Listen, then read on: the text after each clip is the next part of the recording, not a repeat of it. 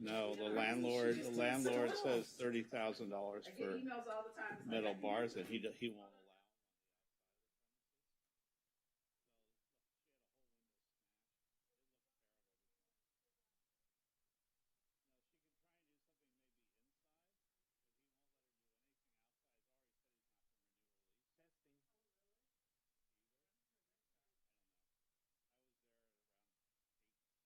This morning and gave her a big hug. Sucks. I went over after. Oh, you did go over? Yeah. Yeah. It's just Rudy was there, and an evidence person was there taking evidence. Unfortunately, Hey there. all right, man. Awesome. One of my favorite places. So did you get a sweet haircut? Did it help? Yeah, man. Yeah, her alarm didn't go off because it's in the front room, and it was a lower window, so the alarm never went off. So she showed up after dropping her kids off from school.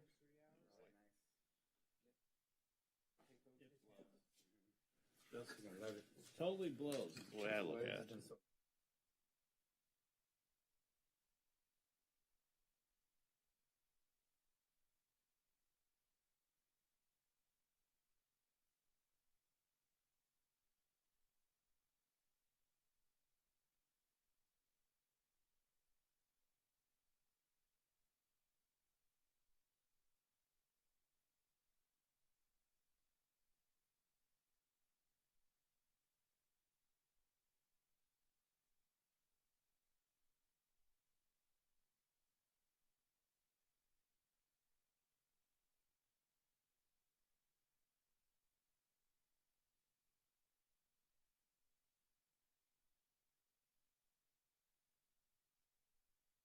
Okay, can you plug it in? I just want to see if it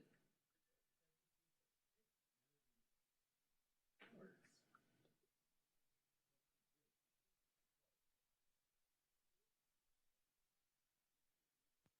Oh my goodness, this is the game of the ages tonight. Yep. And we can't see it.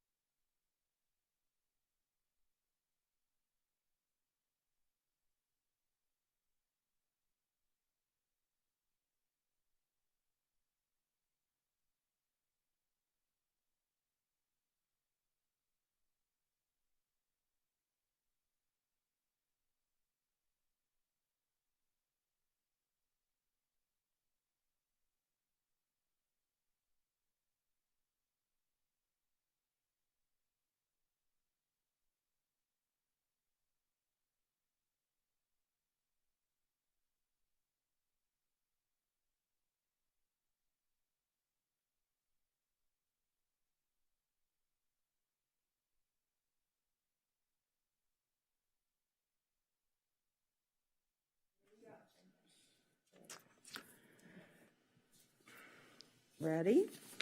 Good evening, Santa Monica, and welcome to the November 23rd, 2021 meeting of the Santa Monica City Council. Happy Thanksgiving almost to everybody. We're so happy to be here tonight. Let's have the Pledge of Allegiance from Councilmember Parr. Pledge allegiance to the flag of the United States of America and to the republic for which it stands, one nation, under God, indivisible, with liberty and justice for all. Let's have a roll call vote, please. Councilmember Parra. Here. Councilmember Negretti not here yet. Councilmember Brock. Here. Councilmember De La Torre. Here. Mayor Pro Tem McCowen. Here. And Mayor Himmelrich. Here. And now, should we read our closed session, and lines are open for public comment on closed session. And let me tell you the number, which I'll tell you many times during this meeting, 310-312-8173. If you want to call in on our closed session, now is the time. Okay, Mayor, the closed sessions include, we have 3 closed sessions. The first one is NMS 1539 LLC versus the City of Santa Monica, and that's the Central District of California. We also have a case with NMS 1539 LLC versus City of Santa Monica in the Los Angeles Superior Court. Second, we have Christopher Gonzalez versus City of Santa Monica, and then we have Bridget Cade versus the City of Santa Monica. And we currently have no callers for closed session. And I'm going to turn to our city attorney and ask, when do you think that we'll be back? 6:30. Good. So we hopefully will see you all at 6:30. And Councilmember Negrete arrived at 5:30. I know Denise is. 34. Good. Thank you.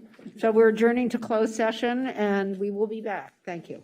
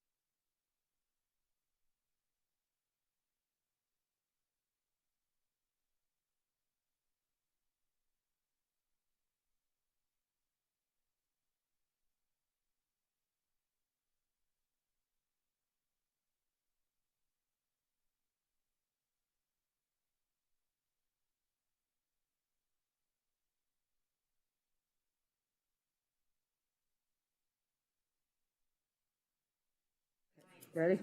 Okay. Believe it or not, it's 6:30 and we are back from our closed session, or 6:33, but who's counting? And let me turn to our city attorney and ask if he has anything to report. In closed session, the council considered the 3 items listed on the closed session agenda, and there's no reportable action. Thank you. And so now we move on to our city manager's report. And let me first say that the number to call, if you have any comment on this, is 310-312-8173. So if you want to comment on the city manager's report now, please call right away. Do we have any chits, Denise, for the city manager's report?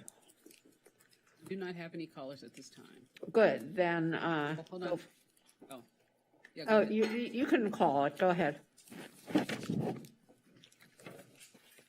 So it's the 2 item is the city manager's report, and at this point, we have no callers. You're up.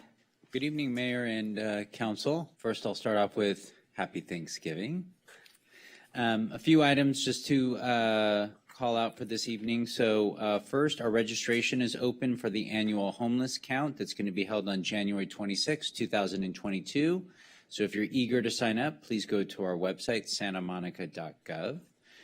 You can also sign up for the annual and virtual landlord tenant forum on December 14th, hosted by our city attorney's office and rent control board.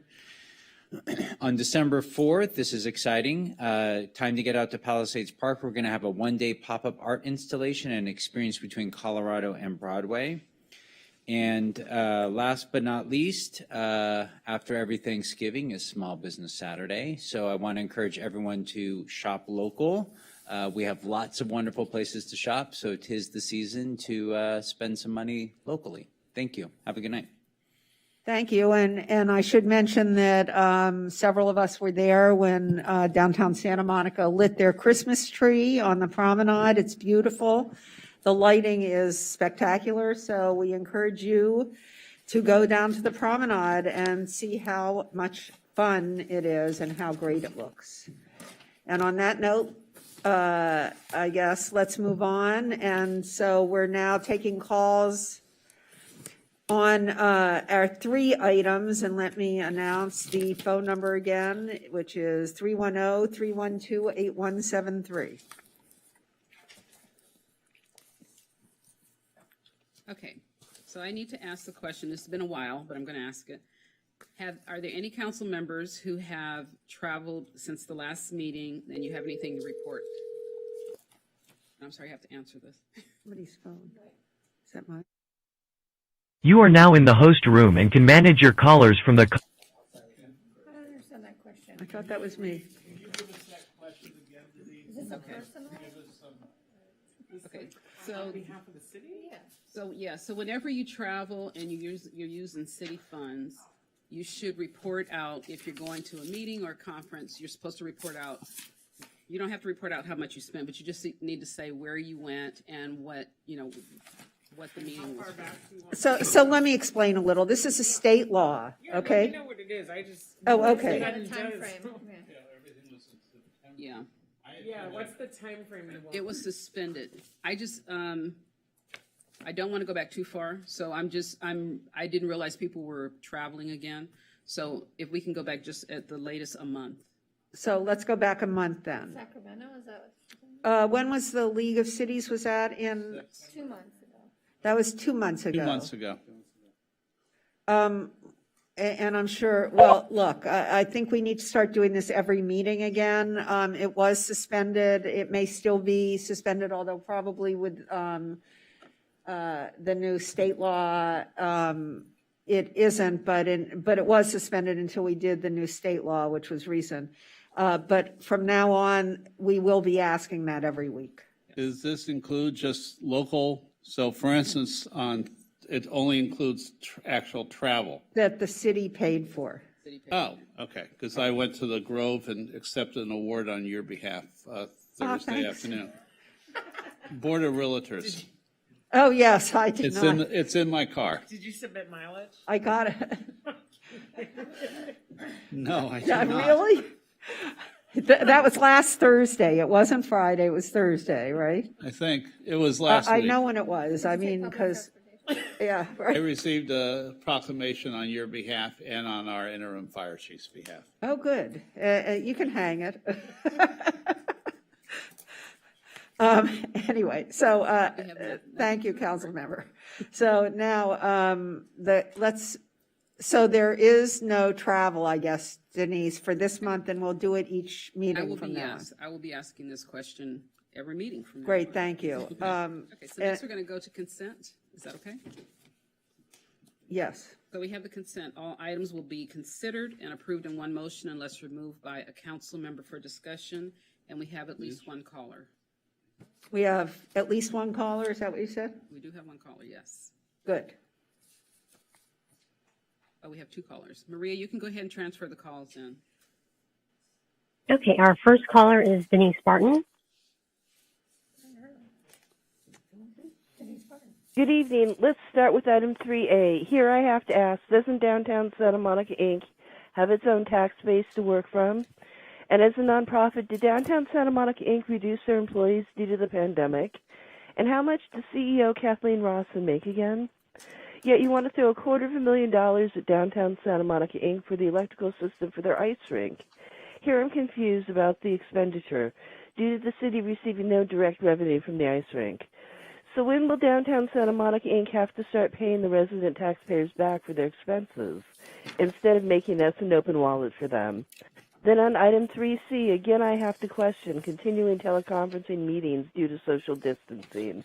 Due to on September 28, 2021, the Los Angeles County Health Department retired the protocol for social distancing, meaning it's no longer in effect, but you continue listing it as a finding to take this action, leaving one to wonder why you're so afraid of facing the public again. Thank you. Thank you, Ms. Barton.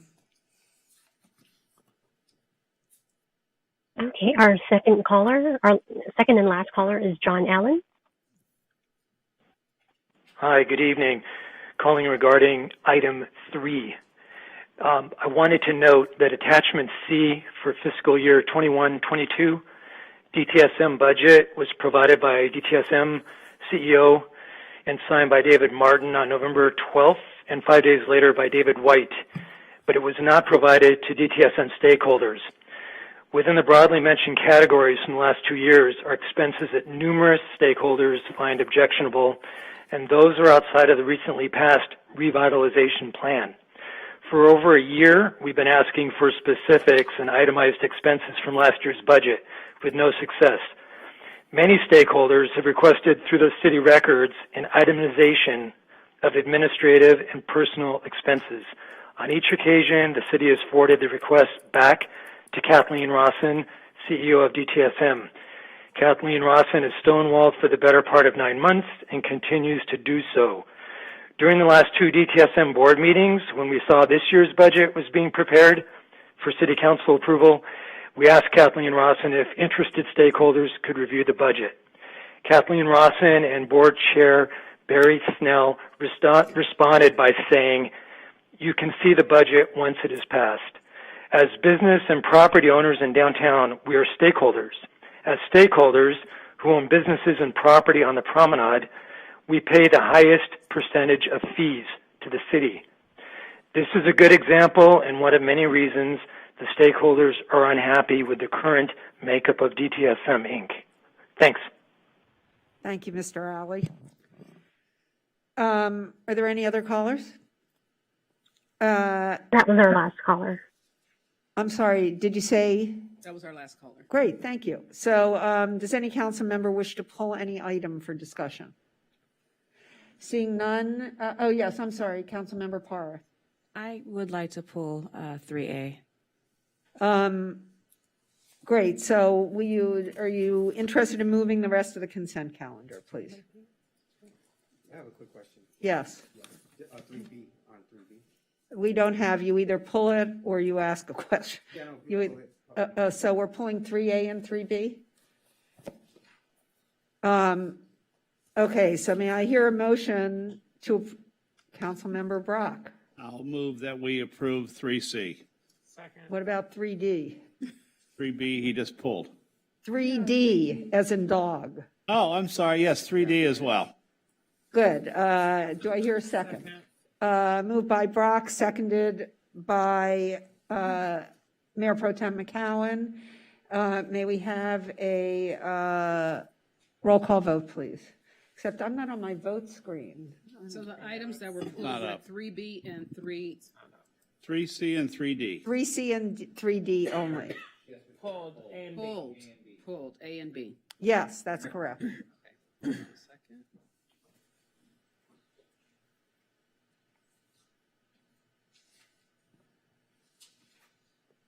Okay, and the motion was by Brock and seconded by McCowan. That's right.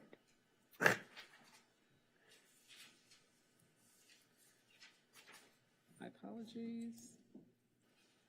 Okay. Councilmember De La Torre. Yes. Councilmember Brock. Yes. Mayor Pro Tem McCowan. Yes. Councilmember Negrete. Yes. Councilmember Para. Yes. And Mayor Himmelrich. Yes, so that passes 5-0. And now, Councilmember Parr, you pulled 3A. Do you want a full staff report? Kind of. Yes, I do. Okay. Okay, so just for the, item 3A is approval of the Downtown Santa Monica, Inc. fiscal Pardon me? year 21-22 proposed budget and work plan, and 10th modification of maintenance service agreement. You just get the staff report. Good evening. I'm sorry, Jennifer Taylor, Economic Development Manager. I didn't prepare a staff report for tonight. I wasn't sure if there were any questions specifically, but each year we come to council to present Downtown Santa Monica Inc.'s annual work plan and budget, and then that informs their annual maintenance services agreement that the city has. So if you approve tonight their fiscal year budget, then we would move forward. We're seeking tonight authorization to enter and negotiate to their 10th modification maintenance service agreement. What was presented as attachments for the staff report tonight have the details of the budget and also the scope of the work plan of what Downtown Santa Monica's roles and responsibilities are, and also the city's roles and responsibilities. And then the third thing that we're asking for tonight from you all is to authorize our city manager to negotiate and execute a memorandum of understanding between the city and Downtown Santa Monica. So in the fiscal year 21-22 budget adoption, you have already approved the budget of $256,000 for Downtown Santa Monica for some repair maintenance items that are above and beyond the normal maintenance services agreement. And so what we're looking to do is that MOU, which would basically authorize that expenditure to them. Part of what you approved is actually a loan. So of the $50,000 would be for some fountain tile repair on the promenade, and then $206,000 would be to help with the ice skating rink electrical transformer replacement, and half of that DTSM is required to pay back as a loan if we move forward with an MOU. I'm happy to answer if there's any specific questions. I did on have tonight. a couple specific questions, and it had to do more with the service contract. I read through everything. So thank you for all the information, the work plan, budget, and all that, what have you. Some of the questions that I had was regarding the maintenance agreement, and what it said specifically in terms of maintaining, for example, restrooms. You know, it said maintenance of specific or certain restrooms to include, and it named a couple different parking garages, and then it named Tonga Park, and it named Reed Park.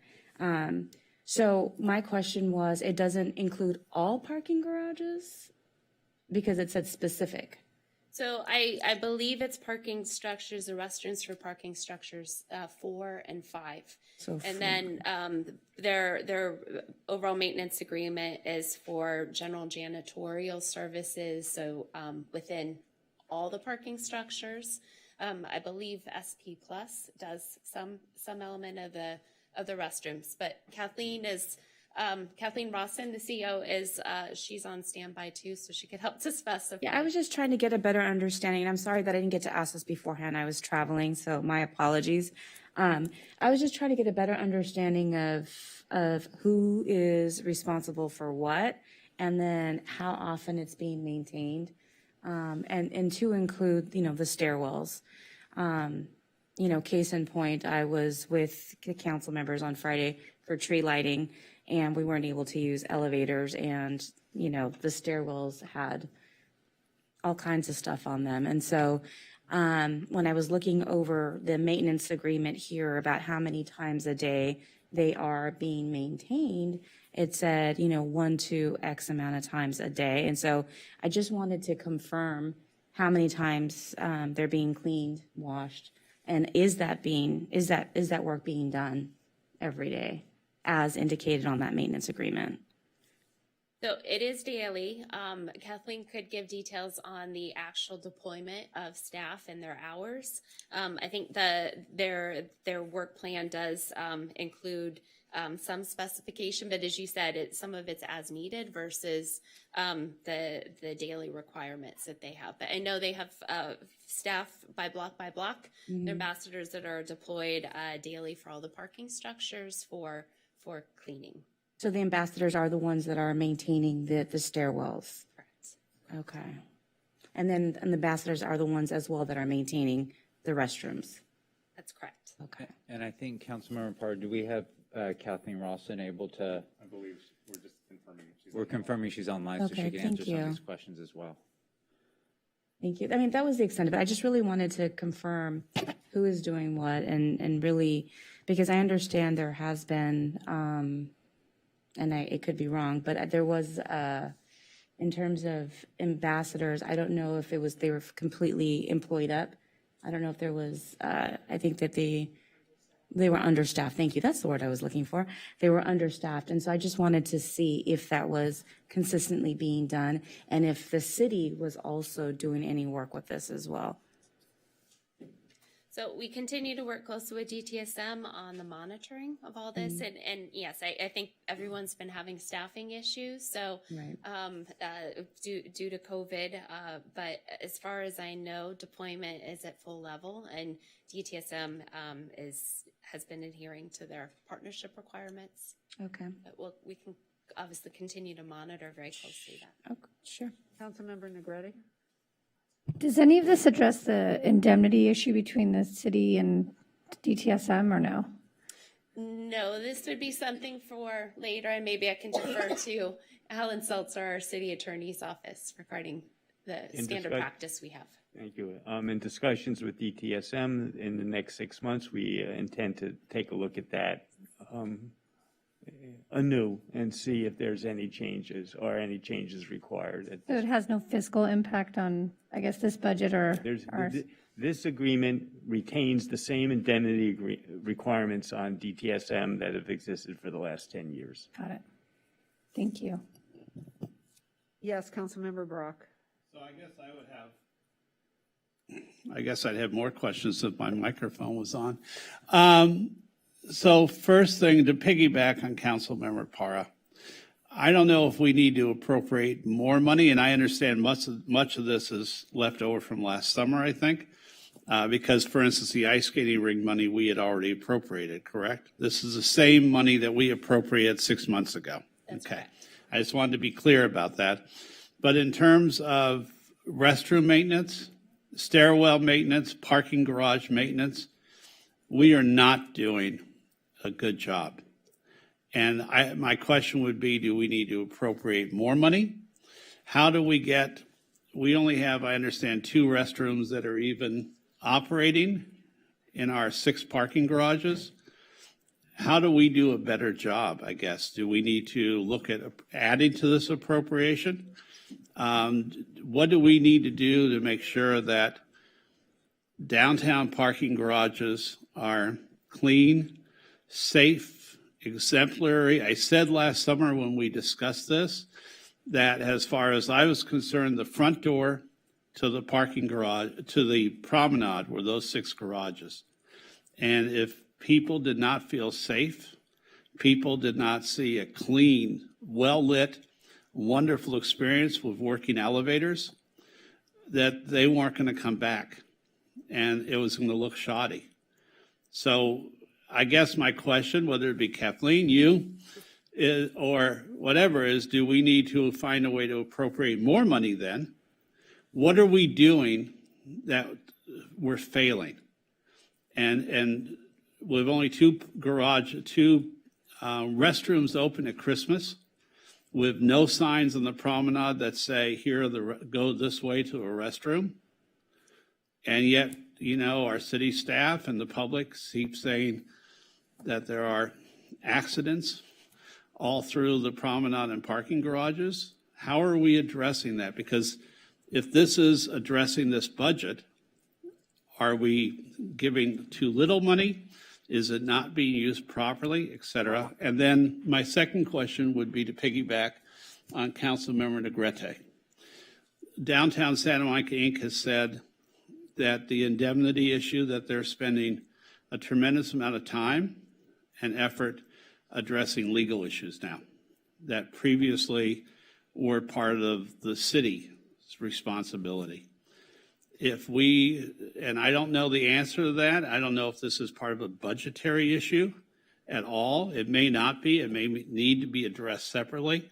But it does concern me that we have piled so much on DTSM that they're unable to bear it along with the extra responsibilities that they've been given.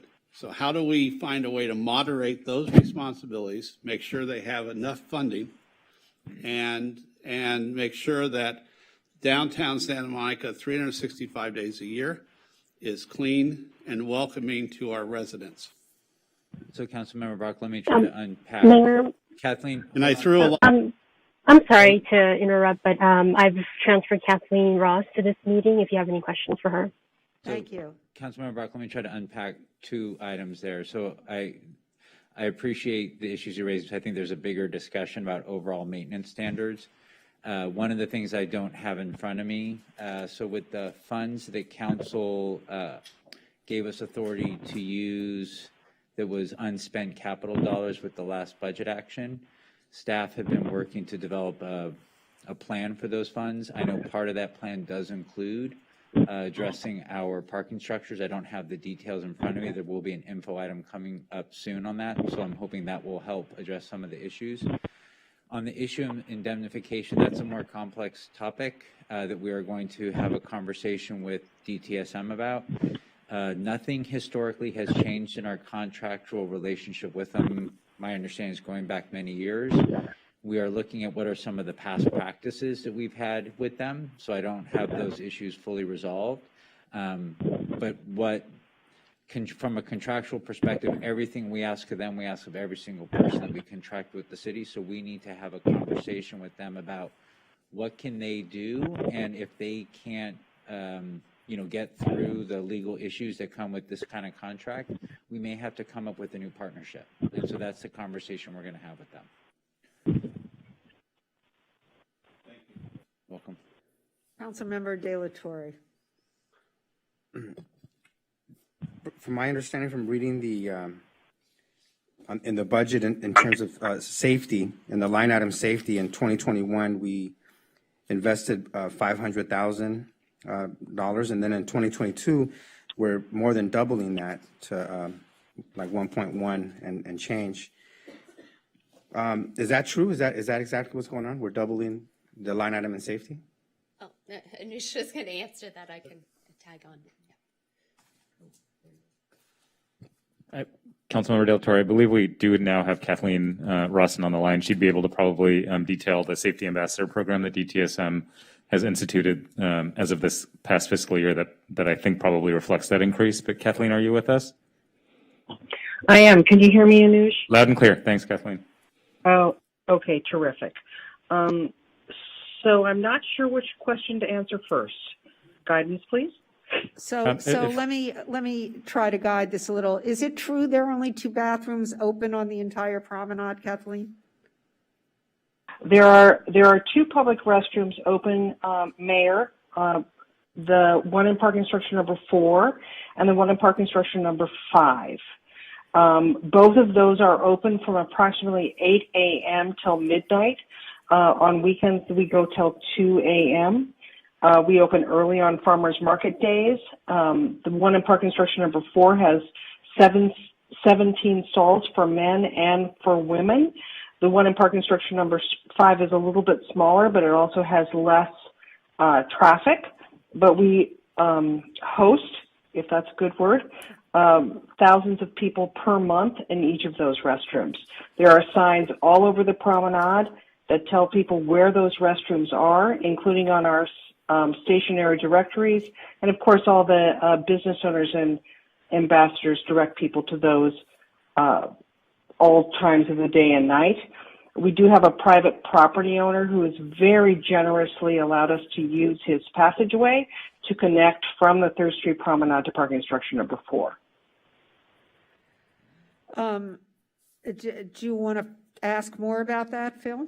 Sure, I'll follow up in the restrooms. So if you are on the Wilshire to Arizona block, there are no public restrooms open. You have to rely on the largesse of a restaurant owner. That concerns me, especially at the holiday season. And I know we've had problems maintaining supervision of restrooms, but this is the holidays. And you want people to stay on the promenade. You want people to be there. And I believe that I personally, unless you're saying in the old directories, there is a legend that points to a restroom. If we only have 2 those would point to the restrooms then that are no longer open as well. So Phil, are you suggesting that we add restrooms to our contract with DTSM to have them provide a certain number of restrooms? Absolutely. Or one every block? Well, so you're suggesting we rewrite our contract with them here on the dais? If we can, I would think that's appropriate. Well, I don't think we can, and this is the Okay. problem with the way Well- you're going about this, okay?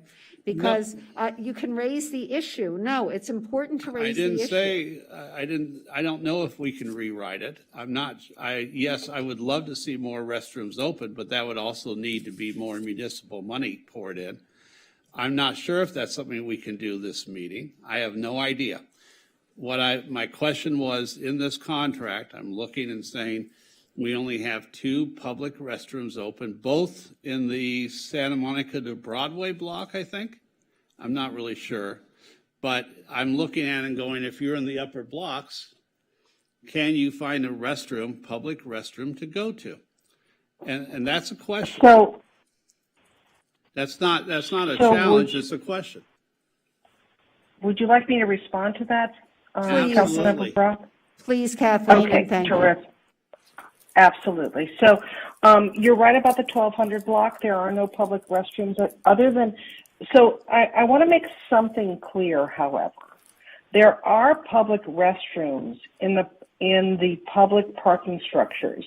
The 2 that we're discussing, number 4 and number 5, which are in the 1300 block and 1400 block, are those that are attended by the ambassadors. There are parking structure restrooms that are unattended.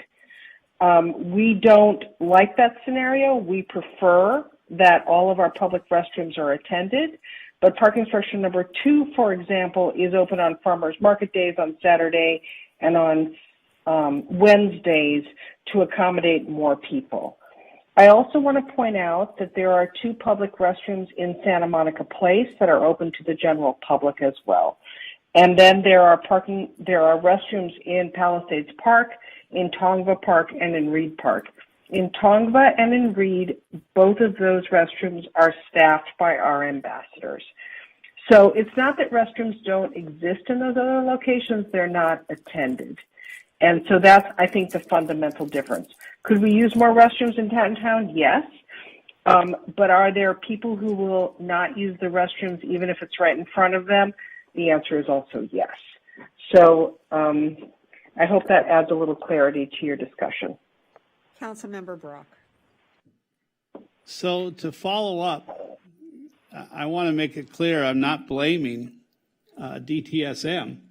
I'm concerned about the availability. And if you're telling me people on the promenade have to go to Reed Park or Palisades Park to use the restroom, that's a little ridiculous. So what I'm saying is if the city needs to assist more right now, I would prefer to see if we could find the funds to assist. It obviously won't be this meeting, but if we can find the funds to assist and open more restrooms, because what I'm still hearing is the unattended restrooms in the parking structures on the promenade. I'll ask this again, I think. Are they open for the public from the 8 a.m. to midnight, or is it only those two structures? It's only those two structures on a regular basis, but they're the ones in parking structure number 2, which is at the one at Wilshire and 2nd Street, just for everybody's knowledge. Those are open also during farmers market days. We are absolutely able, Councilmember Brock, to expand the hours to 24 hours should there be additional funding to support that in parking structures number 4 and 5. We would welcome that opportunity. And I will add, if you are on Wilshire and 2nd, and unless Hillstone wants and Wally's want to be, let you use their restrooms, which I have the feeling that if they were watching this conversation, they would probably be annoyed. So whatever we can do during the holidays to have more restrooms available for the general public who are, we hope, happily enjoying shopping with their families and their grandparents and their children on the promenade in Santa Monica Place, that we should make sure that it's easy for them to use a restroom, easy for them to find a clean stairwell and a working elevator, and easy for them to find where the restrooms are. And I looked, and I believe on the old directories there may be a restroom symbol, but you're saying 4 of those restrooms are closed most days. So even if they looked at the legend right now, they wouldn't find a restroom, and it's relatively inexpensive to be able to put some quick signage up. So I would suggest that, and I would welcome if DTSM needs more funding to make sure they help us sit with our city goals of being clean and safe, that they do that. I'm ready to vote for it.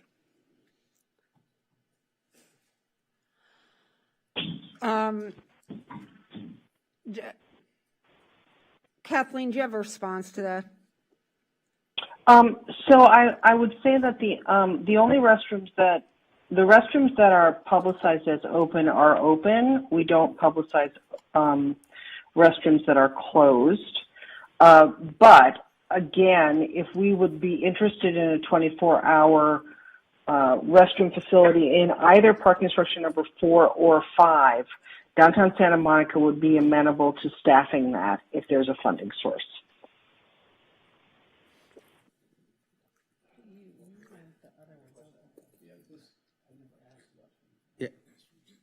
Is there? I have a question. Kathleen, on the budget for 2021, for the line item safety, it was 500,000, and now it's like 1.1 and change for 2022. That's correct? Is that we're more than doubling the line item in the category of safety? And can you explain how or why are we doubling, and where are those resources going mostly, in a nutshell?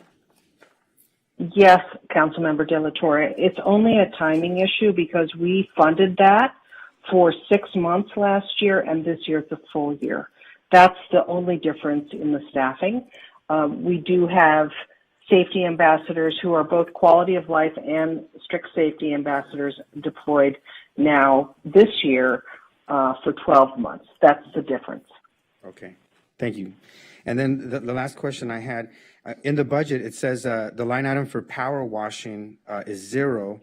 Is that? But I see in the work plan that you have power washing, so there's a schedule and so forth. Is it because the power washing is now within some other type of service contract? Yes, good observation. What we did is we stopped using an outside contractor for power washing, and we brought that in through the block-by-block contract. So block-by-block is now doing all of the power washing. Okay, and one last question. I see that we have plans for a small business incubation and also pop-ups for the holiday season, 25,000 for both line items. how do you envision residents participating in that type of program?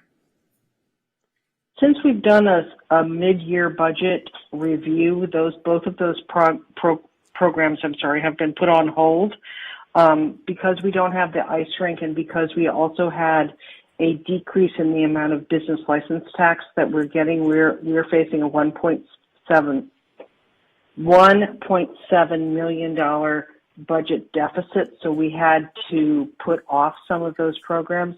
And sadly, that is one that we have had to put off. We hope to resurrect it by July 1st, but we have had serious budget implications for those two reasons. Okay, thank you very much. Appreciate it. Mm-hmm. Councilmember Brock. A question related to what Councilmember Delatorre mentioned. So you doubled the amount of security, that's fine. And my question for you is that allocation adequate? Is Downtown Santa Monica, Inc. able with ambassadors, street ambassadors, the whole program, are you adequately funded for safety? So it's a very, very good question. Obviously, we need to work very closely with our partners at SMPD because Downtown Santa Monica ambassadors have no legal authority to require people to uphold the law. We have an amazing partnership with our current captain and lieutenant in charge of Downtown Santa Monica.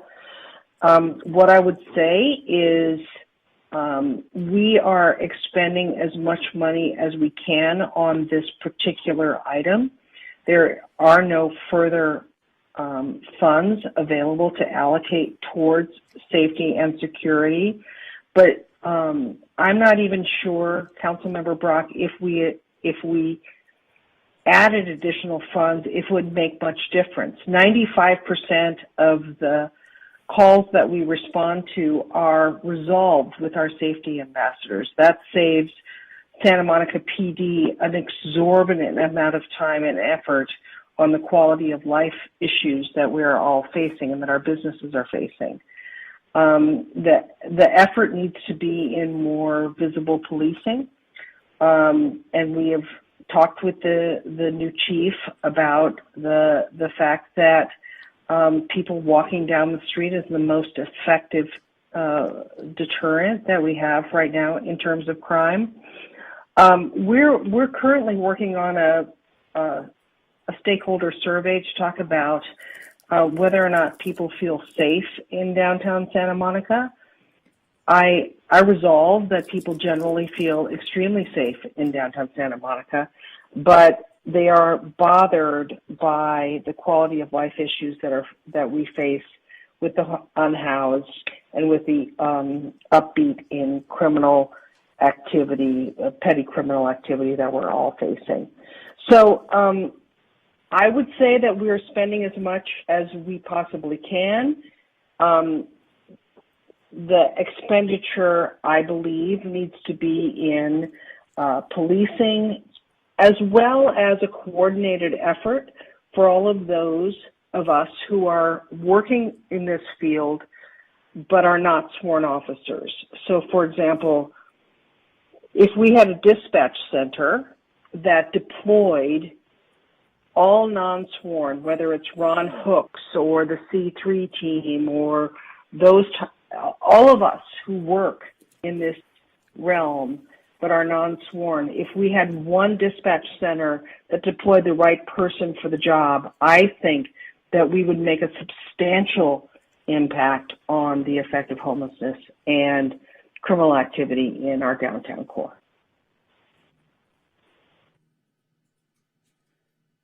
Anything else? I think you almost over-answered the question I was asking somebody. Sorry, Phil. I was trying to give you a quick hook to ask for more funding if you needed it. So as far as I'm concerned, what I'm hearing is your funding is adequate right now. you need more help from the city. But as far as DTSM, you cannot even use more funding if you got it. So thank you. Yes. Any more questions? So who would like to move 3A? I make a motion to move 3A. May I hear a second? Moved by Negretti, seconded by Para. May we have a roll call vote, please? Councilmember Para, Yes. Councilmember Negrete, Yes. Mayor Pro Tem McCowen, Yes. Councilmember Brock, Yes. Councilmember De La Torre, Yes. Mayor Himmerich. Yes, so that passes 6-0. Councilmember Brock, can you hit your button, please? Thank Oh, you. I didn't push my button, did I? Hold on, I'm pushing. It's not going on. Denise, Moving on to the next one, sorry. thank you. Oh, good, that's good, because that didn't work. Okay, 3B, Councilmember De La Torre, you pulled that, right? Yeah, just had a quick question. I know that there's a lot of traffic calming features, the curb extensions and so forth to Pico Boulevard. Are we losing any parking? Will businesses lose any street parking with these improvements? It's probably best my colleagues answer that. 1 second. Okay, thank you.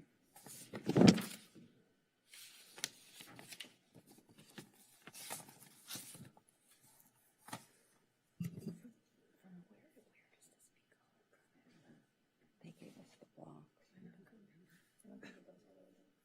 No, it's all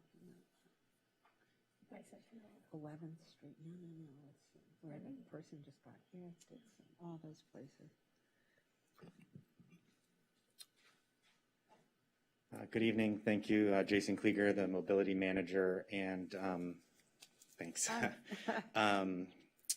We anticipate that there will be about one parking space impacted on 19th Street near the corner where we're doing one of the bulb outs, but that's the only impact along the entire project. Okay, thank you. Thank you. You going to move it? Yeah, I'd like to move the item. Do I hear a second? Moved by De La Torre, seconded by McGowan. Let's take a roll call vote.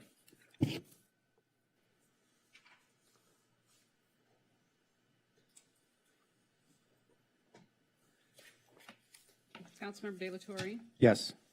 Councilmember Brock, Yes. Mayor Pro Tem McCowen. Yes. Councilmember Negrete, Yes. Councilmember Para, Yes. and Mayor Himmerich. Yes, that passes 6-0. And now let's move to our next item. Thank you all.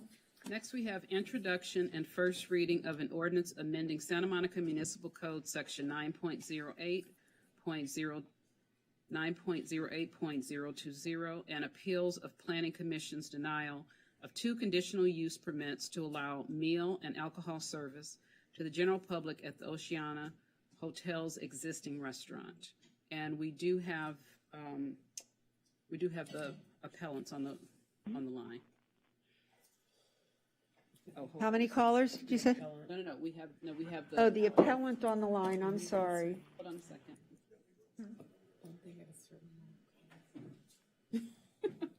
There you go. You can transfer the appellant.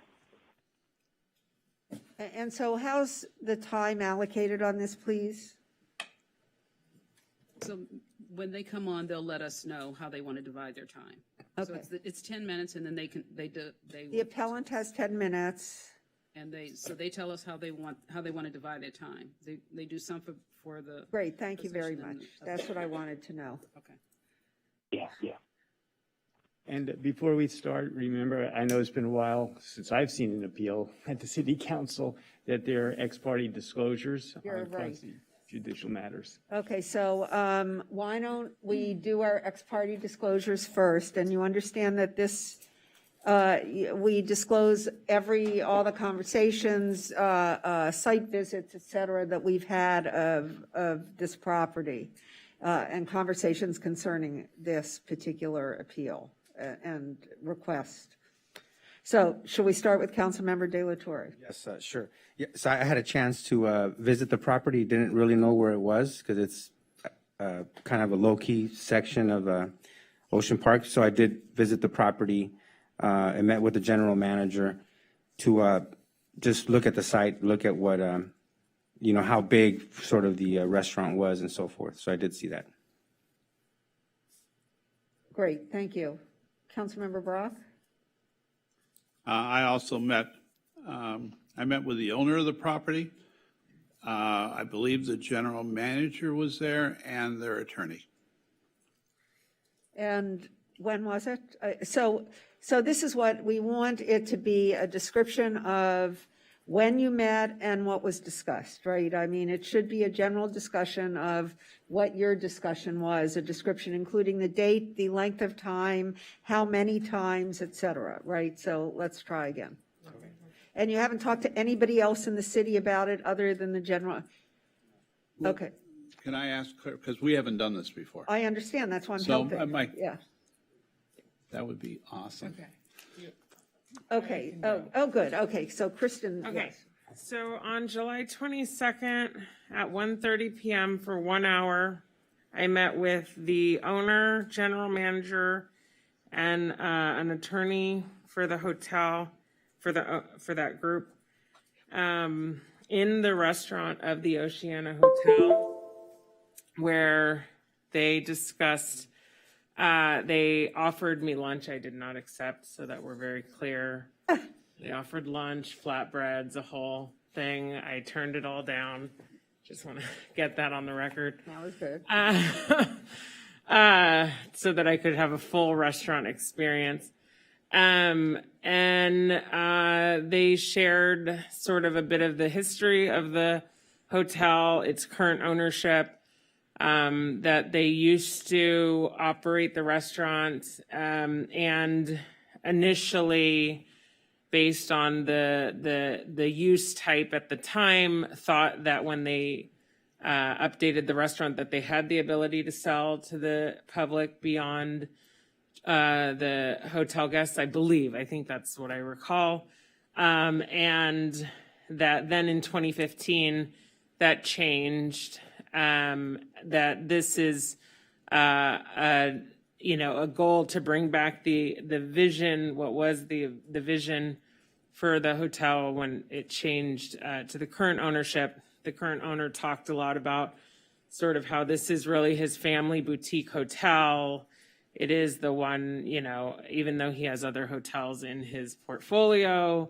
And there was discussion about the importance of allowing the restaurant to start to serve the general public so that they could maintain their staffing levels. There was discussion about the economic impacts of COVID on the business, and that had the restaurant been an option, they would have been able to sustain sort of more during COVID and all that sort of stuff. So do you remember the names of the owner, the general manager? Oh, good Lord, and the Sue. lawyer? I knew Sorry, you were somebody gonna else ask probably does. those questions. Well, we are. Yep, I've got it. Okay, wait, okay. So Kevin Kozal at HLKK Law.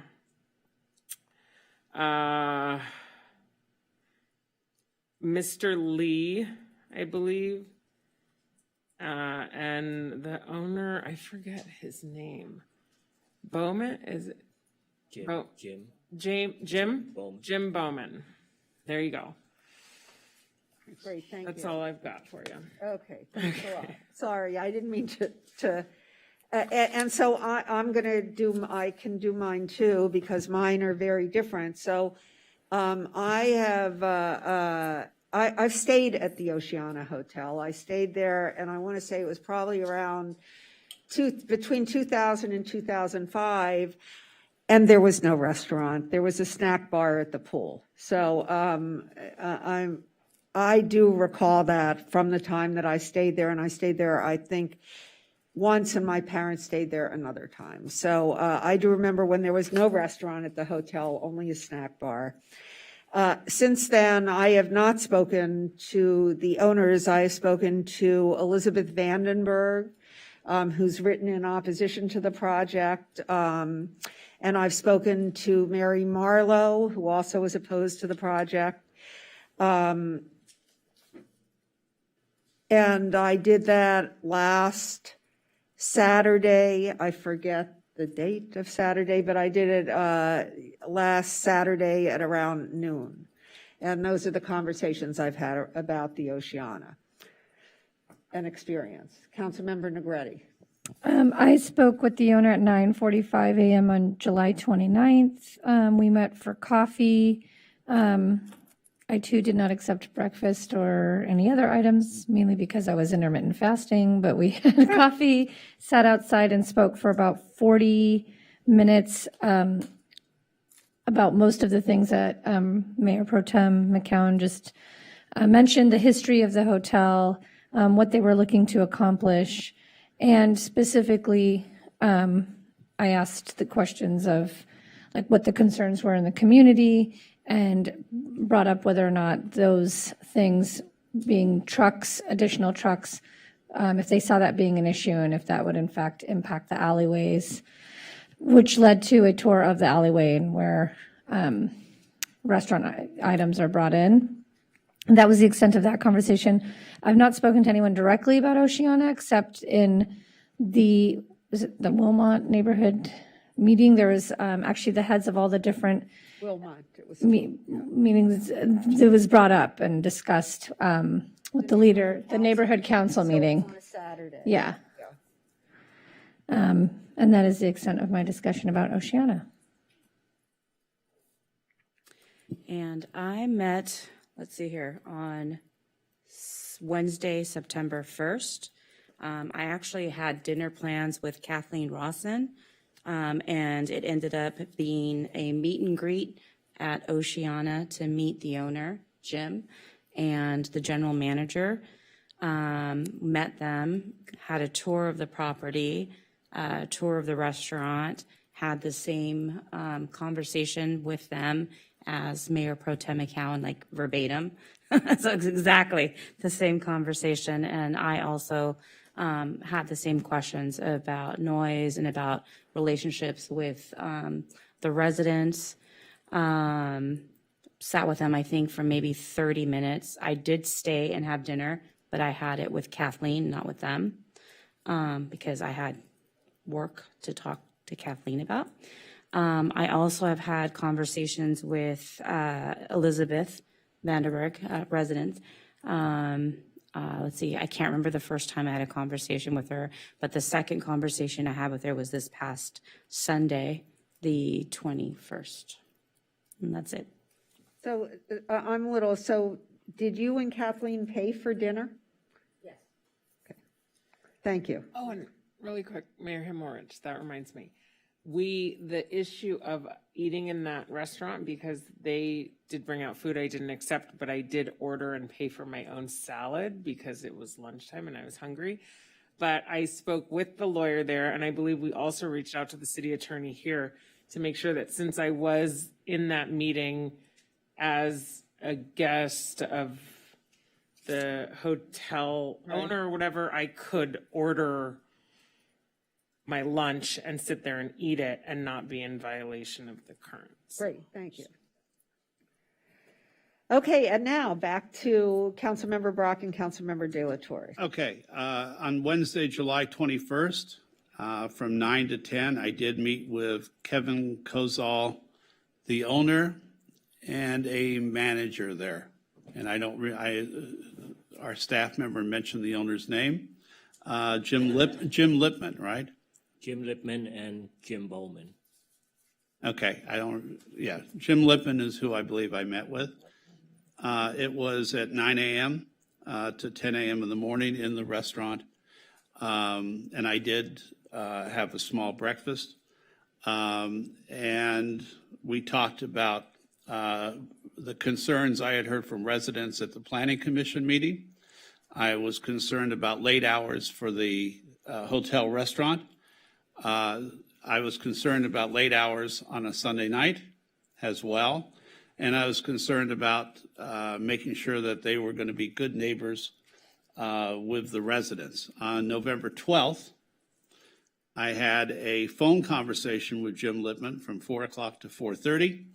I had started to hear from residents by then about problems with delivery, issues with even their parking gates in the alley, and early deliveries. I expressed residents' concerns about those to them and said that even though they felt they had been good neighbors, there seemed to be a different feeling from residents. I spoke to Wilmot Neighborhood Association, and I'd have to look up the date of that, but that was earlier this month, I believe. And that came up extensively through the chair of the Wilmot neighborhood and also residents there. And then last week, and I'm going to have to look for the date if you need me to, but Elizabeth Vandenberg sponsored a Zoom call with several of the residents who lived adjacent to the property, and they expressed their concerns also about early deliveries, about garage gates, about their fear that this would engender more traffic to the neighborhood and was a slippery slope, a domino effect toward other hotels in the area also having issues. There you go. Yeah, great. So on your breakfast, did you pay for it? No. Okay. Okay, Councilmember De La Torre. Yes, aside from the meeting that I had with the general manager at the Oceana, I did also have a conversation with Elizabeth Vandenberg, and I can't recall who else was on the call, but this happened probably about a month ago. And they were opposed to the project as well. And they told me all the reasons that Phil just talked about, the same reasons. Okay, anybody have anything else? I think that satisfies our ex-party disclosures. And do we have any calls on this, Denise? Not yet, we just have the. Okay, great. Let me read the number again. So the number, should you wish to call on this, is 310-312-8173. And now, let's have a staff report. Thank you and good evening. Good evening, Mayor Hemrich and Council. My name is Radha Duong. I'm Associate Planner with the City Planning Division. I will be presenting item 6A and providing some highlights important to the project. This is a proposal by the Oceana Hotel that involves 3 applications, a text amendment, and 2 conditional use permit applications associated with the hotel's existing on-site restaurant. These applications were considered by the Planning Commission on June 9, 2021, which did not receive a positive recommendation and were ultimately denied. So tonight, and as a result of that, Council is considering the proposal on appeals as a de novo hearing. The essence of the Oceana Hotel request is to extend its existing meal and alcoholic beverages service to the public in its on-site restaurant. Due to its residentially zoned property, which prohibits establishment of a publicly accessible restaurant, the proposal requires a text amendment in which staff is recommending a new CUP review process as well as 2 conditional use permit applications to open the restaurant to the public and modify the existing CUP, which permits alcoholic beverage service in order to complement the restaurant meal service. Based on the proposal, staff is recommending that Council introduce first reading of an ordinance amending the zoning ordinance under a text amendment which establishes a new CUP requirement, that Council grant both appeals and approve the 2 conditional use permits, and finally approve the statement of official action. It should also be noted that both conditional use permits, if approved, would only become valid if the text amendment is approved. The proposal also highlights a number of key issues for Council to consider. First, whether or not the text amendment adequately balances various goals and in promoting the city economic recovery efforts, support a complete neighborhood, create a public hearing process to hear and gather input, and 2, the appropriateness of extending existing hotel guest-only meal and alcoholic beverage services to the general public. And finally, the effectiveness of the recommended conditions of approval as ways to mitigate potential impacts. The Oceana Hotel is located at 849 Ocean Avenue on a property that is zoned R3. The site was originally developed as a 3-story apartment building in 1957, and shortly after in 1958, the building was converted into a hotel when it was a permitted conforming use. Today, there are a total of 70 guest rooms. Over a span of many years, the hotel remains a continuous use on this property, but the underlying zone has changed along with the associated regulations that resulted in the hotel being identified as a permitted use, a legal non-conforming use, and an allowed limited use, as explained in detail in attachment H. The corner site fronts Palisades Park and the ocean beyond, but surrounded by R3 zone properties to its north, south, and east. The property, which consists of apartments and condominium buildings. The property is within the Wilmot neighborhood, which is considered one of the densest residential neighborhoods in the city. These photos illustrate the existing site context surrounding the hotel property, as well as the complementary scale and design of the buildings within this neighborhood. These three and 4-story buildings are immediately adjacent to the Oceana Hotel, located to the north, south, and east of the project site. The building is generally constructed to the property lines, with landscape planters along the side and front. The primary pedestrian entrance is from Ocean Avenue, while the rear alley access provides the entrance to the garage. The building is designed in a courtyard style with a punched opening in the center for a pool and common outdoor areas. All guest rooms surround the courtyard and common spaces. The existing restaurant dining room is located at the front next to the lobby, and the outdoor dining patio is in the courtyard. Entrance to the restaurant and access to the outdoor dining patio is internally located and can only be accessed from the courtyard with no openings facing the street or nearby neighbors.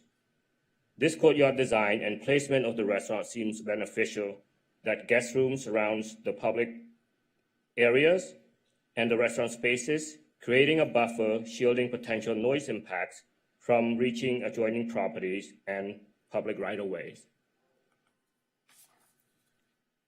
On this slide, I wanted to provide a bit more detail of the requested applications. The text amendment, case number 20 ENT 0236, intends to amend the Santa Monica Municipal Code section 9.08 to require a new conditional use permit in order for an existing legal non-conforming hotel restaurant located in the R2 or R3 zones to extend its meal service to the public. Conditional use permit 21 ENT-0090 is the new CUP application required by the proposed text amendment to establish a publicly accessible restaurant on the hotel property.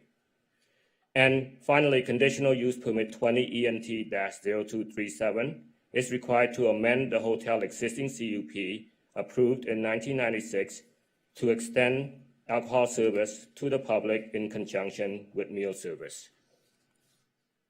The proposal would amend the multi-unit residential district land use regulations to require a CUP to open the restaurant to the public as a limited use, provided certain criteria are met.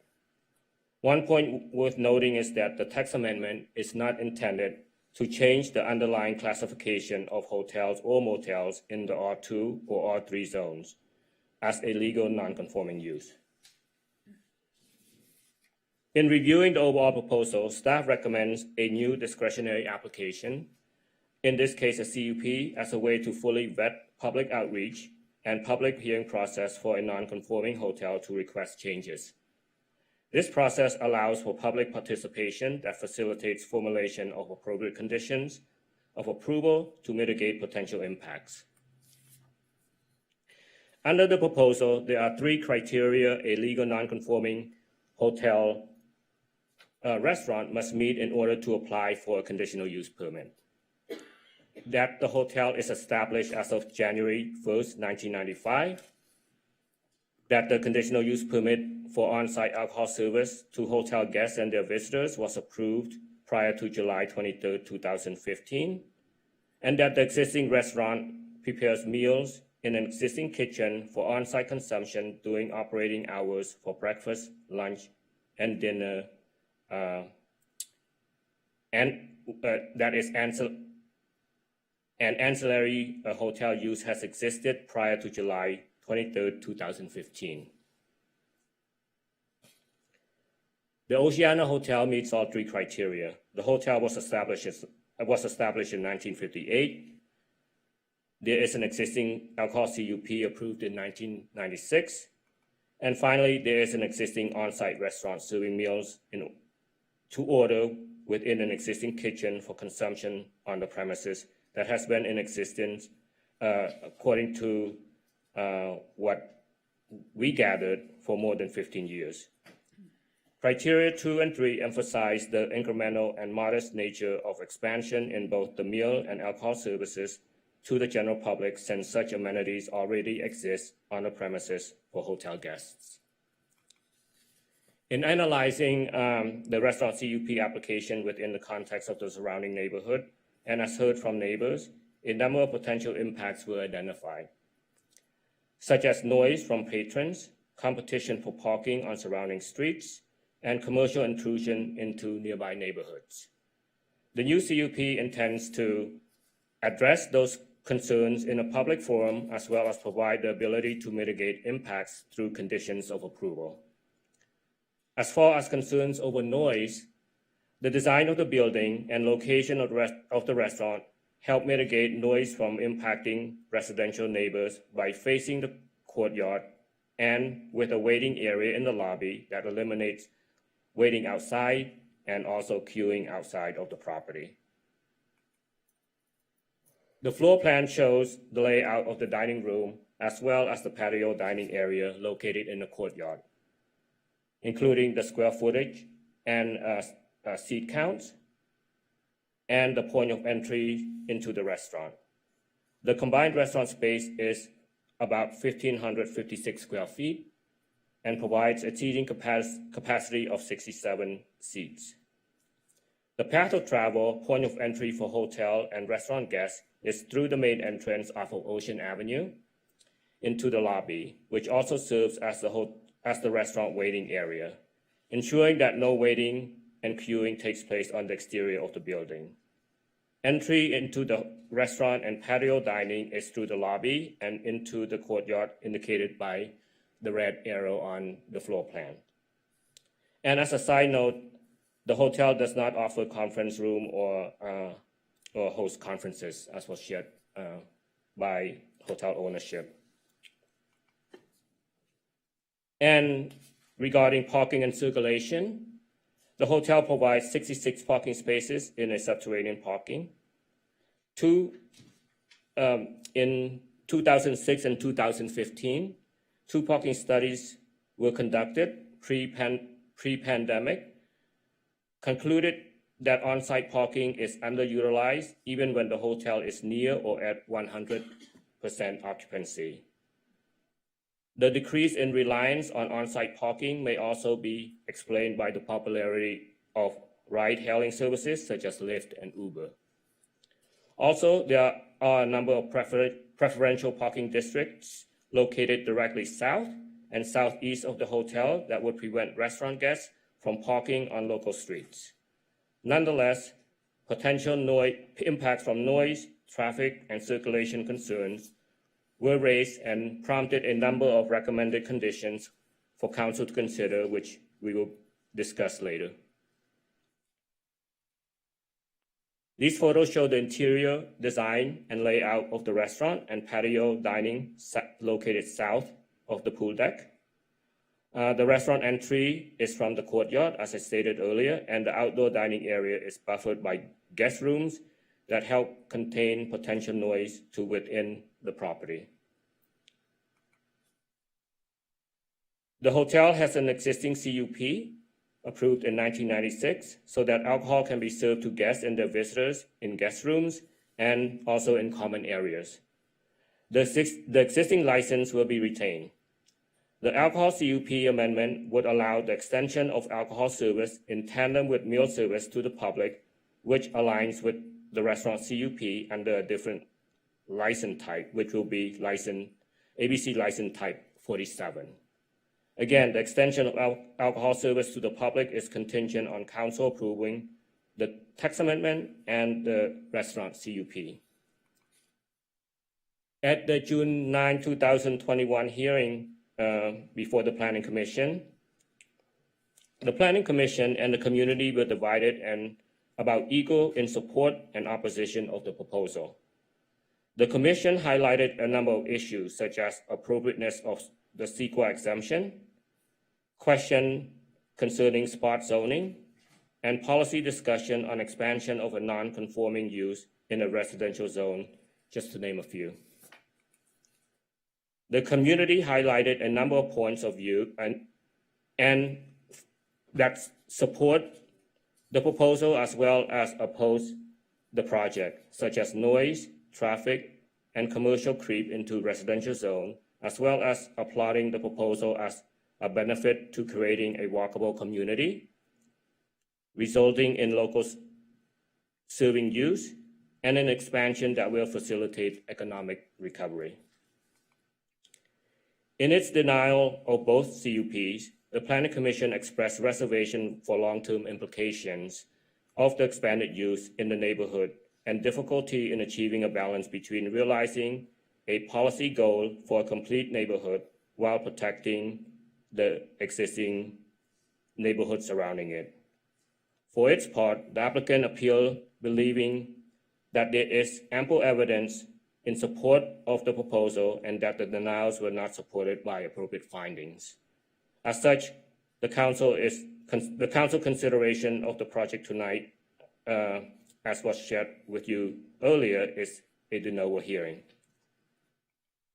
Based on staff analysis of the project coupled with concerns expressed by the community, a number of recommended operational conditions are proposed for consideration by council, including hours of operation, the requirement for valet service for all guests, restricted delivery schedule, the establishment of an incentive programs for diners who walk or take alternative modes of transportation to the restaurant, prohibition on maintaining or establishing a bar within the restaurant, and a compliance report as well as other conditions discussed in the staff report and listed here. In addition to staff recommended condition, the Planning Commission offered a number of revised conditions, placing further limits on operating hours, expand valet service to bicycle and other modes of transportations, and requirement for a multi-year compliance review of the condition, as well as deletion of condition, which staff suggested that prohibits private events. The applicant is in agreement with all of these changes. This is new information. As of around 4:30, the applicant team reached out to staff in response to recent comments about the hotel operation, specifically noise concern that were being experienced by members of the public. The applicant has offered additional modification to some of Planning Commission's modified condition, including the inclusion of one new condition. So here the slide lists two previously recommended conditions in black, and the revised condition offered by the applicant and the hotel operator are in blue. So the first modification is the operating hours ending at 10 o'clock on Friday and Saturday, which was agreed by Planning Commission in its hearing to end at 11 o'clock. So they're cutting back 1 hour on both days. So essentially, the hours of operation will be Sunday to Saturday from 7 to 10 p.m. And that includes service in the outdoor dining patio. And the second change is to the delivery schedule. The original condition also suggested or recommended 3 days that were permitted for deliveries, but the applicant is limiting the hours from 10 to 4, but the hours of deliveries were previously agreed between 9 and 6 p.m. So there's a reduce at the start of the time period as well as ending 2 hours earlier. And finally, the last condition is that for any members of the general public arriving by car to the restaurant after 7 p.m., the carport located adjacent to the north garage entrance will be used first before parking spaces in the garage to minimize the use of the garage door to access parking after 7 p.m.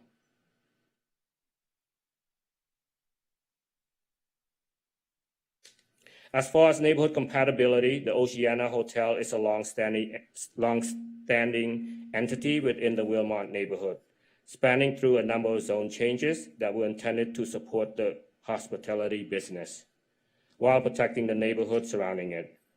Through the years, the hotel has, for the most part, been a good neighbor and quick to address any complaints. For this reason, the site-specific operational conditions recommended for the current proposal are intended to protect the neighborhood while allowing the on-site restaurant to benefit the community as a local serving, walkable dining destination, which leads to consistency with a number of loose goals and policies. So a number of these goals are highlighted here that supports the project consistency with the loose, in creating a local serving use within easy walking distance and allowing small-scale retail business to locate in a low, medium, and high-density residential neighborhood. The hotel is located in the medium-density residential neighborhood as an R3 zoning R3 zone property. The project was also reviewed against CEQA, and it was determined that the project qualified under CEQA exemption section 15301 class 1 for existing facilities, which allows the following: operations, repair, maintenance, permitting, leasing, licensing, or minor alteration of existing public or private structure, facilities, mechanical equipment, or topographical features involving negligible or no expansion of existing or former use. It's also worth noting that there are no exceptions to the use of the Class 1 exemption, such as unusual circumstances.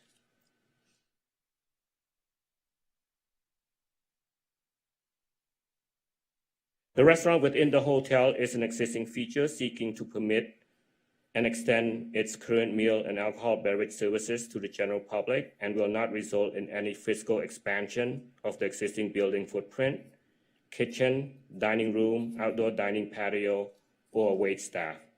The proposal would not increase the seating capacity beyond the capacity shown on the submitted plans, and this exemption class, as I stated earlier, involves negligible or no expansion of the existing or former use.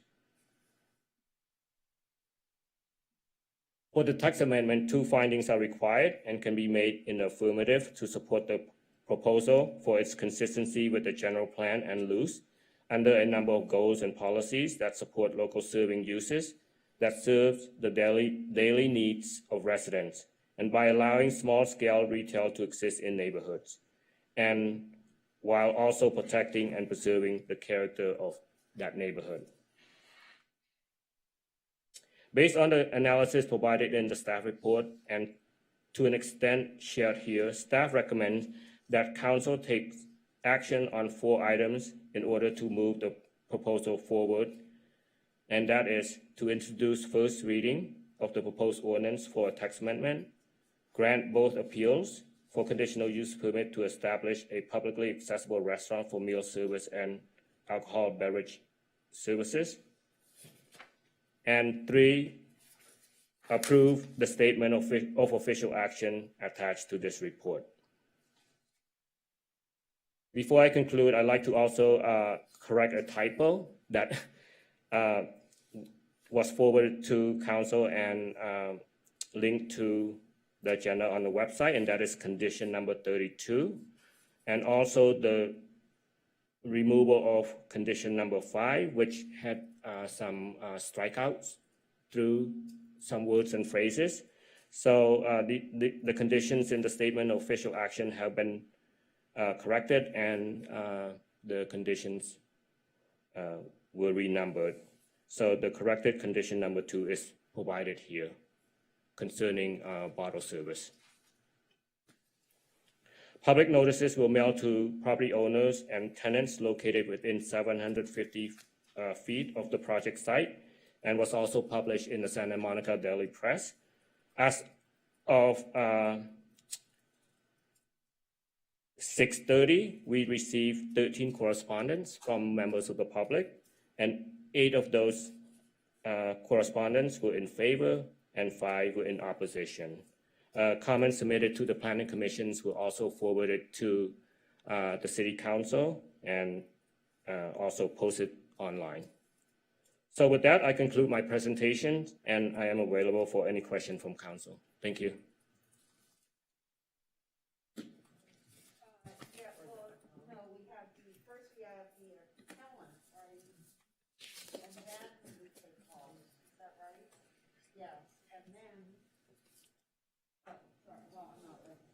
Sorry, because you couldn't hear me without the mic, I noticed. So first we hear the appellant, then we take callers, and then we ask questions, or If you have questions of staff, you could ask them now. but we generally postpone those to hear the public comment in That's order to fine. be, so we only have 1 round of questions. Fine. So does everybody want to do that, or does anyone have questions now? I have one quick question. Yeah, go ahead. Do we know, in terms of the jobs that are currently there, will this, if there was an expansion, or not an expansion, but just, I guess the direction would be increasing access, to residents, if that were to happen, do we know what impact that has on jobs in the hotel?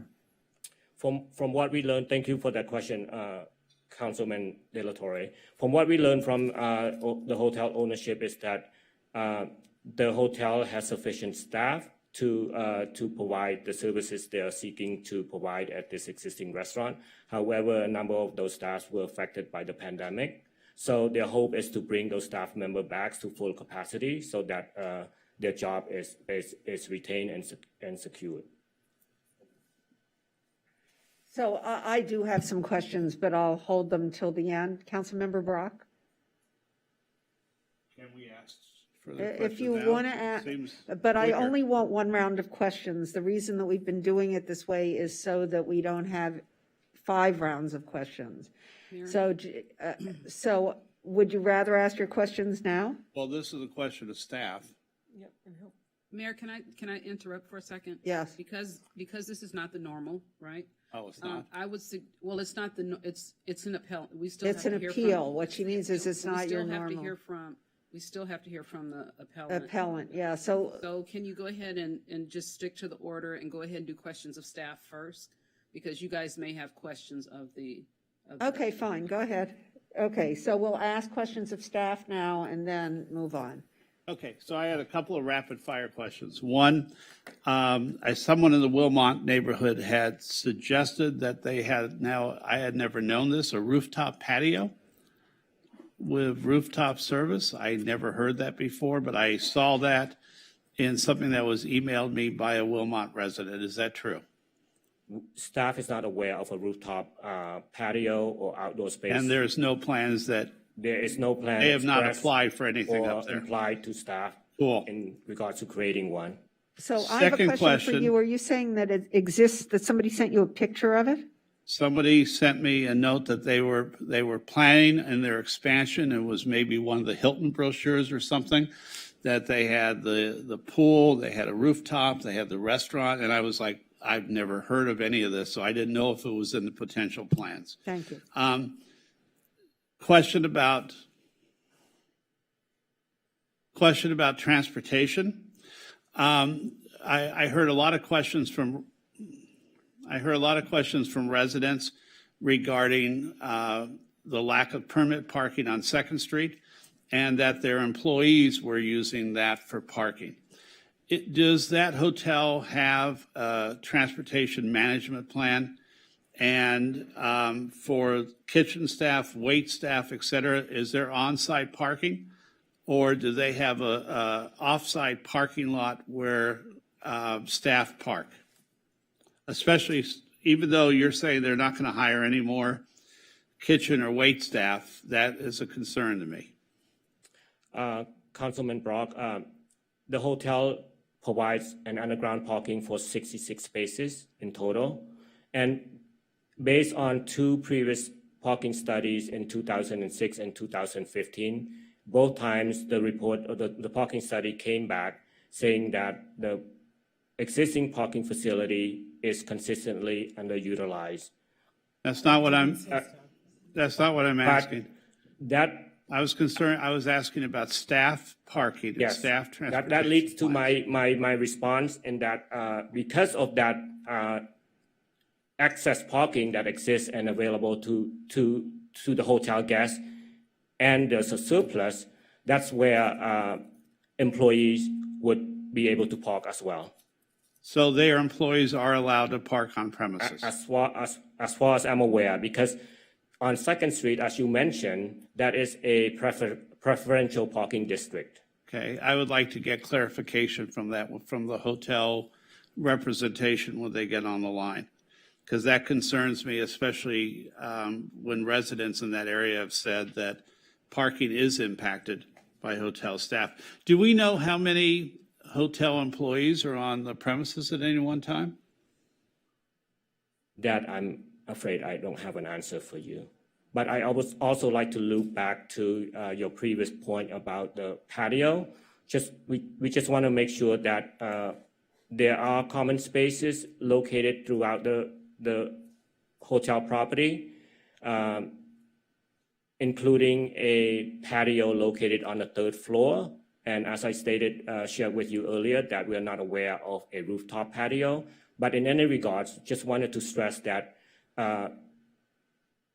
meal services or alcohol services related to the hotel or under the proposal before you tonight will not be available in those spaces as they are limited to hotel guests. Okay, thank you. I'll hold any other questions till later. No, we're going down the line. Yeah, go ahead. Kristen, did you have more questions? Okay. Okay. So just for clarification, the restaurant in its current state, when was that last modified?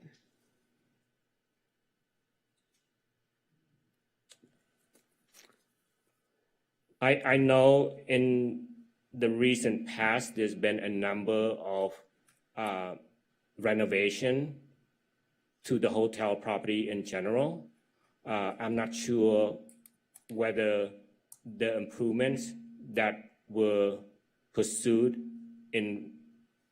recently included the dining, the restaurant space under this proposal today. And I just can't recall when exactly it grew to accommodate, I think, 67 people or 67 seats. 67 seats.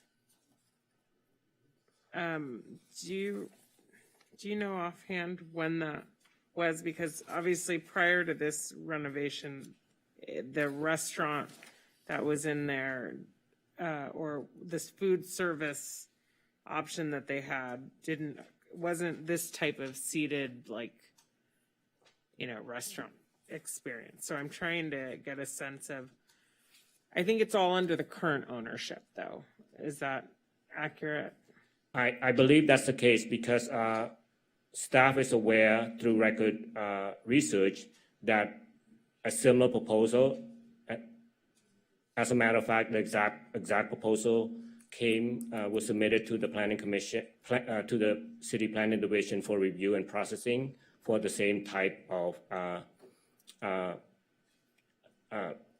services that hotel seeks to provide to members of the public. So we know that the restaurant space is an existing space, but we also know that in the past, that space was underutilized. So as part of the remodel, this was an opportunity for the hotel ownership to capture and really put that space to the highest and best use, while also improving the design and the guest experience. Great, that's helpful. And I mean, one of the concerns that's been raised sort of in conversations out there is the issue of sort of this like slow creep of like what the real intended goal is with the property that might be larger than the original ability of the property when it was first purchased under the current ownership, and that every time we amend slightly, it's part of a larger plan to get toward a more traditional type of hotel experience, even if it remains a boutique hotel. And that's not in line with the rezoned area upon which they purchased it, right? And so I understand sort of specifically what this text amendment says, what the two CUPs say. In the event that some of these concerns are realized in the future, what would it take for them to say add an entrance directly off of the restaurant, from the restaurant to the street? Or sort of when would we see this again, potentially, if they wanted to modify some of those types of things? And I understand the annual review process, and I appreciate that, and I think that'll be really helpful for sort of monitoring where people actually wait when they're waiting to be seated, et cetera. But what options do they have if they wanted to modify anything structural or sort of expand the restaurant or the amount of seating or, that sort of thing? Would they have to come back here? Mayor Pro Tem McCowan, thank you for the question. I just want to share with council that as far as we know, this property is built out, at its current condition. So we do not anticipate or that the ownership will come back wanting to expand the building into a bigger property than it already exists now. So that's one point. It's built out to what it could possibly be. I mean, that's why. Not so much expand the building, but like, for instance, an entrance built directly off of the restaurant portion or something that makes the restaurant more directly accessible to the public would, in effect, benefit them, right, more than it benefits the neighborhood, because the neighborhood actually benefits from the fact that the traffic has to come into the hotel, get off of the street, sort of do the lobby and all that. But that's inconvenient, potentially, for other hotel guests and hotel staff. So I'm just trying to understand if that's even an option in the future, or if it's just people's concern and won't ever be realized. I think there's like two things is the text amendment before the council. So that's a policy decision. The council is, has full discretion to make. If you don't think, if there is concern about this general incremental expansion or that this is not appropriate, council has full discretion to determine that text amendment is not appropriate. If council does not approve that text amendment, this entire proposal is gone. We can't even act on the CUPs. So council has, again, full discretion on that policy decision on whether or not opening up the restaurant to the general public is appropriate. Secondly, to your issue of if you do think it's appropriate, the text amendment proposes a conditional use permit as the mechanism by which that would be authorized. And the conditional use permit essentially allows, it's a conditionally permitted use, right? So you're saying the use is okay as long as you follow these, operational conditions of what they may be. And it could certainly include limits on the number of seats, any restrictions on operations, entrances and exits, all those sorts of things are all fair game, in your consideration of the CUP. If the hotel wanted to change that in the future, that is different than what is authorized under the CUP, they would have to come back to modify that CUP. Got it. So that's the sort of, iterative process, Yeah. That council, can take to go down this road, but that's also how it would be considered in the future in terms of any requests or to address any, issues regarding expansion or, becoming something else, that it wasn't approved for. Got it. Thank you. Oh, good. Yeah. All right, I'm good. Is that it? Okay, yes. Councilmember Negrete. So I just wanted to be really clear on what you just said, because under what is written out right now for the CUP, they could not add the door that Mayor Pro Tem McCown was mentioning, correct?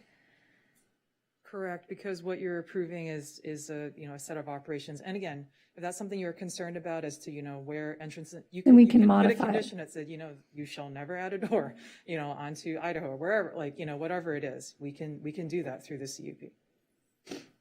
Okay, my comments were exactly the same concerns from the neighborhood about does this really guarantee some future increase? And it sounds like it doesn't. And then I just wanted to point out, you listed earlier that there was the applicant amended the hours of operations of when deliveries are made, because I know the alleyway is the biggest concern, and the idea that if there's more people utilizing the restaurant, therefore there might be more deliveries being made, and that the gate that goes up and down is really loud for neighbors. But it sounds like on their own, the applicant has made adjustments, and so they are listening to the community and taking steps of their own measure to remedy these issues.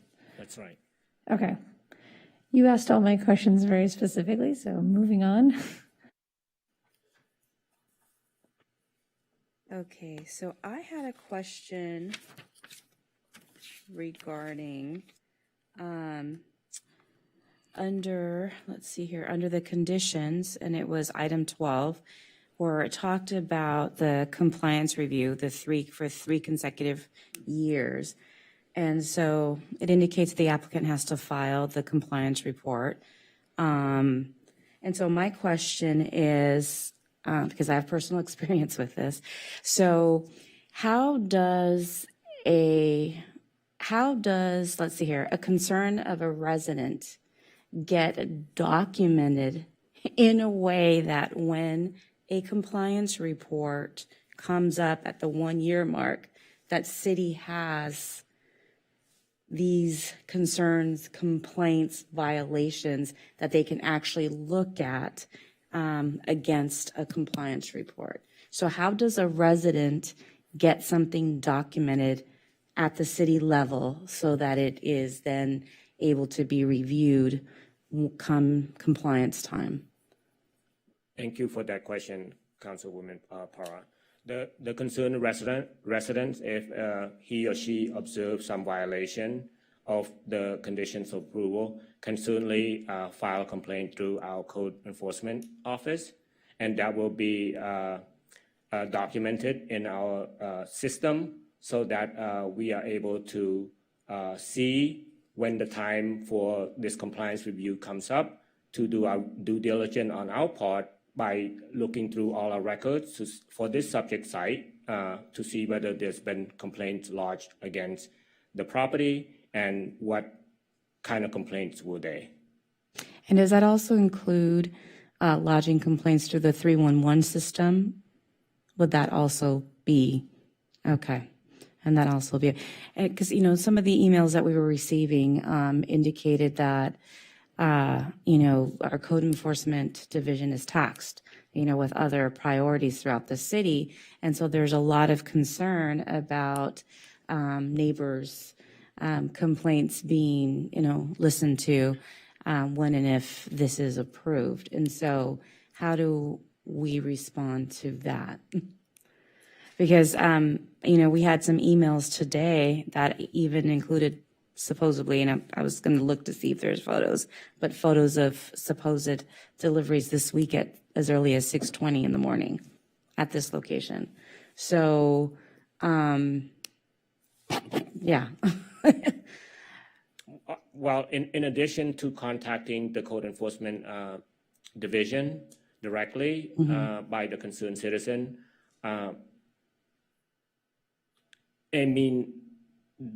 the resident can also contact staff, and we perhaps can urge or reach out to staff in code enforcement to investigate this complaint to see whether it is an actual complaint or not. So we can, while not always ideal, is that we can become a middle person to sort of like. Because I appreciate these, these conditions and what the applicant is offering. But, there's a lot of moving pieces. So there's, delivery people are not necessarily going to come. I mean, you tell them a window 10 to 4, they're going to come when their schedule says they can come, and that's just the reality. And so I'm hopeful that they'll come between 10 and 4, but, I have an alley too, so I know what that's like. Okay. And then I think, let's see here. So enforcement. And so let's say there's enforcement for these types of complaints. Do we know what does that enforcement look like? Is it like a written warning? Is there any monetary, is there like an order to comply? So generally speaking, when an enforcement complaint is filed, it's referred to our code enforcement division, and they investigate, whether a violation has occurred. Generally, we inform the property owner or the applicant or whomever in this case of the potential violation of one is identified. They're given an opportunity to remedy it, and if it's not remedied, then the sort of enforcement action escalates, up to and including, criminal action, fines, and the like. I'm sort of generalizing it, but that's generally how it doesn't just jump straight to. And so there's like a warning, and then there's. Yeah, exactly. It's sort of a gradual, system of enforcement of working to bring property owners into compliance. Educating them about like, hey, these are your conditions of approval, bring it to compliance, to give it an opportunity to comply before it escalates further. Okay. May I ask a follow-on to that, please? Absolutely. Good, because it fits right in. So should they be non-compliant, or should they violate the conditions in the CUP? Do we have any ability to shut down this use if it's a continuing violation? So I'll refer to the city attorney's office to kind of address that. When you issue a CUP, it's an entitlement that runs with the land. Revocation of a conditional use permit, I think fairly say. Jane, you need, I can. Oh, it's not something that is done kind Can of you, easily? well, so no, I was going to ask you to either take your mask off or speak more slowly. Oh, sure. Yeah, no, so I was saying with respect to conditional use permits, that's a land use entitlement that runs with the land, so the revocation of such a permit, I think is, it's not something that is done easily. Ever. The opportunity. Ever, right? Yeah, right. You can modify the conditions, but again, I think the city attorney's office can maybe elaborate further on that process. Well, I still remember the parlor. I don't know if anybody else does, but so yeah, I'd like to hear from the city attorney's office. Well, I know that there is a enforcement proceeding, Chapter 9.48 of the Municipal Code, and there are there is a procedure to institute proceedings to revoke, modify, or suspend any permit or approval. And so we would have to look, there is a procedure. I know there's case law that makes that difficult, so it would be a case-by-case application. In your memory, in Santa Monica, has a conditional use permit ever been suspended? I really don't think I can recall that. I mean, I've been gone from Santa Monica for some time. Well, it But hasn't another happened but since. there is case law that makes it very difficult to revoke a CUP. So, Okay, go No, ahead. and that was going to be a question of mine too. So thank you, because, I mean, I've dealt with the same thing on my block. So that's why I know from experience. I think the rest of my questions are for the applicant. Thank you. Okay, Chair? yes, If I could have a follow-up too yes. on that. So there is no, once we issue a new cup, we can never review that or go back and say they're not taking care of their requirements? No, so there's a condition, I believe it's 13, in your store that requires that annual compliance review. So it requires and we have this condition, it's fairly standard in a lot of the CUPs that are issued. The applicant is required to submit a compliance report demonstrating how they've complied with each and every condition. It's submitted to the planning department. We review it. We review, any code enforcement cases. In this case, 311's launched. So oftentimes, some code enforcement cases are referred from 311. Just as an example of how that works. Just to see if there have been any issues with respect to the property. If it's just operating regularly, no issues.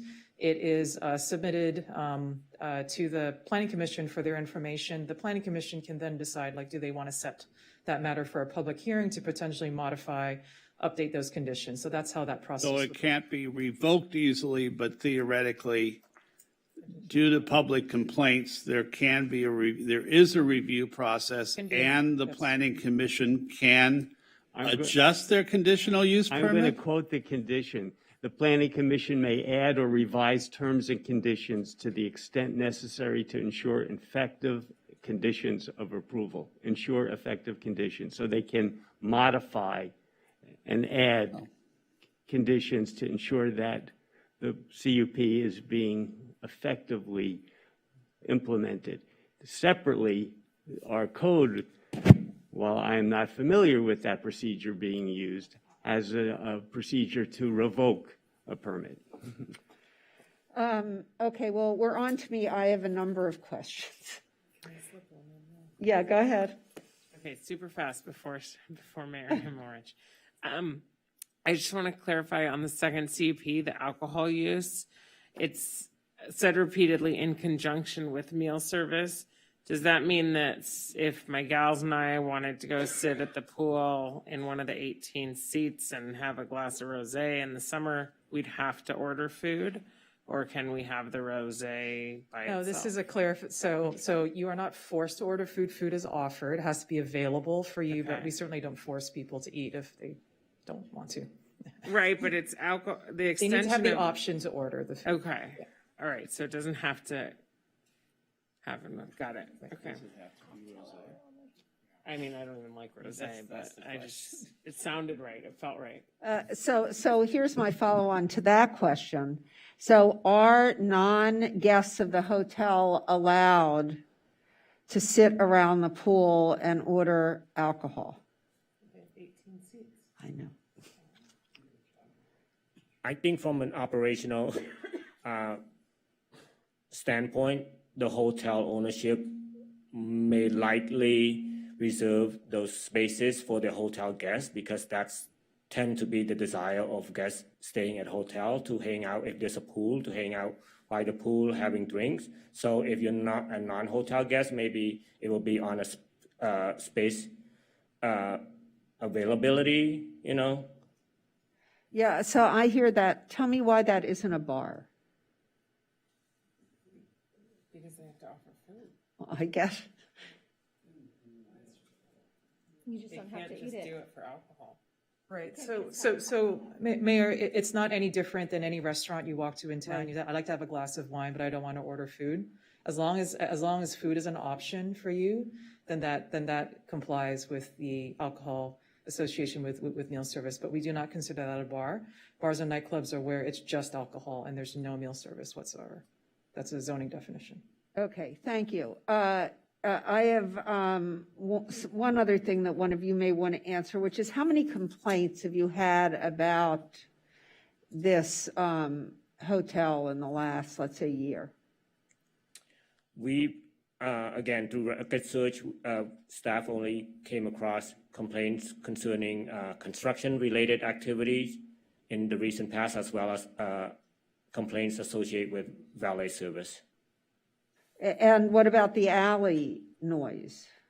That was No there's complaints in there the were no last- records in our system.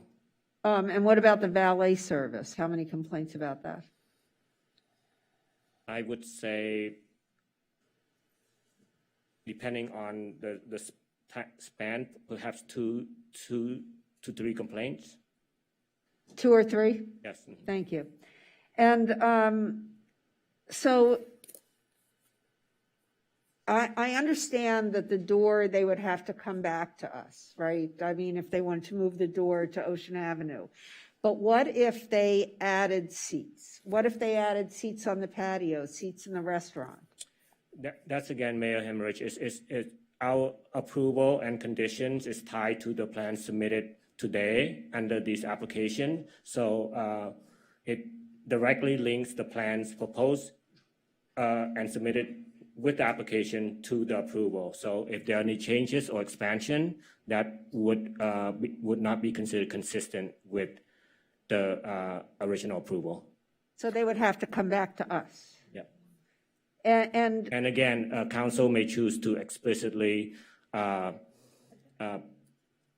include a condition stating the size of the restaurant or the number of seats if you wish to do that. so now I have one question for the city attorney, and that is, we received a letter from Stromwasser, Wucher, you probably have seen it, saying, among other things, that this is spot zoning. Can somebody tell me why it isn't? Heidi Van Talgen is the principal planning deputy, and she'll address You need a that. microphone. I can hear you, but it would help. Heidi will address that question. Okay, thank you. And we'll do that now. Sometimes we would do that after the entire hearing because you'll probably hear that from people who will testify, but we'll at least, this gives the people who will be appearing our thoughts and they can address our Great. thoughts as well. Thank you. So spot zoning occurs when a small parcel of land is subject to either more or less restrictive zoning than surrounding properties. We don't actually believe this is spot zoning because what at issue here is the intensification of a lawful nonconforming use, as you heard earlier from staff. The zone will not change for the hotel or any of the surrounding properties.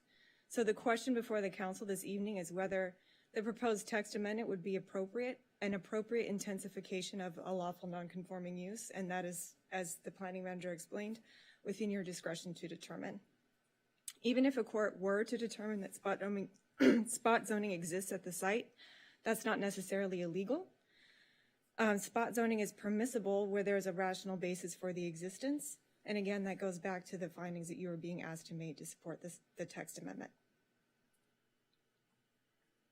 Thank you. Councilmember Brock. So I have a question on the patio dining.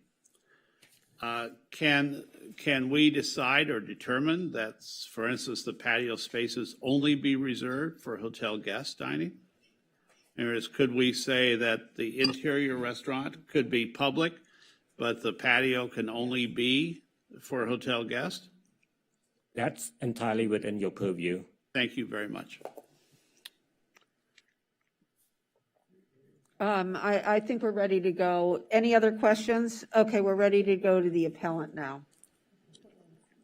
Maria, can you transfer in the applicant and the appellant? Yes, transferring the applicant now. And can you tell us how you want to divide your 10 minutes? Yes, can you hear me? Yes, I'm sorry, but who's on the phone? This is Jim Lippman, the owner of Hotel Oceana, and I'd like to divide it as 7 minutes for this and then 3 minutes for rebuttal. Okay. Go ahead, you can begin. Okay. Good evening. And then I'm going to come back to address some of the concerns that you have raised at the end of this part, which will go within the 7 minutes. Okay. My name is James Lippman, the owner of Hotel Oceana. First, I personally want to thank city staff for their time and recommended approval of this text amendment. I also want to thank the City Council for taking the time to hear this issue. I purchased the hotel from the original owner in 1994. While we use Hilton's booking platform for small boutique hotels, Hotel Oceana is and will remain a family-owned and operated hotel. The restaurant, the Sandpiper, is named after my 2.5-year-old granddaughter, Piper, and my daughter, Alex, oversees the hotel. I have been a good, quiet neighbor for almost 30 years. We have designed and maintained the hotel to be discreet and quiet, a hidden gem in the neighborhood. The hotel itself is designed to feel intimate and give the feeling of being a guest's second home. The Oceana is built around a central courtyard that furthers its quiet, secluded feel. Our reason for requesting this is first and foremost to be a good neighbor and provide a walkable neighborhood restaurant. We even have a bike valet. Over the years, we have been forced to turn down our neighbors who visit the hotel asking to have a cup of coffee or a quiet breakfast. We want to be able to invite these neighbors into the hotel to enjoy our views and hopefully tell their friends and family who come to visit that the Oceana is the place to stay. Our restaurant is small. Inside the restaurant, we only have 12 tables. In total, we have 67 seats. We do not advertise, and there is no separate signage for the restaurant. The restaurant has no entrance from the street and is only open to and accessible through the internal courtyard of the hotel. We have spoken with numerous neighbors leading to this meeting and know we have overwhelming support, indicated again by the majority of people who've called in tonight being supportive. That said, most importantly, we want to make sure we address those few issues raised by some of our concerned neighbors. With respect to concerns about noise from the restaurant, we are as motivated, if not more so, than our neighbors to restrict noise. A noisy environment is counterintuitive to the hotel's quiet, intimate feel. The restaurant opens up to our courtyard, and the noise would most negatively impact our guests. With respect to noise in the alleyway, we want to go over and above to put that concern to rest. First, we will reduce the hours of the restaurant such that it closes at 10 p.m. every night, including weekends.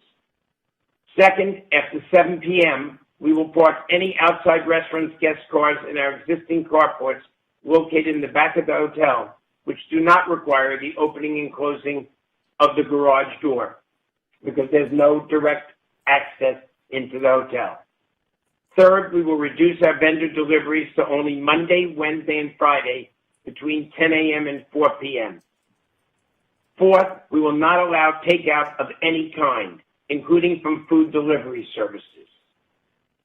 Finally, the text amendment requires that after 1 year, we file a compliance report with city staff, and the Planning Commission may add or revise the conditions as they see fit. That said, I will not wait for a year to pass to address any concerns of my neighbors that may come up, as I intend to continue to be a good neighbor as I have been for the past 30 years. Thank you again for your time and consideration, and I hope that you will follow the city staff's recommendation and approve this text amendment.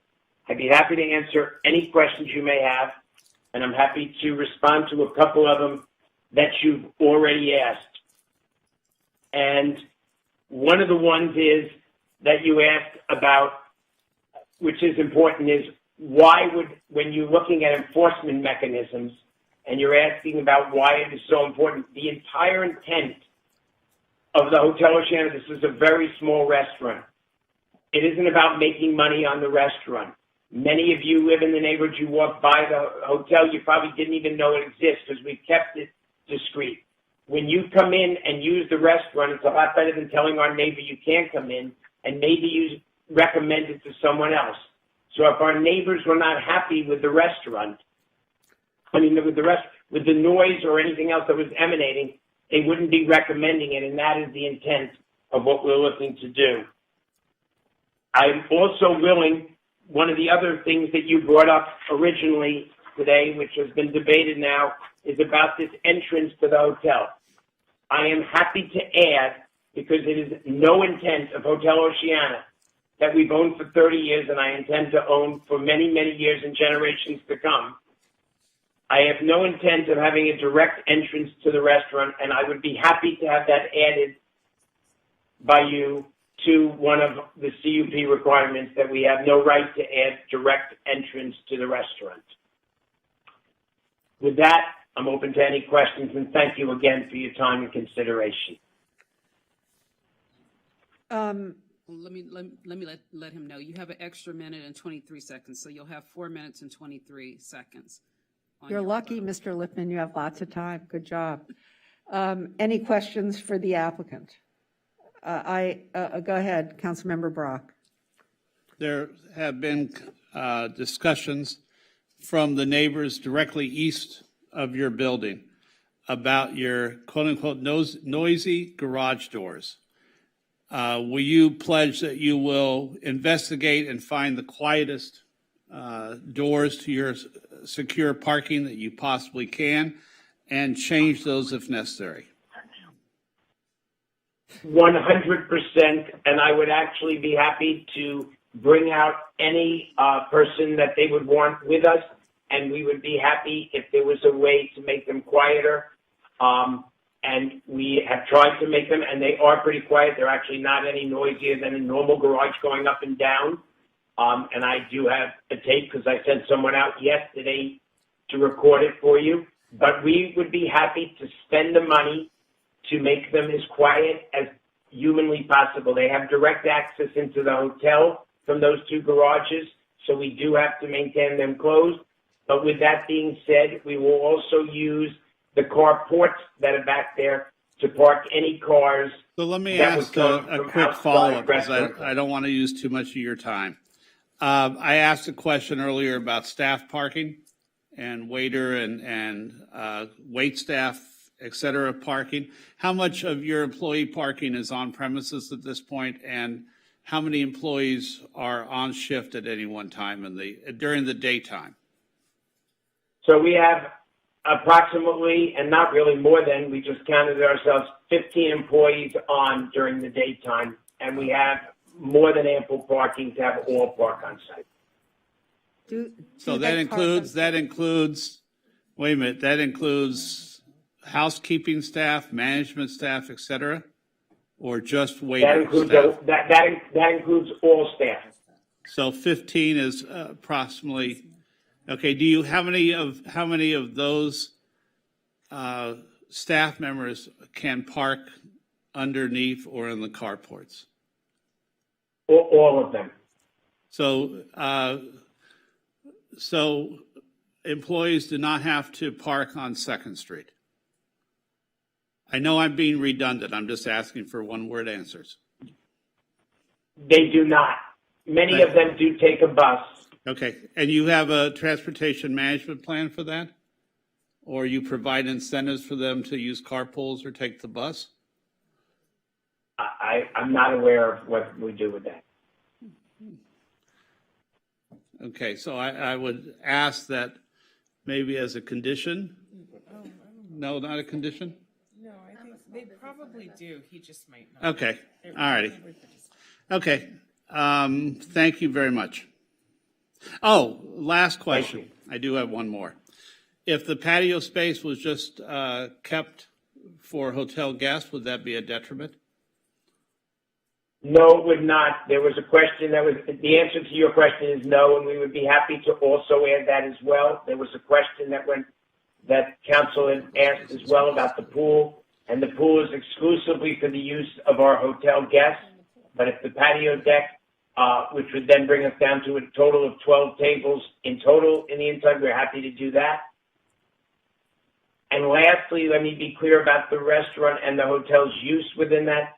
The last thing Hotel Oceana would ever want to see is there not be enough tables available for our hotel guests. We are not expecting to have a lot of people. We're not advertising. This is for people. You wouldn't know this exists, except by word of mouth or if you live in the neighborhood. Thank you so much. Go ahead. Councilmember just McCowan. super quick to I'm sorry, piggyback Mayor Pro on- Tem McCowan. It doesn't matter. I To keep saying piggyback it. on Councilmember Brock's.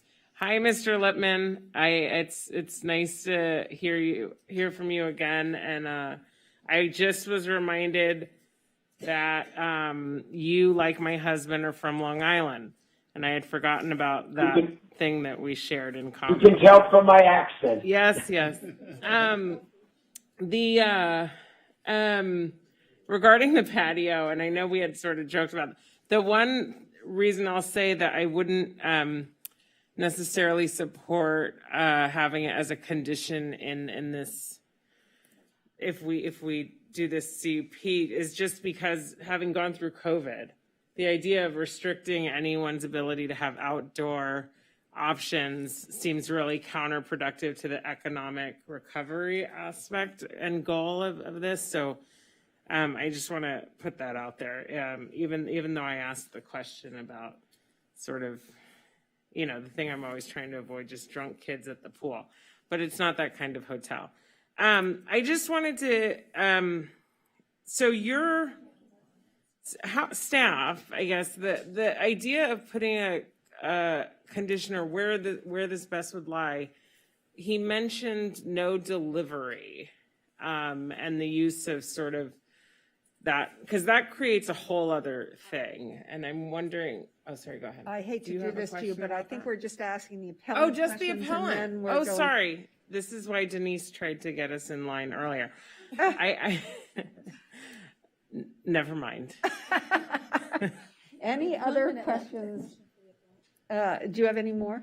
No, and this doesn't affect his time. No, it His doesn't time affect to his speak time. is His not time is affected done. by our questions. Yes.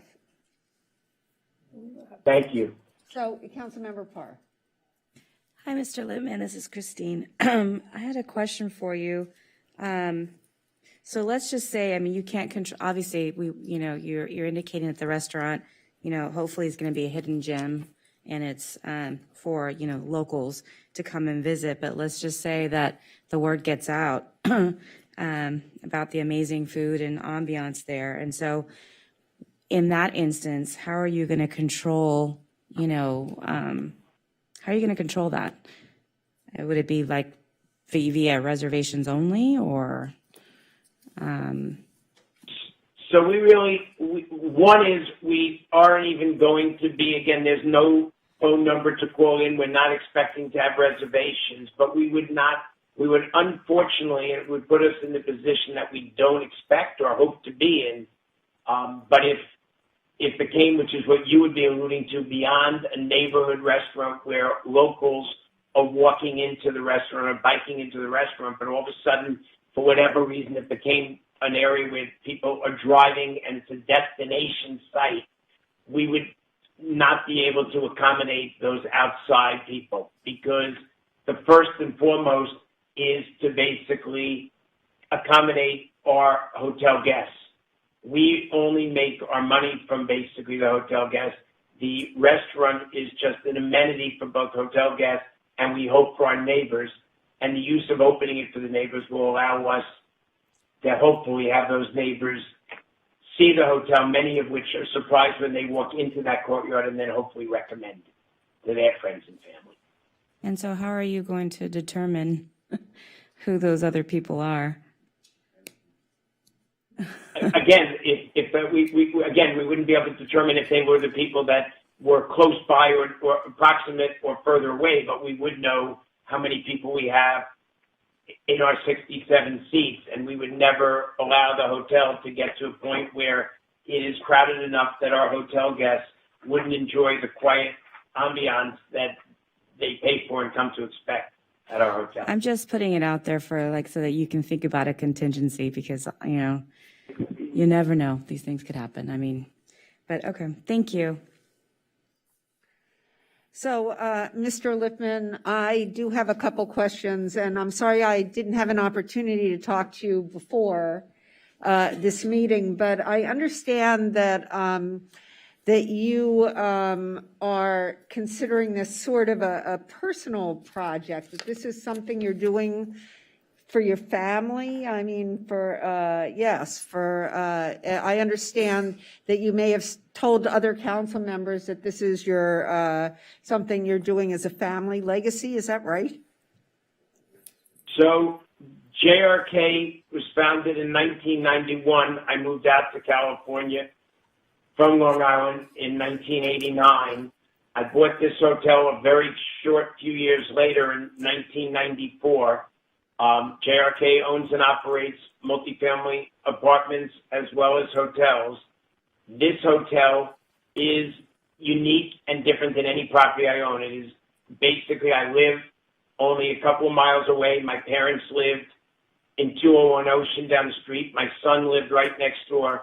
This is, again, a hotel that I expect to go from generation to generation. So it's not a hotel that JRK or myself would sell, but I do not own it myself. It is owned with investors, but I am the largest investor. So you own it through JRK, which is really, I'm looking now, quite a large company. 15 billion in holdings and 80,000 multifamily units. Is that right? You control the GP. Okay. So I'm again, looking at your I will go to. webpage. I'm just looking at your webpage, and I'm not trying. I just, since I knew nothing about you, I thought it would be worth taking a look. Again, I'm not certain of what your question is. I would indicate that this hotel, which I own greater than 50% of personally, which is different than any other asset, is really an asset that I hold near and dear, as does my family, which I've alluded to before. So I'm not certain what your question is. That was my question. So you consider this property a unique property within the JRK holdings? I'm going to have my counsel, because I don't even think it's owned by JRK. So I have Jim Bauman. Yeah, this is Jim Bauman. I'm the general counsel for JRK. This property is not owned by any of JRK's funds. This property, Mr. Lippman owns and controls the GP. So yes, it is decidedly unique and different from any of the other assets, which have very spelled out processes for ownership and operation. This is Mr. Lippman's asset. It is not a JRK fund asset. Thank you, Mr. Bauman. That was my question. I think we're done with questions. So now we have callers. Is that right? Yes, we do. Thank you.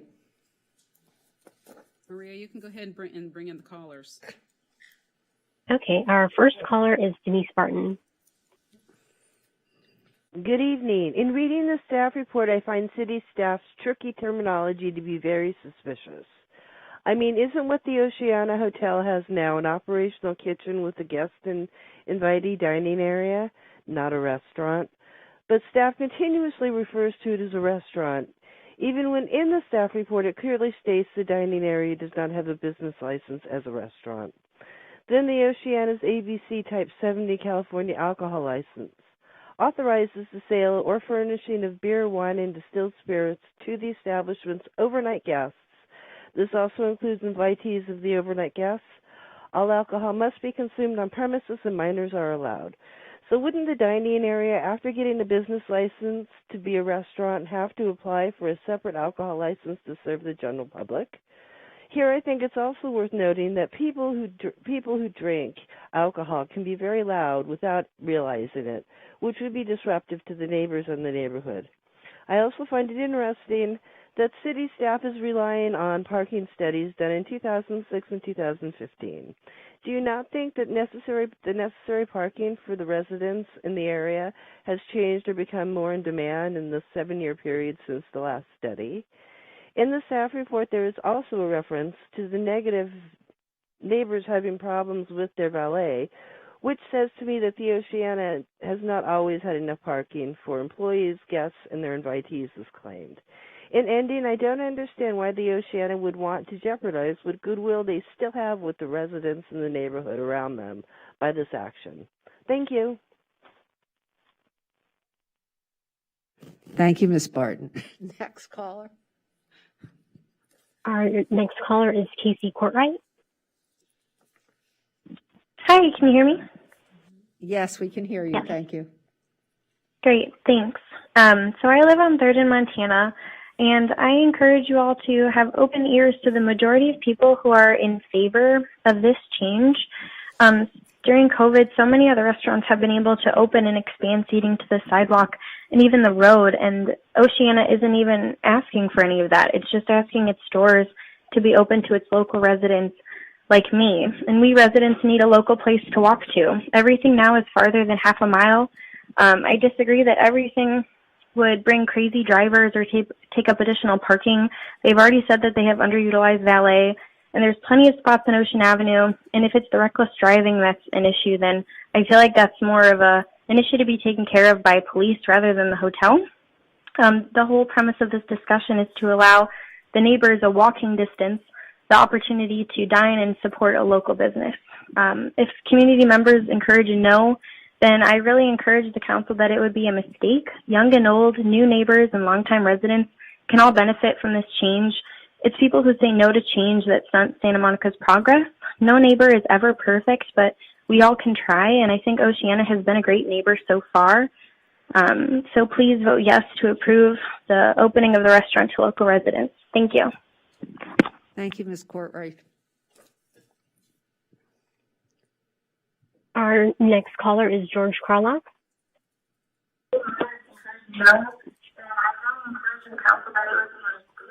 I'm sorry, Mr. Carlisle, is that, we can't hear you. Yes, I think. Still can't. Yes, can we? The next person. Opening of the restaurant to local residents. Sir, you need to turn off whatever you're listening to because it's sort of like talk radio used to be in the old days.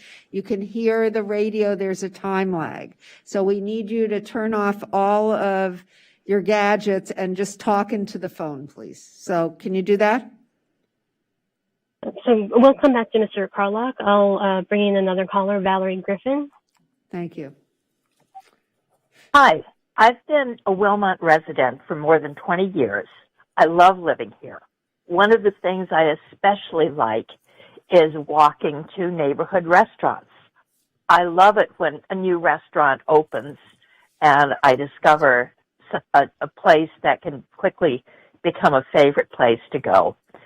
Opening this restaurant in the Oceana Hotel to include patrons who are not hotel guests would expand local dining opportunities without making any other impact on the neighborhood. Wow. That's such a unique opportunity. And it's like a no-brainer to say, yes, let's expand a little bit because we've all been cooped up in our houses. I like my house, but I like going out. I love going out to restaurants. And I even like the fact that I can go out grocery shopping now.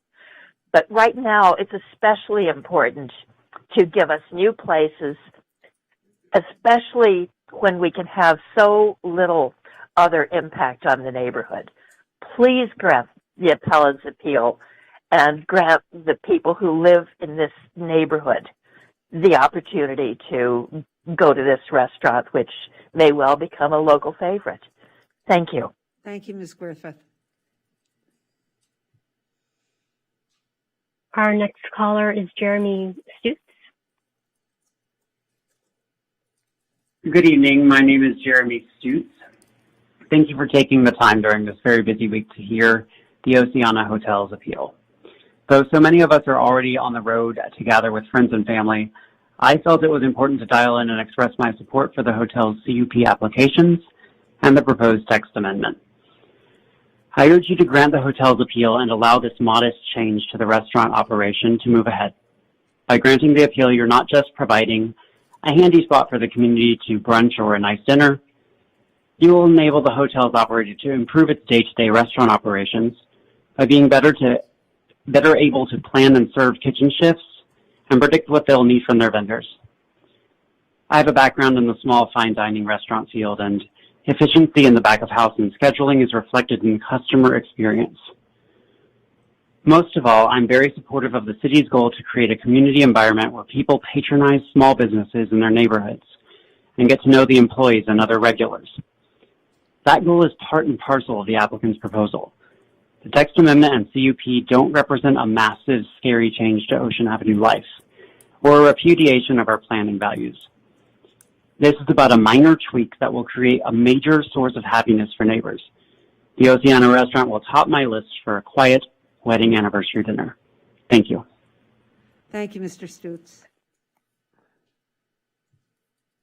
Okay, we're going to go back to George Carlock.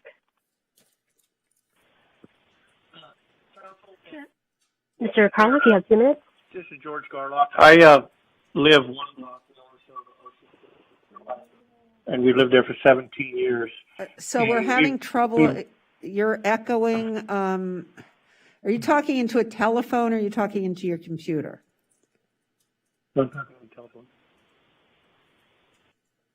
Anyway, can you hear? I'm in support of this project in its entirety. He needs to turn off everything. He needs to turn off his computer. It's echoing with his cell phone.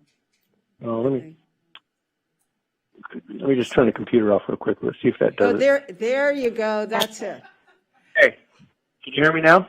I can. Okay, I'm sorry. I just want to say that my wife and I have lived 1 block north of Oceana for 17 years, and I've looked forward to an opportunity to utilize some wonderful facilities. They're a great neighbor, and it just seems to me, I'm a retired architect, and it just seems to me that our wonderful city of Santa Monica, that it's so sensitive to affordable housing and the homeless situation and reducing the carbon footprint, would even think that we should at least give this a try, and let's see if we can have a hotel provide walk-up dining and usage. I can't tell you how many times cyclists come by and wish they could stop and have a cup of coffee after a ride. Instead, they ride down, they go up San Vicente and into Brentwood and have coffee. And I watch this all the time because I'm 1 block away.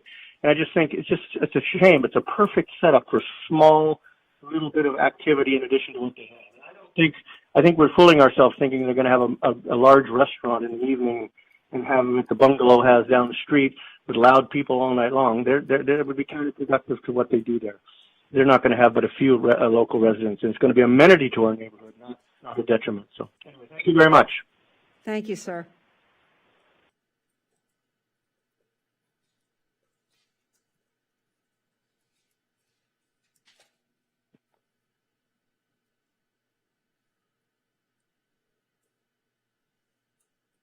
Are we done? Maria, do we have other callers? I thought we had 8.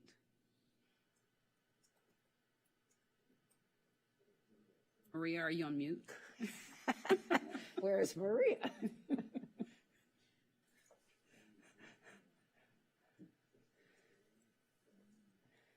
Okay, they said we do have more callers. Thank you. But where's Maria?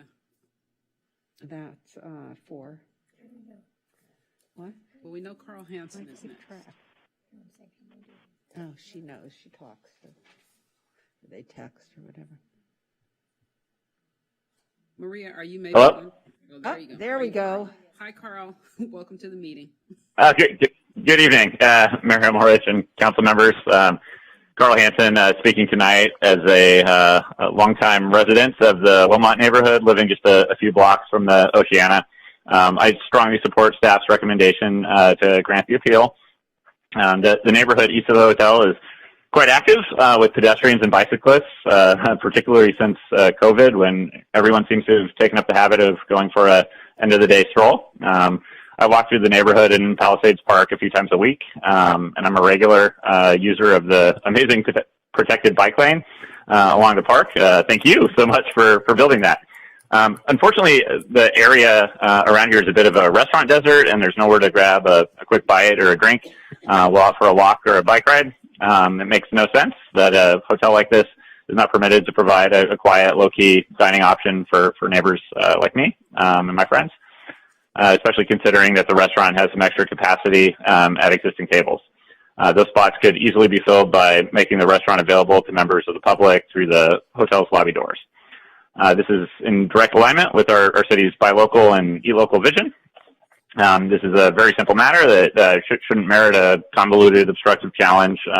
The public-facing impacts, I think, will be virtually non-existent, and the benefit will be huge for the neighborhood. So I urge you to grant the appeal and let this neighborhood-friendly amenity move ahead. Thank you. Thank you, Mr. Hanson. That's Carl Hanson.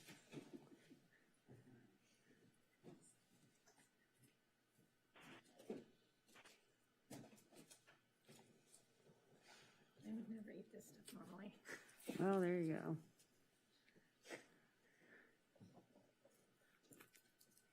Okay, Maria? How many more callers? There's about Three, three maybe, more. if there were 8. Let's see. We know the next caller is Elizabeth Lear. Oh, right, wait a minute. Can you hear me? Yes. Can you hear me? Yes, we can hear you. You have 2 minutes. Go ahead. Okay. All right. Well, I just want to remind council members that there's a lot of us that voted for the slate who oppose certain developments, types of developments, and I would categorize this as one of those developments, which it's an intensification, but it is going into a resident neighborhood. So I urge you to deny this appeal and to support the neighbors that want this to be a neighborhood restaurant and not a commercial business for, that will bring more. And if there are members, council members that enjoy going to this restaurant, please go to Montana. Go to Montana Avenue, right? Okay, we're not in the food desert here. So we have other options, and I'm just going to say that not only will I remember, but a lot of us will remember about how you guys vote on this. Thank you. Thank you. So next we have Jason Mathbaum. Oh, I'm sorry, Elena is next. Is this Jason? It is. Yes. Welcome to the meeting, Jason. Go ahead. You have 2 minutes. Hi. I live in Fort Montana. I have for about 6 years now. Every time I've walked by the Oceana and known that there's a restaurant in there that can only serve the hotel guests, I found it very silly. It's a great spot that could use a great low-key neighborhood restaurant. I know the previous caller before me said, "Well, just go to Montana Ave if you want to have a drink or have a meal." That, frankly, to me sounds silly. We could have better things on Ocean Avenue. There's no reason to keep the good things to just the places that we already have them. So just again, I live in the neighborhood. I cannot possibly imagine how my life would be worse by the Oceana being open to the public. But I can easily imagine it being better by having another great establishment to go into locally. Thank you.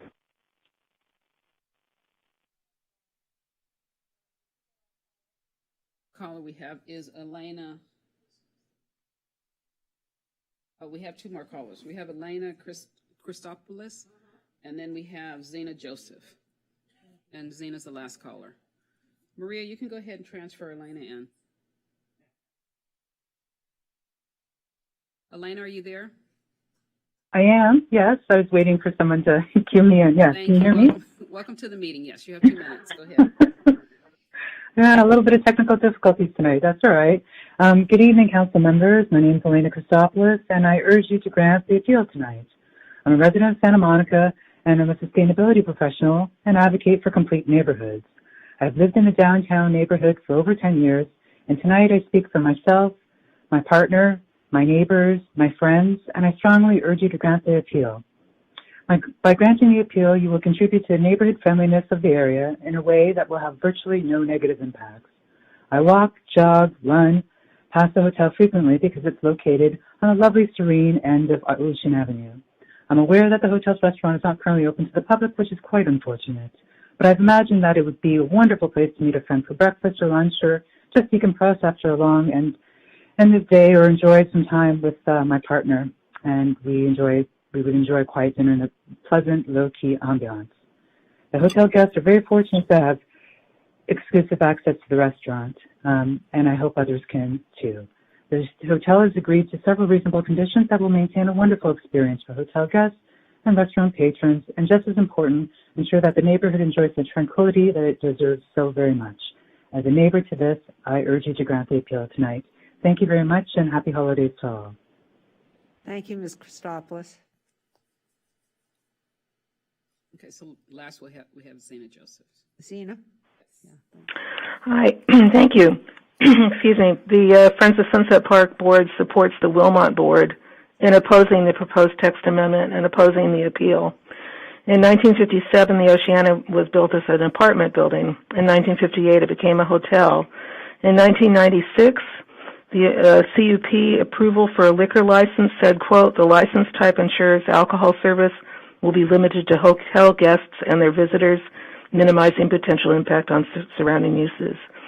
Sometime after 2005, a restaurant was added to serve hotel guests. In 2015, the City Council determined that existing non-conforming operations should not be intensified. In 2021, the Oceana Hotel was added to Hilton's LXR Hotels and Resorts marketing. Hilton says, quote, steps from the pristine California coast yet tucked into an exclusive residential enclave. Following a $30 million transformation, the stunning beachside home away from home delivers a rare private residential experience in Santa Monica's most coveted neighborhood north of Wilshire Boulevard. The Hilton continues that Oceana's dining experiences include the Sandpiper, the Veranda, and the Sunset Terrace with tequila tasting flights in partnership with Casamigos. This is not, it seems to us, not about a few nearby neighbors all living within walking distance stopping by for coffee. Warnings and minimal fines will not affect the hotel operations if code is violated. One of the planning commissioners noted that the request amounts to spot zoning, legal or not. Approval of the appeal and the text amendment could also serve as a precedent for other commercial interests that may want to expand into other residential neighborhoods in Santa Monica. Again, the Friends supports the adjacent neighbors and opposes this agenda item. Thank you. Thank you, Zena.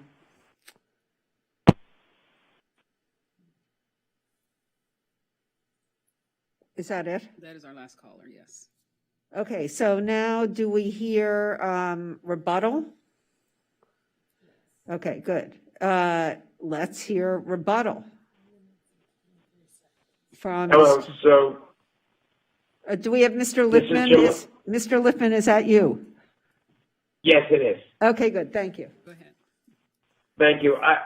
Honestly, I think that the support was self-evident, and I would much rather, I don't really think there's any necessity for me to give any rebuttal, but I am absolutely open to any other questions, and because I care and have wanted, as you've seen from what we offered, anything to make the neighborhood feel more comfortable with what our intentions and what we're doing are, especially after being there 30 years. Any questions or suggestions any of you have, I'm open to that, listening to, and that's all I have to use as my time.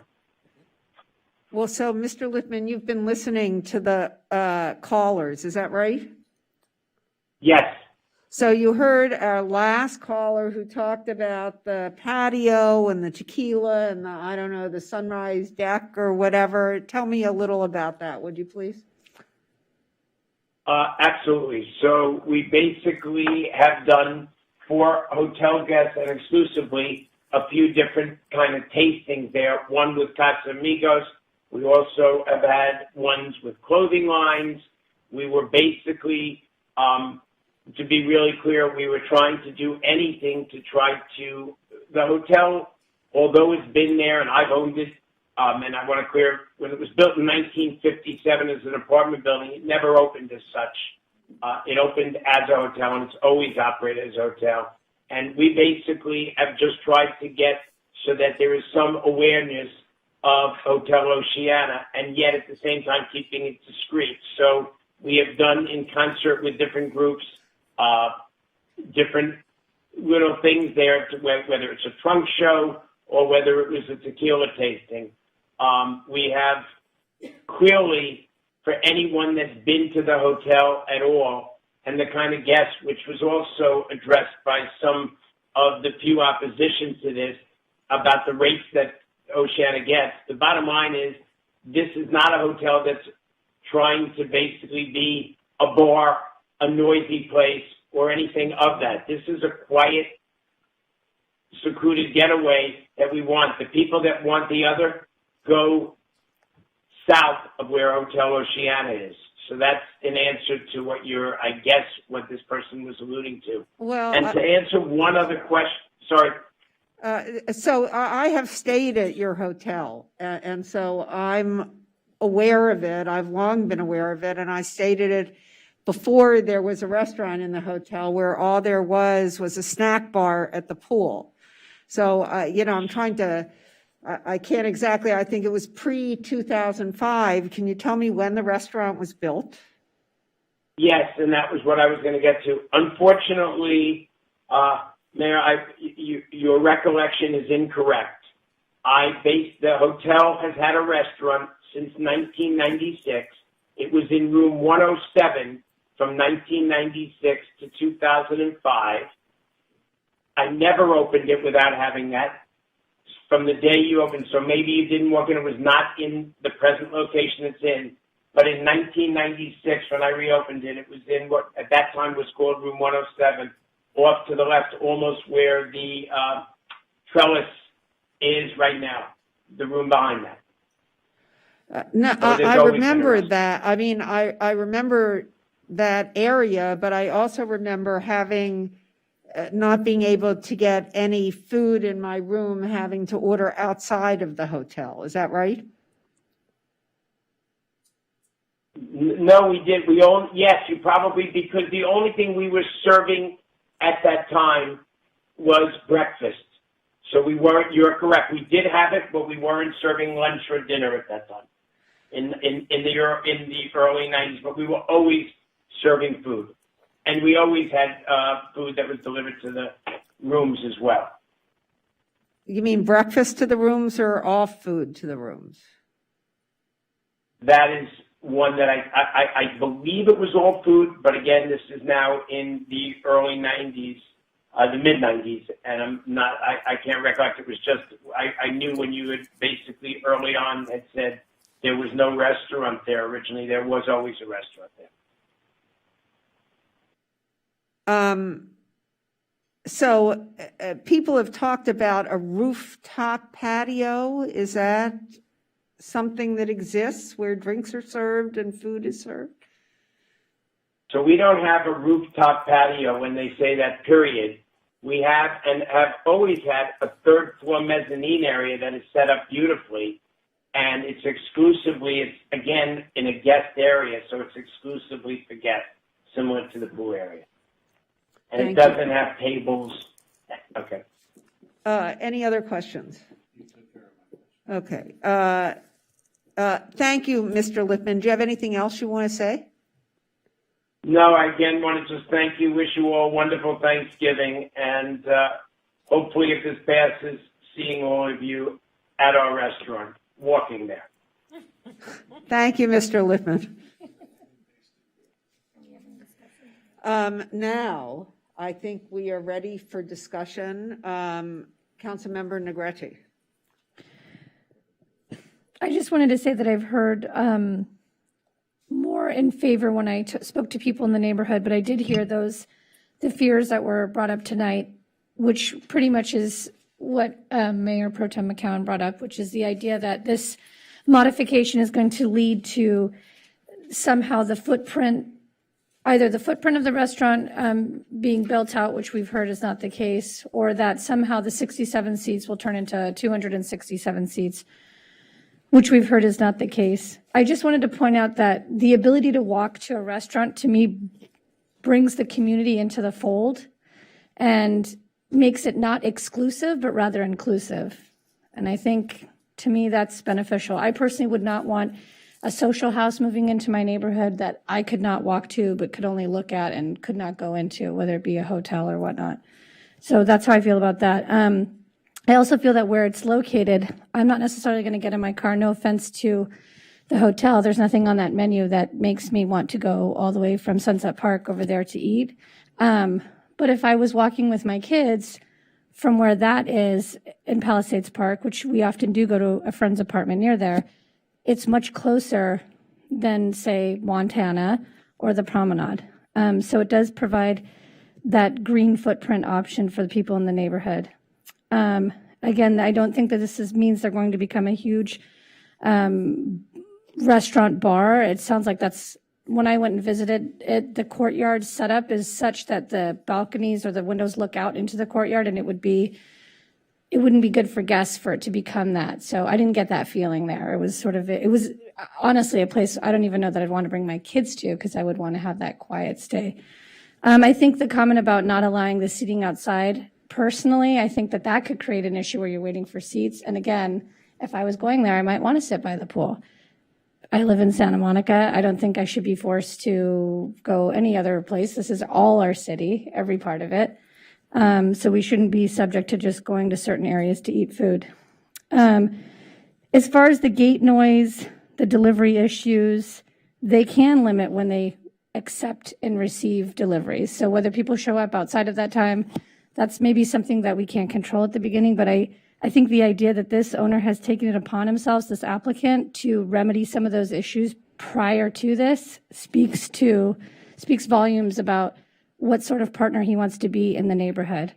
I also heard from one of the neighbors that lives right by there that he used to give out dog treats to the dogs that walked by, but then the neighbors got upset about that, so he stopped doing it. So I'm just saying that to point out that without any of this coming to us, he's obviously addressed a lot of issues with neighbors. I heard from another neighbor that he had an issue with the gate going up and down, that Mr. Lippman spoke with him directly, and that the gate got quieter.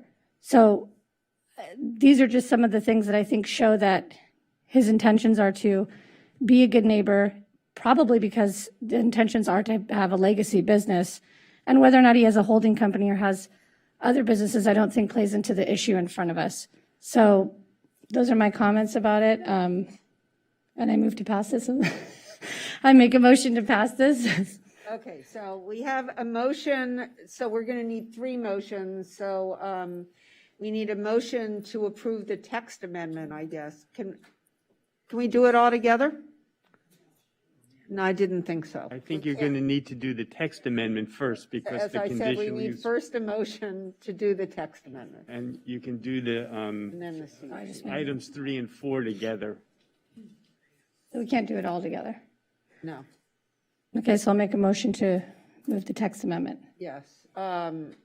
Do I hear a second for that, for discussion purposes? Second. Okay, so moved by Negretti, seconded by McCowan. Yeah, I remember. And any more comments? So I'm sorry, but Councilmember Parra.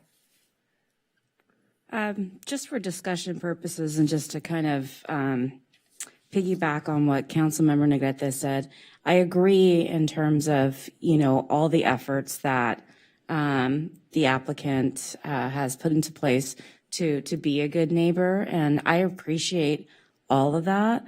I do have a lot of concerns about, I know he's hopeful this is going to be a legacy business and that he's going to be the owner for many years to come, but what happens if he does sell the business or his children sell the business, and that's, and let's say the next person is not as good as a neighbor, and, and what can happen later, and how is that going to affect the neighbors, that live directly behind the restaurant, because those are the neighbors that seem to be most affected, I think, at this point in time, that the complaints that we've heard.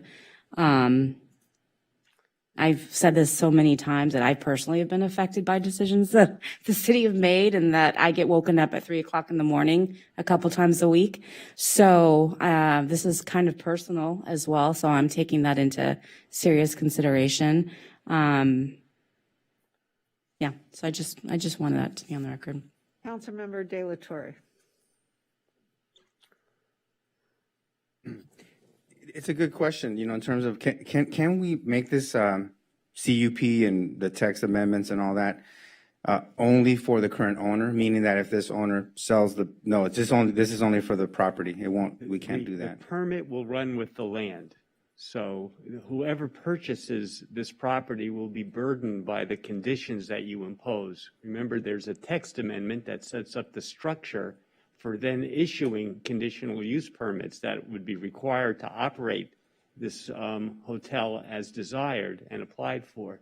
You still have to address the CUPs and the conditions that you may want to impose if you decide to approve those CUPs. That's still open for discussion. So I don't want you to think, don't get ahead of yourselves right now. This is the text amendment which creates the structure for issuing CUPs.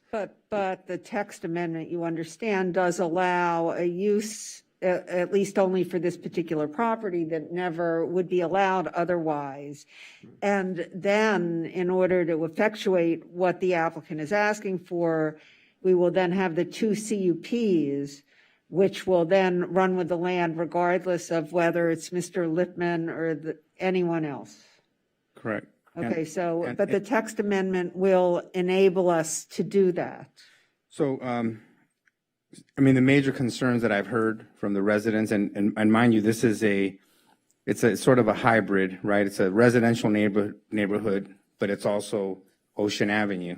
It's a different setting. I really do appreciate sort of the ambiance, or let's say the business model that the owner and the operators are committed to accomplishing. Even in the advertisement that we're seeing that Hilton's putting out, they want a quiet experience. They want a residential feel. That's something that's very unique to Santa Monica, very different, let's say, than any of the other hotels in the major downtown sector. So, but the big issues that I'm hearing is noise.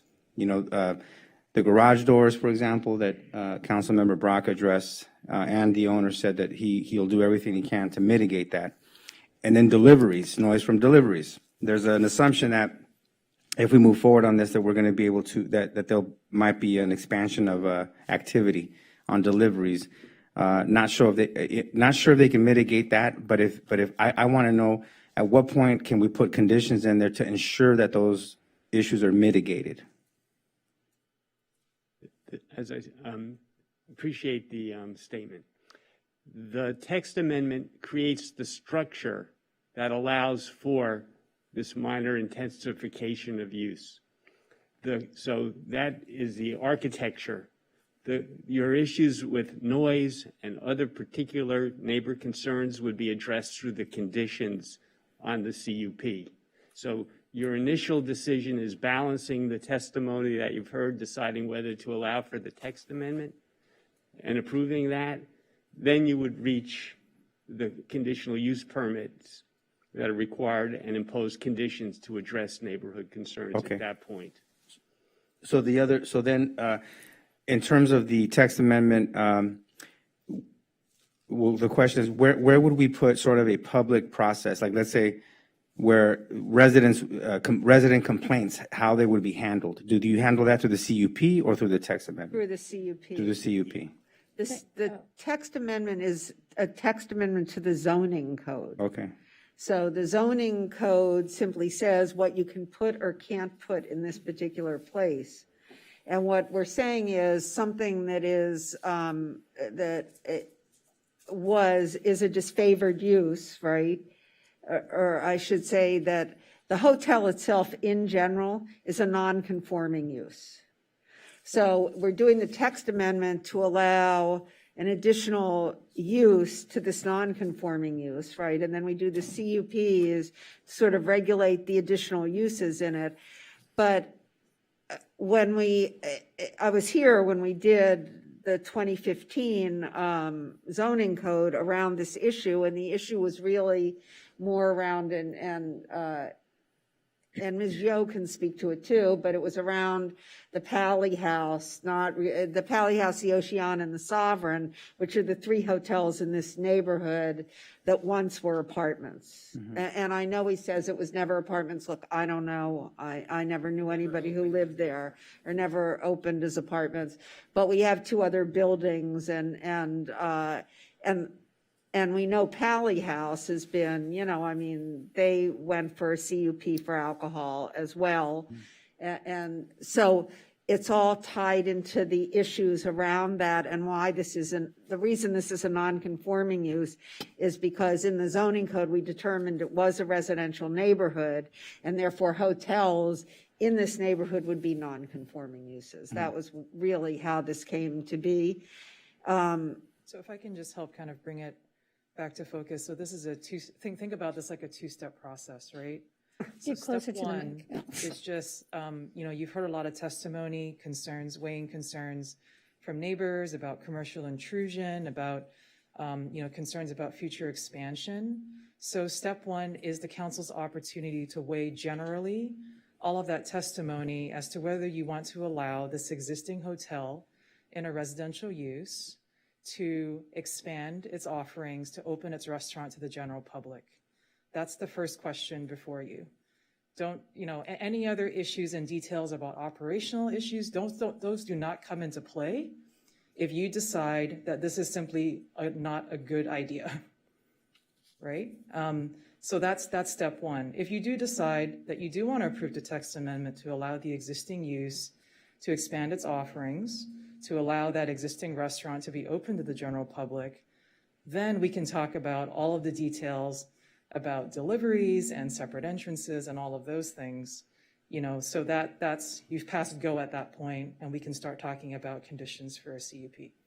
And just to be clear for everybody listening, that the concern that was brought up by Councilmember Parra was like, well, then what happens in the event that this restaurant does get sold? Sure. Does this text amendment mean that while Mr. Lippman has shown to be a great neighbor and is saying that he's not planning to make this the world's best, Michelin star restaurant that everyone's lining up for, would the next owner then be able to do that? And is it not true then that the CUPs would also apply to whoever takes under new ownership? So if we were to set certain modifications under the CUP, then they would also have to follow the restricted delivery times and noise, whatever we're putting in there, right?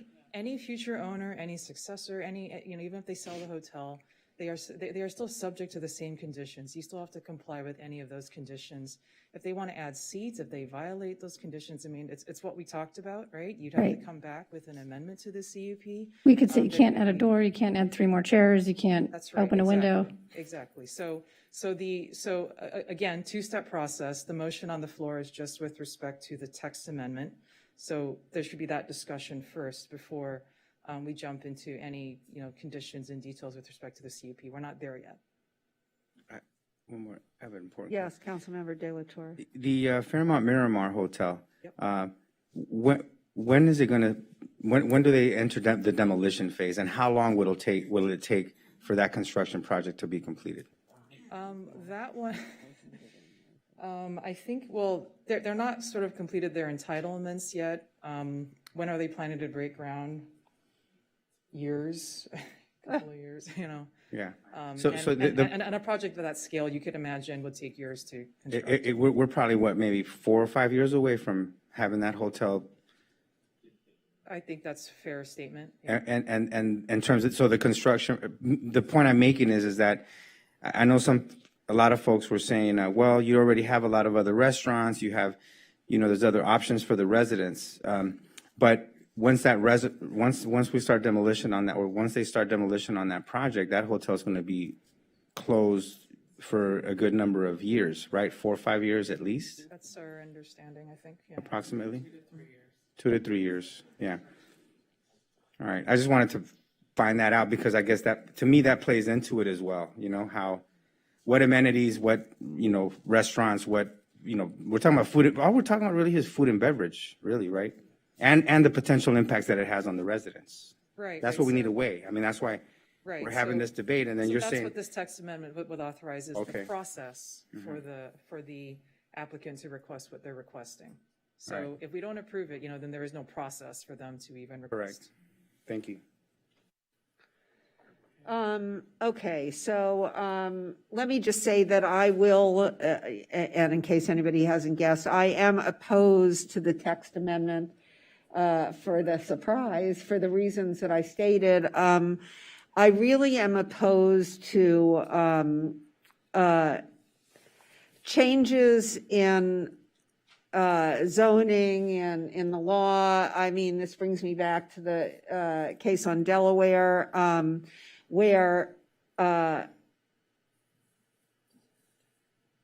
you not only have a non-conforming use, you also have additional requirements that are needed to be imposed to create the use, I guess. And that's sort of, but the other thing that I worry about is the fact that this text amendment opens up, to me, a can of worms in all other residential neighborhoods.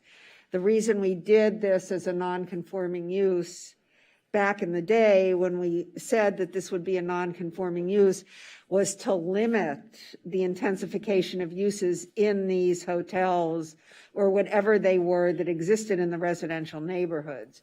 Now, I can't predict with any kind of certainty, or even if, and it certainly seems like they have the best of intentions, right? So it has nothing to do with Mr. Lippman or the Oceana, which I loved when I stayed there, and I think I stayed there at least twice. I thought it was great. It really has to do with my feeling about text amendments, even though this seems to be so narrow that it will only affect this one property, that actually expand intensification of uses in residential neighborhoods. So that's why I'm opposed to it. And so I'll be voting against the text amendment. Yeah, Councilmember Negrete and then Councilmember Brock. I just don't want to set the illusion to folks that are watching that voting for this text amendment for this particular case, because as a person who was born and raised in Santa Monica and is very much aware of and not in favor of a lot of large developments, right, in my city, this is not that. And it's also not the Delaware. That's totally different. We're talking about a preschool that opened up on a fully residential street. This is already had valet. It's not like they're putting in valet because of the restaurant. I just want to make it clear that you can't even, I didn't know that this restaurant existed until this came up. So now we all know that it exists, so they don't need to market it. You can't see it from the street, and they're not planning on it. I didn't even know it had a name until we, discussed it. But just this text amendment is for this particular property, and I just want to be clear. Someone correct me if I'm wrong. It does not mean now that anybody in a neighborhood can now open up something because of this text amendment. They would have to go through Planning Commission and go through staff, and it would have to be presented to us.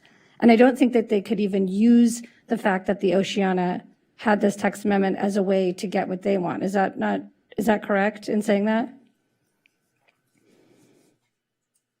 That's correct, but we also established that 3 criteria for an existing hotel restaurant to meet before they can apply for a conditional use permit to offer those amenities to the public. So I don't know of any other small hotels that are similar to the Oceana that could relate to this, that this could open up this can of worms. And I hear you. I just know as a small business owner myself, the more we put a chokehold on people for things like this and the more we exclude our community in a post-pandemic world, I think we're doing ourselves harm. I think the biggest part of that pie chart for the city is TT&O. And we definitely want our restaurants to be able to provide their guests, and when times are slow, not that F&B is the way you make money. I'm sure it just probably keeps things sort of status quo. So just wanted to be clear that this text amendment does not mean that everybody in Santa Monica can start opening up things because of this. So. Thank you. Councilmember Brock. Yeah, and I sort of want to echo Councilmember Negrete that it is very clear in the staff report that this is a one-up. This is not the domino theory. This does not allow the Pally House or the Sovereign or anyone else to suddenly open a bar and a restaurant to the public. And if they want to try and use that which of course we assume that they will eventually, that we will be prepared to vote firmly against that intensification of a use in a purely residential neighborhood where there has not been an existing restaurant or bar before. So I want to make it clear, because that is, I think, the basis of a lot of the discussion about this. The Pally House has been deemed by many in the Wilmot neighborhood to be a bad neighbor. Whether they are or not is not my call. But I want to say that I don't see the correlation between the Pally House and the Oceana. I believe that passing this text amendment, we can then make adjustments to the CUPs in the next votes. And we can add some of the requirements that the owners agree to and that we want to agree to make sure that the residents directly adjacent to that property are protected. We care about the residents in the Wilmot neighborhood. We care about the residents in every neighborhood in the city. But there is a fairness doctrine as well. So I just wanted to make clear that this is not the domino theory. We're not expecting that this is going to continue. This is a one-off. And I forgot to tell you something during your first request when you were asking what connection we had to the hotel. I want to tell you, as Phil Brock often does, the story of, I know you love that, Sue, the story in 1972, I was working at the Boys Club of Santa Monica. And strangely enough, all of our shower soap for our young men there who were playing basketball and sports came from the Oceana. Now, all of us today would say, oh my God, but it was the used soap from the showers. And part of my jobs was to go over and collect those cardboard boxes of used soap. So that was my first connection with the Oceana. I want to give you a little smile there. Go ahead. So I do have to say, Phil, can you tell me why this is the fairness doctrine? Because I have to say that what I really see in this is our attempt to twist ourselves into knots for one property owner, right, who has hired all of the right people to push this forward, right? And now, so we have the Pally House, right? We have the Shore, right? We have people, and it seems to be dominant in hotels, who say they're doing one thing and do another. And this is why we initially said it was a non-conforming use. Now, if you think that this is the fairness doctrine, I understand it, but to me, the fairness doctrine is a level playing field where we don't make an exception for one person. You know, I want to declare, I live in the neighborhood.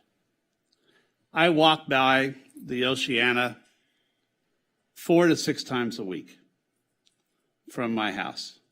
I walk by the front, and I also use the alley because when it's sunny out, that provides shade as we come back up Ocean Avenue.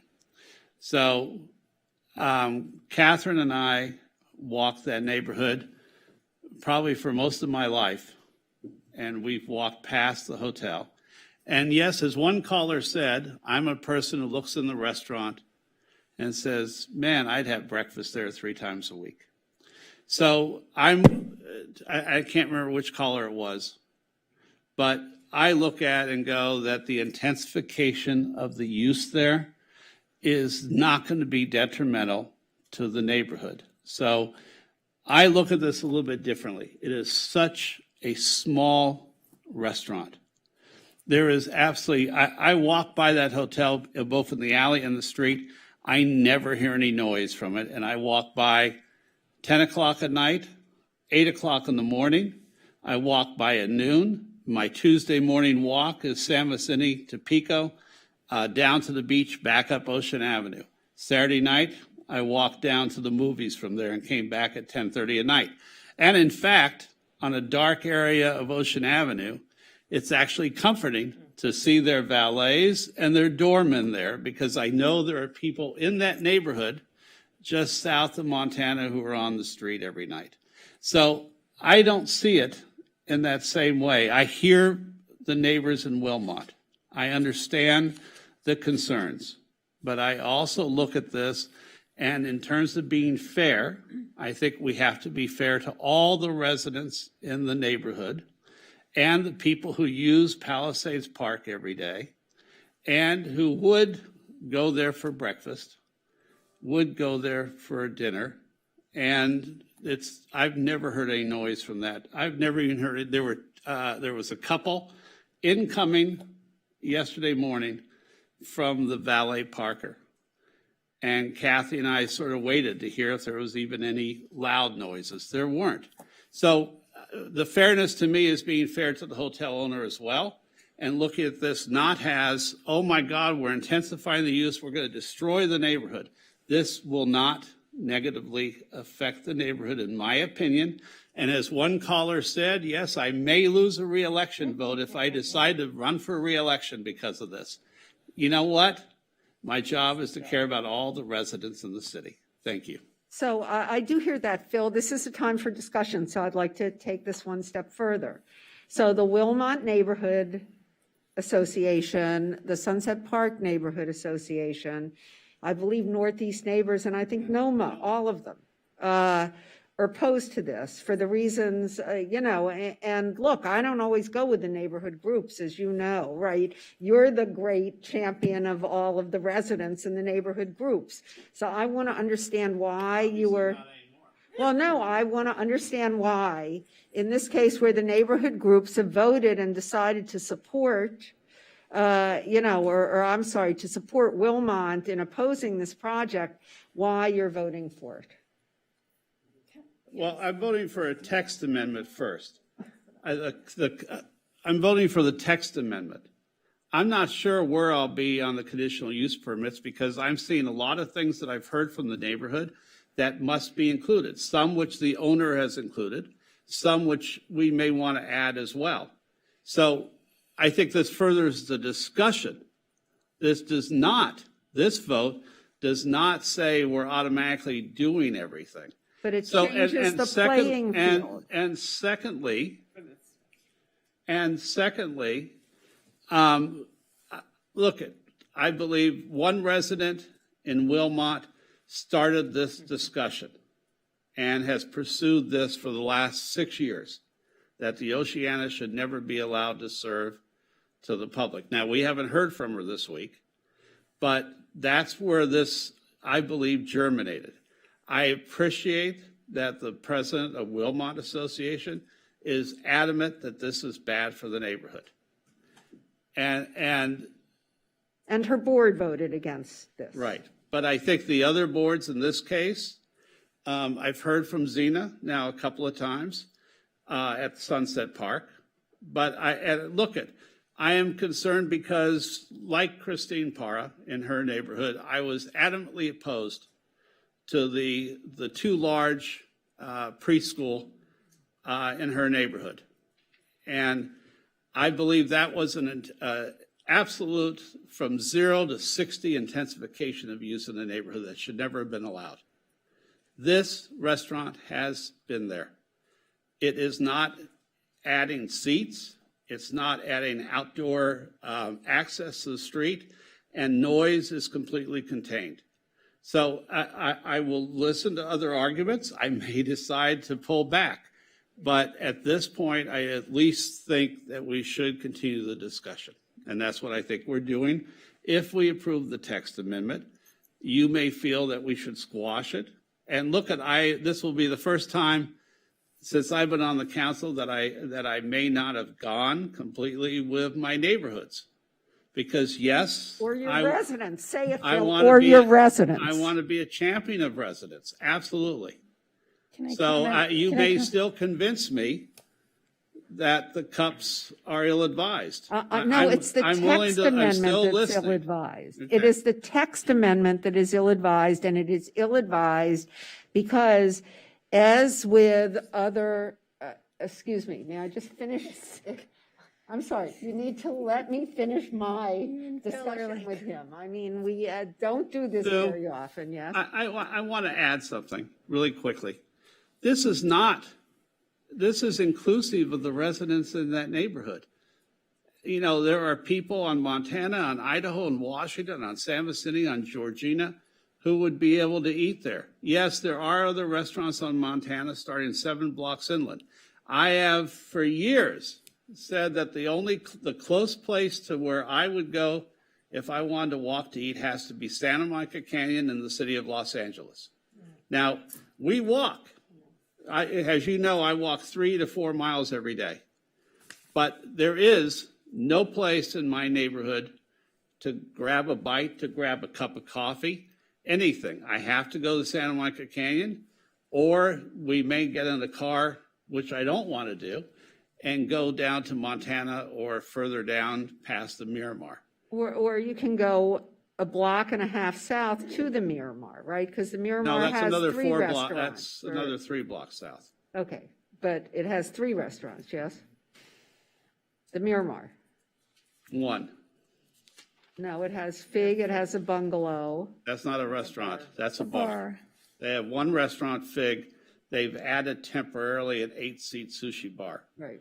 All right. So in terms of that, no. Across the street on 2nd, yes, there's Hillstone and Wally's, which is out of most of our price ranges. What's at the And CPK, which evidently I hear is probably going to close soon. So look at, I hear that. And I hear that I went to Ray's for breakfast this morning on the other side of the city. And no, I didn't walk there. And tomorrow morning at 9 a.m., I'm going to Gilbert's. Where did you go for lunch?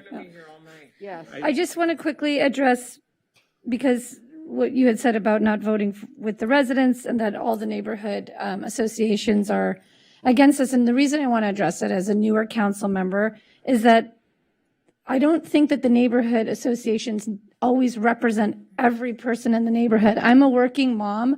I care very much about my neighborhood, but I can be very honest that as much as I love Zena, by the way, I know Zena very well, and I look to her as somebody in the city who has a lot of information, along with a lot of other leaders in the neighborhood associations. But if I'm being honest, I have not been to one meeting as a community member. Okay, so I just want to be very clear that out of the 93,000 residents in Santa Monica, I don't think it's fair to say that neighborhood associations represent everybody in the community. If you have kids, if you have multiple jobs and places to get your kids to and dinner meetings, you're probably not going to a neighborhood association meeting because you might go to a PTA one first. So I just want to be clear that I don't think it's fair to say that just because a neighborhood association meeting says we're not against this, maybe not even everybody, or we're not for this, everybody in that association necessarily feels that way. And I don't think it represents the entire city. So I don't feel it's fair because, quite frankly, in my generation, a lot of times we're excluded from these votes and ideas because our older members who are wiser and have been here longer take the lead and are in the front of the city speaking for everybody. And this is kind of a part of this problem. There's a time for change. We're future tripping and talking about all these things that could happen, which I realize are very important when we're doing text amendments because we don't want to see something happen in the future that could. But we've just talked about the idea that we have we up here can set policy to make sure that those things we're fearful of don't happen. So I don't understand why we're saying all these things could happen, that we could literally sit here once we pass this text amendment and talk about all the conditional uses that make sure that all these things don't go forward in the future, that there isn't some huge expansion in every neighborhood of a restaurant, hotel. So I just want to be clear. I don't think it's fair to put a blanket approach on everybody. I do think that there is certain situations require discussion up here because maybe they weren't good neighbors in the past, or maybe there's other things to look at. So I just wanted to make that comment. Amen, sister. On so many of your first points, I have to say it. Thank you. May I we take ready to personal vote? privilege and say Yes. that you were in the midst of doing a vote. And Yes, so we have a motion, we have a second. No, we had to have discussion. No, I understand, but I just think. Right, so now let's have does anyone else have anything else to say? Okay, let's have a vote.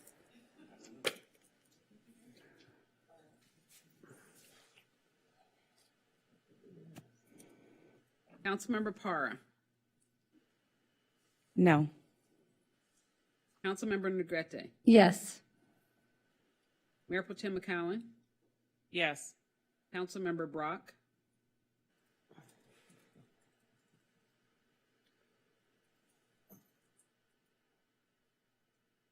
Yes. Oh. Mike's not on. Yes. I believe we should proceed. Councilmember De La Torre.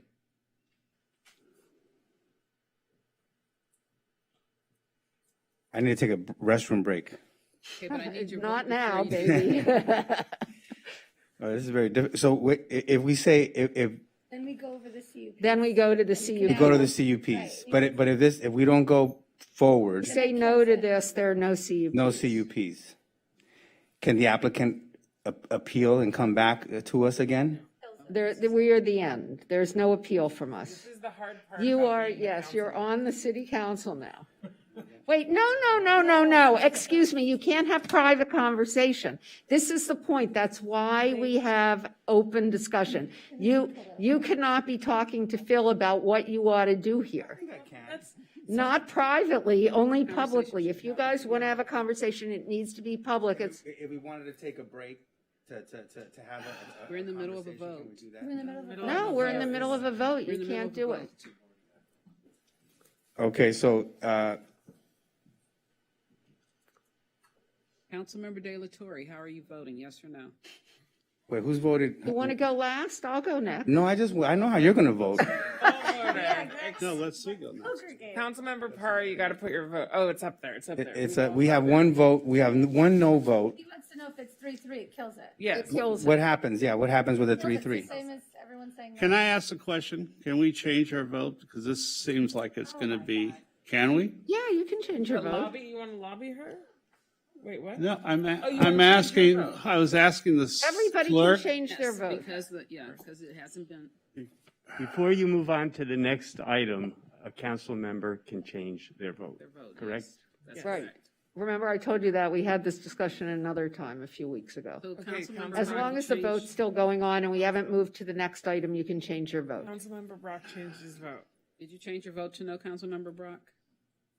You know, as much as I think this should go forward, and I hear Lana saying that the neighborhood groups are not representative of all residents, I also want to honor my neighbors. So as much as I personally believe that this restaurant would be a good idea, I will change my vote to no and go with the wishes of our neighborhood residents.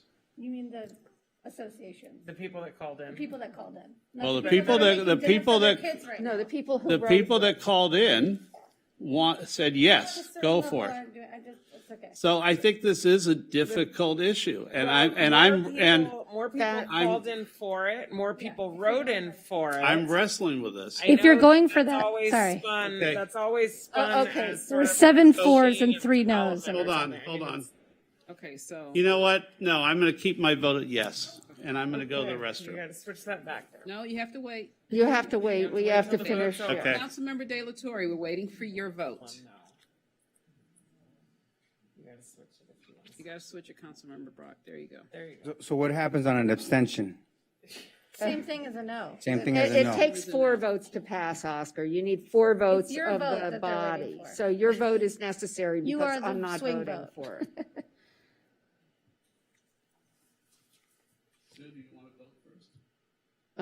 Well, you know what I'm voting. I'll vote right now. Yeah, There. I'm gonna There you vote, go. yeah, I'm gonna vote no.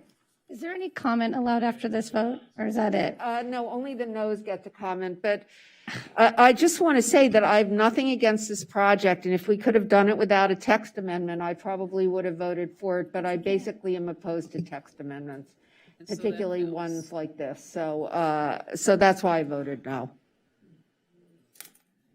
Can we take a 5-minute recess? Sure.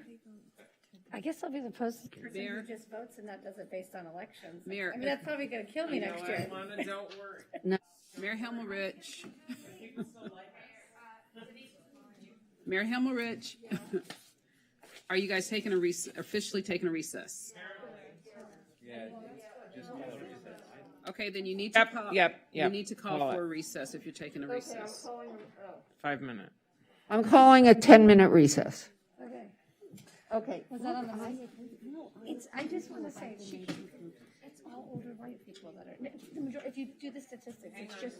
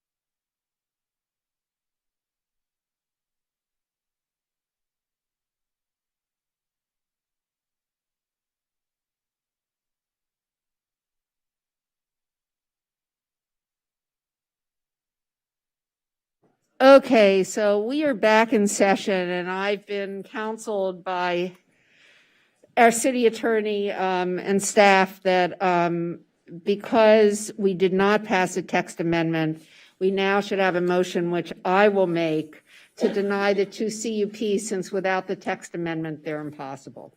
So I move to deny the to deny the appeal of the two CUPs. Do I hear a second? So moved by Himmelrich, seconded by Para. May we have a roll call vote, please?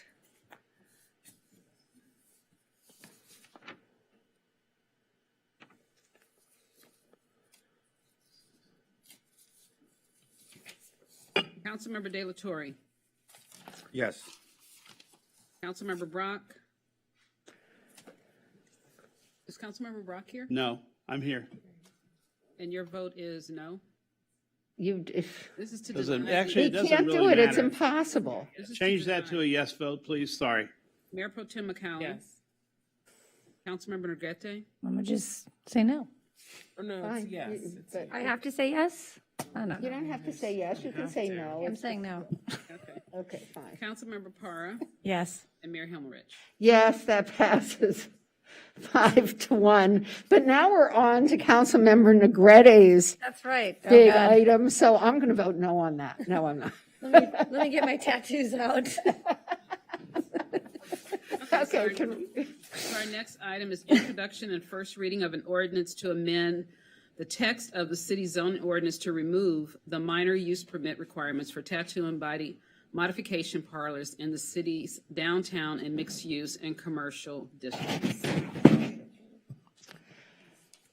And Tony, are you doing a staff report? Yes. Oh, okay.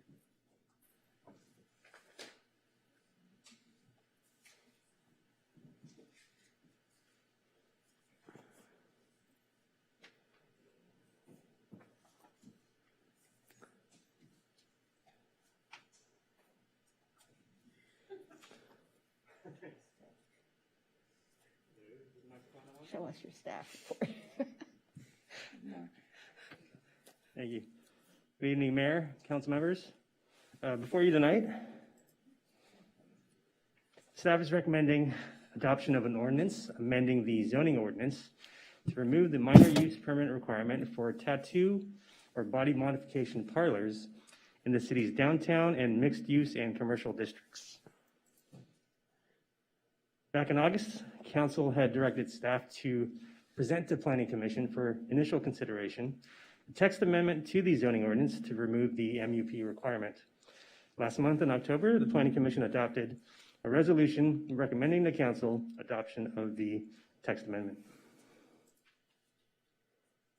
As shown in these tables, the land use tables are proposed to be amended by changing the MUP requirement in the downtown districts as well as the mixed use and commercial districts to permitted for the tattoo or body modification parlor uses. In addition, no changes are proposed to the personal service use standards, which are currently placed in the zoning ordinance. So the hours of operation would be limited to 7 a.m. to 10 p.m. for the tattoo or body modification parlors. Compliance with California Health and Safety Code would be required, as well as registration of the businesses with the county. And no person under the age of 18 would be allowed without accompanied parent or guardian. And with that, staff is recommending adoption of the ordinance before you tonight. Thank you. Can I make my motion? Let's. Come on, along again. Come on. Yeah. Do we have any questions of staff? Councilmember De La Torre. Can you remind me again the zone, the downtown zone that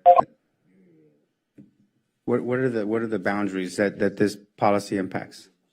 Sure, it's roughly between Wilshire and Colorado to the north and south, and then Ocean Avenue to about Lincoln.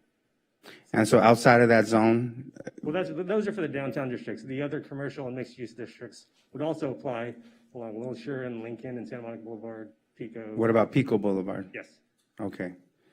You So- don't want it on Pico? No, I'm saying I have a couple of amazing artists that would love to open up some of these empty storefronts on Pico Boulevard for that type of use. So definitely, I appreciate that you clarified that. Yeah, I'm support. You want to make the motion? I'll second it. I already did. All right. Anybody You second? second? Okay. I'll second.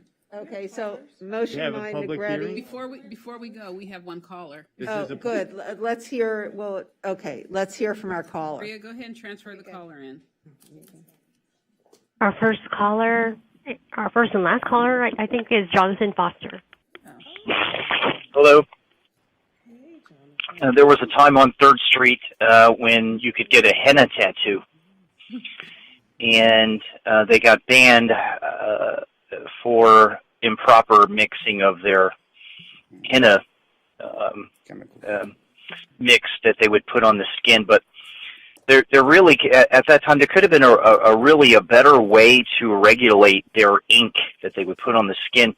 And what I had seen is that it was one of the most popular things that happened on 3rd Street. It brought so many people to 3rd Street Promenade, and I find it a little bit appalling that all of a sudden tattoos are going to be brought back out to 3rd Street when you got rid of the henna tattoos and their artists, when really all you needed to do was regulate their ink some kind of way. If brighter minds maybe address these certain things, maybe it could still be out there. However, I think that you should reconsider, though, having henna tattoo artists back on 3rd Street Promenade, as covered in the Performers Code, which they got rid of those people. Extremely popular. People love that stuff. Brought a lot of business to all the other businesses on 3rd Street. People loved it. It was renowned. I remember talking to people. They said, "Well, we came here to get a henna tattoo. We came from Arizona." I was like, "Really? Yeah, we came from Las Vegas. We heard about a henna tattoo. We came to 3rd Street." I mean, this was incredible. I couldn't believe what I was hearing. So consider that. Thank you, Mr. Foster. Okay, I think we're ready for a roll call vote. Now they can get a tattoo for Mr. Cartoon. Yeah? I'm guessing that henna is a subset of body modification. I don't know. It washes off. It's not permanent. Actually, can we add henna? It's not permanent. This is totally different. There's no needles involved. Are we ready to vote? Yes, we're ready to vote. Councilmember Parra. Oh, girl. Let me help you press your button over there. Is it stuck? Yes. Yes. Councilmember Negrete. Yes. Mayor Pro Tem McCowen. Yes. Councilmember Brock. Yes, and is Councilmember Negretti going to get a city seal tattoo Oh. if we say yes? I'm about to get Santa Monica across my chest. Councilmember De La Torre. Yes. And Mayor Himmelrich. Yes, that passes 6-0. That could be our all-time record. Everybody here has to get a tattoo now. We're all going out afterwards. You do? It has to be your neighborhood association, though. Okay, and now we have Okay, so a special joint meeting, and we're going to have the new members of our housing authority join us. yes, we are going to have Miss Elizabeth Cochran come on up, and Heidi, she's going to take the seat that you're sitting in. Sorry. So let me call this special joint meeting of the City Council and the Housing Authority. And I have to let you know that as the city council members, as the Housing Authority, you receive $50 for this meeting. And now I'm going to do the roll call. Council Commissioner De La Torre. Here. Council Commissioner Brock. Here. Mayor Pro Tem Vice Chair McCowen. Here. Council Commissioner Negrete. Here. Council Commissioner Pata. Here. Mayor Chair Himmelrich. Here. And Board Member Elizabeth Cochran. Great. So do we have a staff report? And welcome, Ms. Cochran. Nice to see you here. And I love your mask, by the way. Good evening, Mayor, council members, Chair, and Housing Authority board members. I want to especially welcome one of our new Housing Authority board member, Elizabeth Cochran. I also want to acknowledge our other new Housing Authority board member, Donna Brown, who had been coordinating valiantly with me for the last few days, but unfortunately wasn't able to make it this evening. My name is Jim Kemper. I am your Housing Program Manager from the Community Services Department. Before you for consideration are proposals to amend the Housing Authority Administrative Plan and to add additional staff, to approve additional staff resources to support the administration of existing, expanding, and emerging affordable housing programs. You are convening as a Housing Authority Board to consider proposed revisions to the administrative plan, which will implement the new emergency housing voucher program, which is in Chapter 21, or proposed to be in Chapter 21, as well as a few minor changes to existing policy, which will support the efforts of residents, people experiencing homelessness, and persons living with disabilities to be stably housed. As a City Council, you are considering a proposal to add 4 staff to the housing team to ensure the continued operation of affordable housing programs and expand opportunities for our most economically vulnerable residents and workers. The additional staff resources can be achieved with administrative revenue that is dedicated to affordable housing purposes and without the use of general funds. The emergency housing program provides 104 vouchers funded by the federal government that will transition people in Santa Monicans in shelters into affordable apartments, which will then free up space in the shelters for people currently living in public spaces. Santa Monica would retain for the long term all of the vouchers which we were able to utilize and put in place and be able to reuse them on an ongoing basis to serve ongoing needs. Other proposed changes to the administrative plan represent minor changes and clarifications in existing policy, which would enhance flexibility for voucher households when they are searching for housing, when they are requesting to move, when they are seeking a reasonable accommodation, or if their household size has decreased. Affordable housing programs are a key component employed toward the goal of addressing homelessness, of promoting an equitable and inclusive community recovery, of supporting residents at risk of losing their housing, and creating opportunities for residents and local workers as their housing needs evolve. Prior to and during the pandemic, voucher programs, waitlist administration, affordable housing production, and pilot programs expanded significantly while staff resources simultaneously diminished. For example, voucher programs have increased by 300 households, and if the recommendations in the report are approved, could increase by another 250 households, representing a total increase of approximately 40% in the number of households supported by voucher programs. Below market housing waitlist administration, which matches residents and local workers to nonprofit and inclusionary housing, tripled in size from a portfolio of 800 to 2,600 apartments.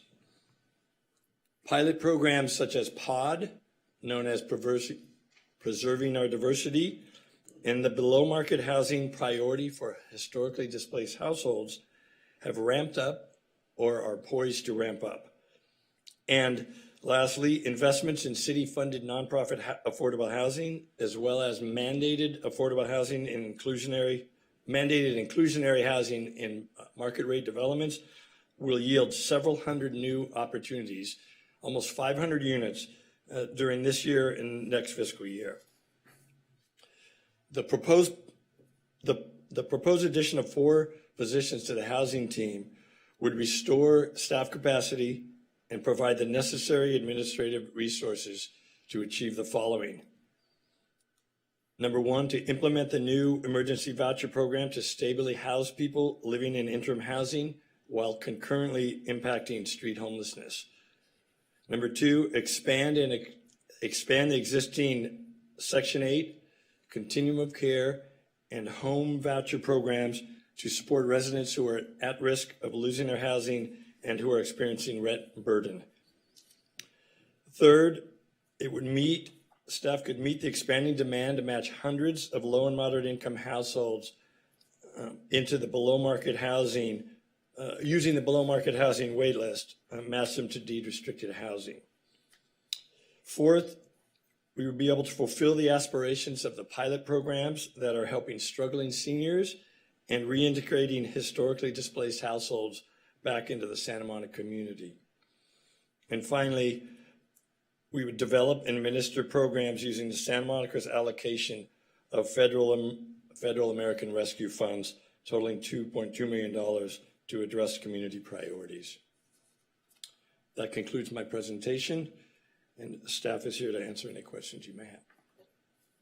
Before we have questions, let me just announce that for those who want to call in, the number is, one day I'll memorize this number.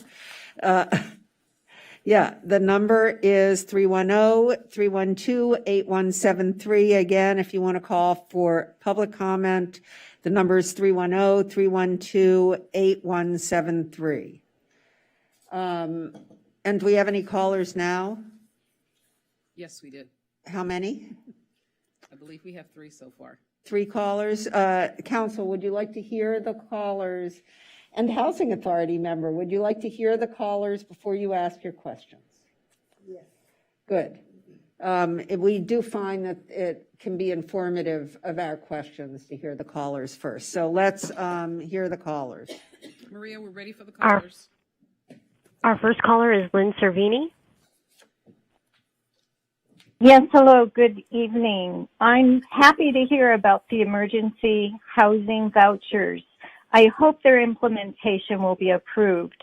However, I'm not hearing anything about new policies to provide treatment to those addicted to drugs or alcohol or who have mental illness.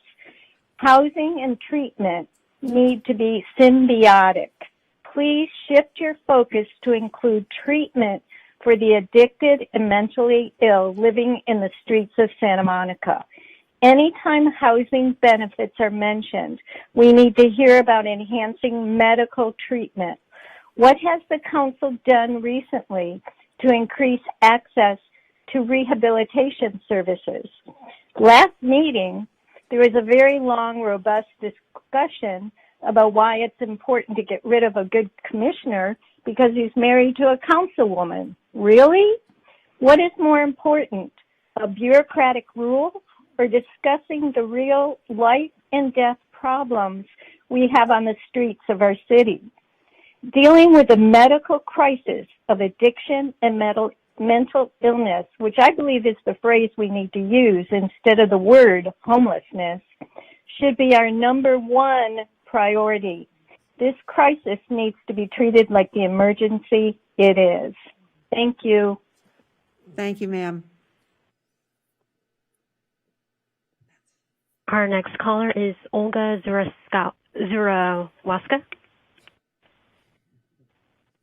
Good evening. I wanted to request that staff be sworn in before presenting item 8 because staff has a history of making less than truthful statements before the Housing Authority Board, the Housing Commission, and the public.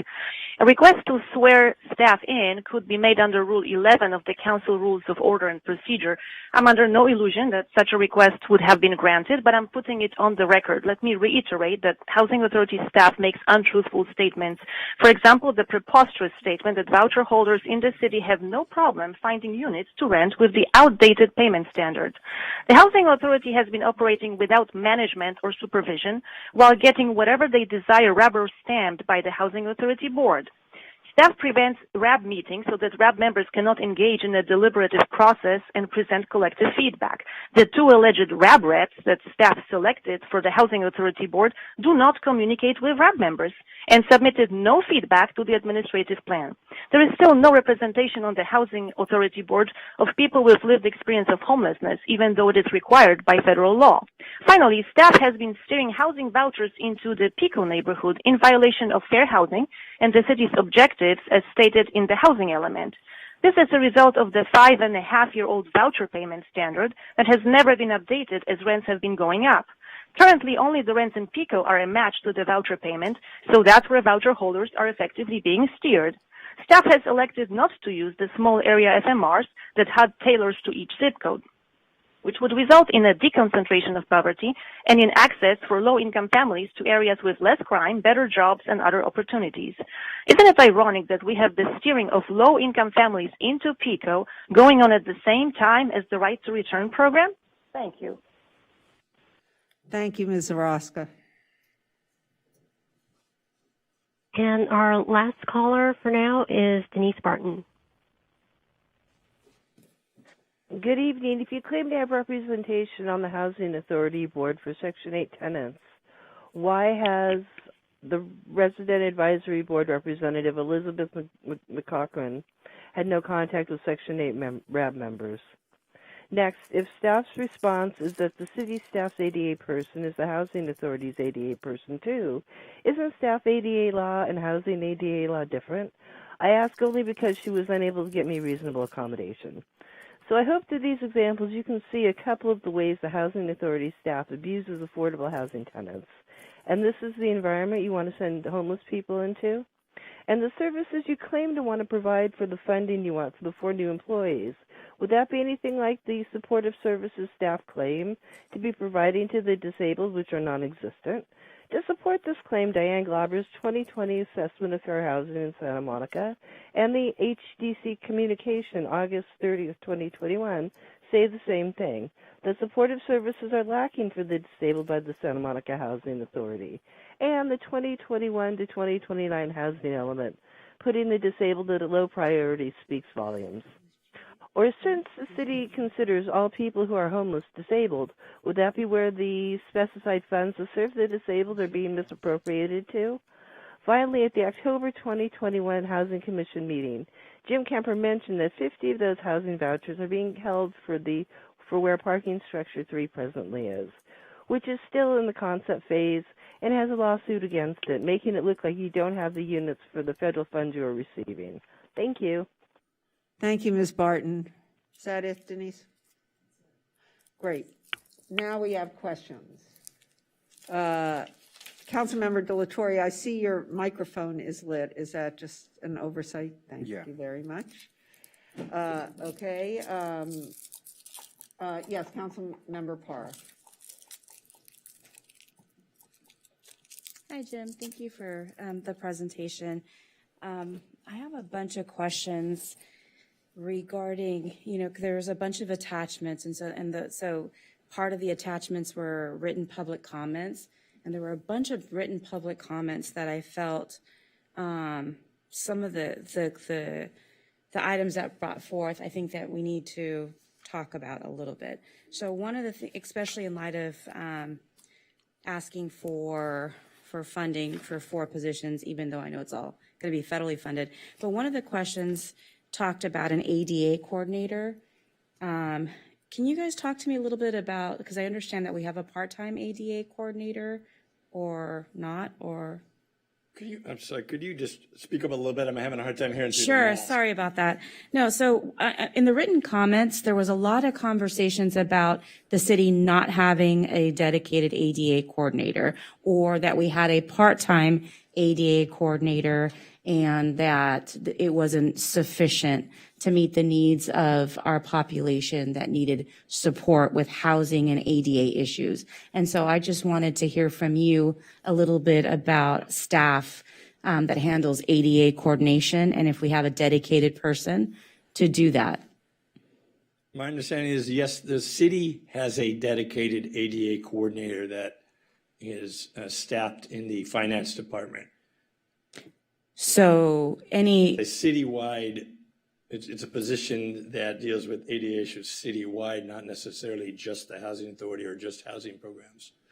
okay, so then if someone that is looking, that has a housing voucher per se, that has some ADA concerns, they would work with the ADA coordinator that's housed in the finance department? They don't need, it is a routine process for our participants and applicants to make requests for reasonable accommodations to the housing authority staff directly. We deal with them day in and day out. I prepared and submitted one to the United States government this afternoon. Okay, because I'm confused, because a lot of the conversations in the written comments said specifically assistance from, they were directed to an ADA coordinator through the housing, and it was a part-time person that wouldn't, and I can get you the exact notes, but part-time people that wouldn't return calls and then would return calls, and then basically said that there are accessible units that have elevators, and that was the extent of the support that they were given when they were asking for accommodations. And this is all in the written comments. I could just tell you that for the programs that we operate, we routinely field requests for accommodations. I think there are several different pieces of public input we've heard over the months or longer, different issues just about accessible apartments in general. And I think there may be some confusion between what are called accessible and adaptable. How do people get matched to them? It's hard to respond to this as a very, kind of the specific being clear about it. This notion has been brought up about the city doesn't have an ADA coordinator, and that's not correct. The city does, in fact. But I want to, with respect to the housing authority programs, and that we deal with those within our own staff, unless it is something beyond, our ability or beyond our authority to deal with. So within your own staff, is your staff trained, have specific training and certification to be able to work with people that have access and functional needs, and to be able to assist them properly with those types of accommodations? Yes. Okay, so there is staff. Absolutely. So then this may be an opportunity for us to maybe put some FAQs out there within our housing, guidelines, vouchers, FAQs, what have you, because there was several different comments and discussion points on this. So I think that that'd be very helpful for us to have a clear distinction between, what housing, what the resources are available through housing, and that your staff is certified and able to assist in that regard, and what the difference is, and you know what I mean, versus like an ADA coordinator, which is actually a citywide coordinator through our finance department, because I was confused. So when I was reading through that and based upon our conversation right now, so that would be really, really helpful. Moving forward, another more comments that were brought up was in terms of lists of affordable units for public access. So is that something that we can make public? Just a list of all the affordable units in Santa Monica that are part of the program. There's the information is out there in several ways. I guess it's possible. One of the concerns that I would have and staff would have is not kind of stigmatizing and kind of outing, hey, this is where people who don't have as much money live. Mm-hmm. And that's one of the issues to be considered. Okay. I'm just, that was just some of the written comments that people would be interested in. I understand. The housing element actually has a table in it of publicly assisted housing that is 5 or 6, 7 pages that lists that. Okay. And then one of the other comments too, they spoke about publishing wait lists. Any thought to that? Huh? No. Well, no, the way that they referenced San Diego, that San Diego does a really good job with their housing program and vouchers, and so that people can see, where they are. No, they don't. They don't. Okay, I'm sorry. I take it back. I mean, that they was in the comments in the. They Did you go to the publish their website? list, but they don't do a great job. Okay. I can just tell you. Okay. Sure. Hi, Andy Yeagle, Director of Community Services. I want to be really clear. We absolutely do not do that. We cannot. It is private information. Who has a voucher, who's applied for a voucher, we would absolutely not make that publicly available. Okay. San Diego. We list, would let be me in violation clear. of federal law, frankly, if we were to do Okay. that. That is all protected information. So Andy, the federal list actually, the San Diego list does it by numbers. I just assign you a number. Because that way they don't have to call in. Nevertheless, I do think, I agree with you. Yeah, Jim can explain, but you don't have to call in to find out where you are. It's now automated so that you can look it up. Well, see, that's a thing. So it's automated. It's automated. You can't look up where someone else is, but you can look up where you are. Where you are. And is that information available on the website so someone could look up so they know that how they can find out their place on the list?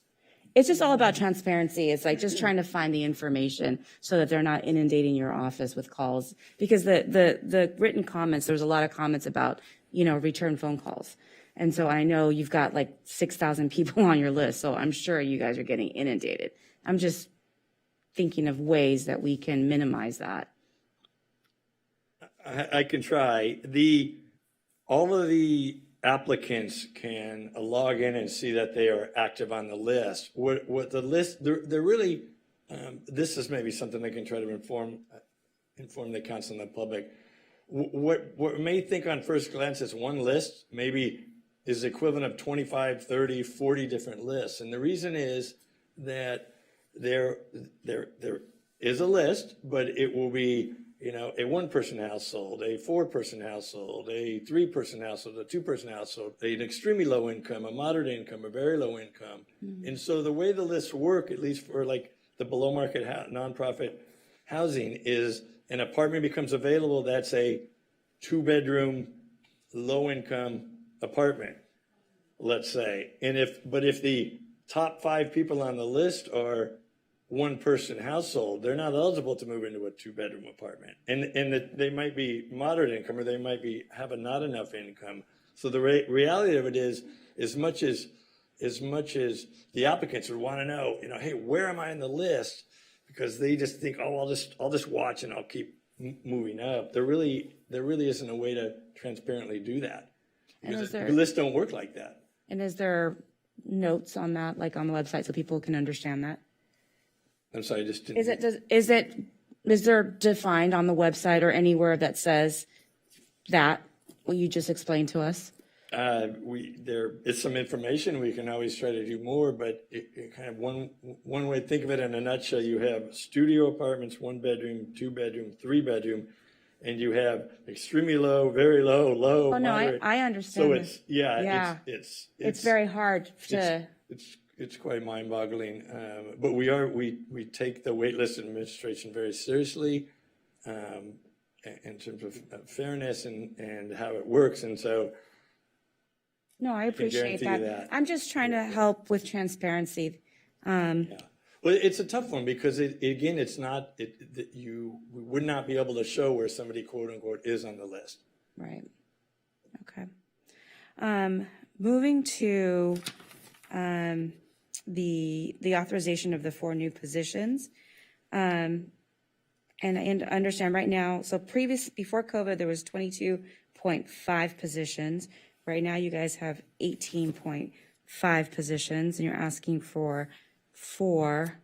Out of your 18.5 right now, because I know that you work on housing, but also like homeless related issues, is there staff dedicated only to homeless related issues, or? Homelessness isn't in his department. No, it's not in your department. Then I take it back. Okay. And then under next steps, it talked about some of the delays in terms of recruiting and onboarding in your formal process. Would it be possible to rehire any of the staff that was previously laid off if they, one, are available, two, if they qualify? And would that expedite the process? That is. Because I know there's a right to. Well, they would have to be rehired if they were still. If it's the same classification. Yes, so we're hopeful at least one of the positions has a rehired list, so that would expedite things. What we found is sometimes we left a bad taste in people's mouths, and so when HR's reached out to them, they said, no, we don't really want to come out now, but we're still hopeful that there are people on the list.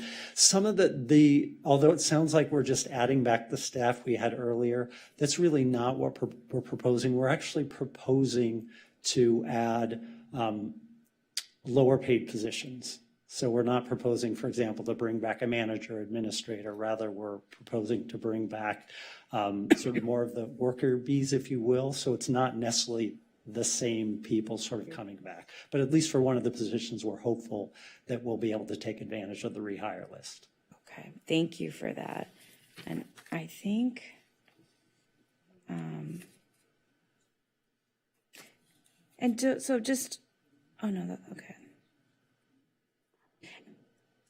Okay, I think that's it for now. Thank you. Well, no, Phil, well, he's not here, so go ahead. Okay, so ADA, I just wanted to address the ADA thing really quickly and to clarify that when someone who needs ADA needs, because I've worked with people to help them with housing before through young adults in my nonprofit, they just express their needs for ADA needs in their housing, and that person takes care of it within the housing department already, right? I'm having a hard time. I'm having a really hard time. Sorry, I have a hearing. Okay, bit of a it's okay. I think you the answered mask it. really threw I me think off. you're nodding, and that's fine. I just wanted to make sure. By hiring these, I see one of them is going to be put to permanent, and then the rest are new hires or potentially hiring back past employees. Specifically in terms of, because I see that the lists are increasing. So already there's a long wait time. I personally had an experience of advocating for someone for a month, and that was a fast process. And considering there was a longer wait time prior to that, she had waited for years. With that increase, does this even do anything to speeding up the process by hiring these people, or do you expect that by hiring these full-time employees that we're going to be, this is going to have a substantial impact on the wait times for people who are waiting for housing? It's absolutely going to help, because for the vouchers, it's a matter of, it's kind of, think of it as an assembly line of workers, and the more workers you can put to that effort, the vouchers are issued. For the other way affordable housing opportunity is matched to someone who needs it, is an apartment that's already owned, that is in our portfolio, the nonprofits or the inclusionary housing. And that's a function of just, is there a vacancy? So you can't speed up that part, but we can speed up the voucher programs with more inputs in staff. Absolutely. Well, in personal experience, there's been multiple vacancies that were there, but somehow people weren't put into them. So my question about that speediness is just because the position title, policy, performance, and analysis, is that someone who's working on the list? Specifically, what are their duties and how is this going to help this list move along? So let me answer that one, and then I want to go back to your earlier question. Okay. So the anticipation that these will be broad-based positions that can actually do things like work on the list, but could also work on other things like what's going to be pod 3.0. Okay. So we specifically designed them. These are quite broad job descriptions. And then I just want to go back to your earlier question, because I want to make sure we're not over-promising and under-delivering, as this is, in terms of the staff count, will take us back to where we were pre-pandemic. However, as Jim mentioned, our caseload is going to be 40% higher. So we're going to have to all monitor this. We hope, it's been really, as you can imagine, it's been really rough for the last little while. We're hoping having bodies back on board will help us, but I don't want to say that it's going to be faster. I mean, it's still fewer hands and more work. And we're, Right. you know, we're constantly trying to figure out how can we make it easier so it's not as intensive, but we're going to have to experiment with this. Yeah, because it seems like there's maybe even more employees needed, but that's a conversation for another day. And then my last question was just, I know that in the future mid-year budget, it says we'll discuss the impact of whatever, like right now this is federally funded, but there is going to be some cost with transferring funds. And do we have any idea of what that's going to look like? Guesstimates? So I think anything at mid-year would just be some cleanup. So there's the clearest example is we get funds to monitor inclusionary housing. So owners of inclusionary apartments. So these are apartments that are developed by private developers, and it's part of what they do to build their market rate housing. They pay us to do the investigations. And so right now that's actually technically in the general fund, even though it covers our costs. And so we'll do some cleanup at mid-year to make sure that that's clear. That's sort of a revenue and an expense in the housing group. So ultimately, potentially no additional financial impact. So let me be clear about one part of this, because this is largely federally funded, but we have for the last few years used a portion of the GSH funds. So that was what the voters approved a while ago. And so this is all approved. We would have an increase in the current year of about $62,000 of GSH funds that we're pulling in. And then next year, which would be sort of a full fiscal year of the enlarged staff, it would be $125,000 of GSH funds. So close to 200,000 pulling in, meaning For over 2 years. Over 2 years, which would be used to cover some of these funds, which we can't really guesstimate on. Yeah, I mean, we've got a pretty good idea of what we would need from GSH to cover everything there. But just to give you a perspective, that is, the affordable housing program is about $40 million a year. So that's less than 2% of the total costs that we would be pulled in from GSH as to support the operations. Are those, is it ever possible if there's like a surplus in GSH somehow to say, we really need another full-time staff member that's a true coordinator and speaking to people who are waiting on the list or something like that? Sure. I mean, ultimately, that's the council's decision how you'd want to do something like that. And I think we should keep an eye on the staffing levels and our ability to get people into housing as quickly as possible. And I'll say this, I'll probably get in trouble for saying this, but we should also look at the general fund. These days we fund all of housing without any general fund support. In previous years, the general fund did support it. Obviously, the general fund is in a really, really precarious position now. But as things improve, hopefully that's something we could consider as well. Yeah, but so are people that are on the brink of losing their home, so just as important. Thank you. Yes, Councilmember Brock, and then Councilmember Delatorre. First, I'd like to stick with the same questioning. So we have no housing manager, correct? And that left at the start, that left before the pandemic? No. So when we did the restructuring during pandemic? During the pandemic, we eliminated, as you know, many positions throughout the city. One of them was the housing manager position. And so what we did is we combined the housing division with the human services division. So one manager is overseeing both of those divisions. Is that effective? Are we doing a good job with that? Well, I think so. Actually, I think it's obviously having fewer hands is difficult, but I've seen some really amazing outcomes by having our human services and our housing staff working hand in hand. And we saw it, and I'll just give you an example. Soon after the pandemic started and we got federal funds to assist households at risk, It was really those teams came together and in the matter of days figured out how to put together a program and implement it. And I think had we been sort of in different departments and working separately, it would have taken a lot more time to actually make that happen. Thank you.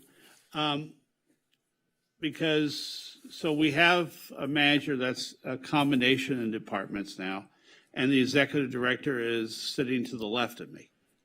That's correct. And so I guess I would ask Mr. White what he thinks about the housing authority operating without their own dedicated manager, and he's new still, so he may not have that answer, or a designated executive director. In other words, are we able to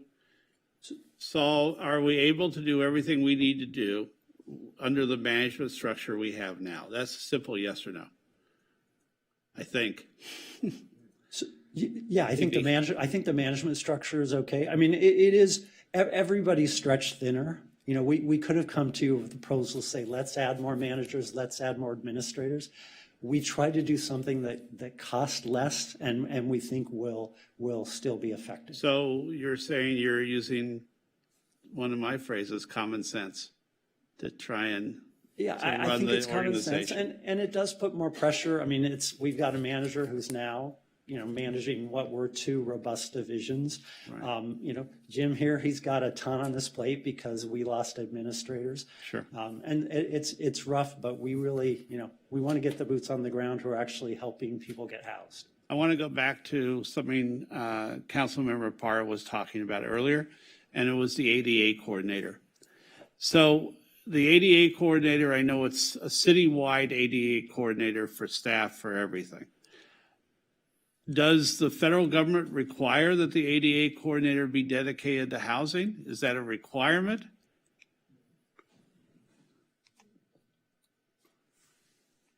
No, what the federal government requires is that when a party submits a request for a reasonable accommodation, you need to evaluate that and make it, and make a decision.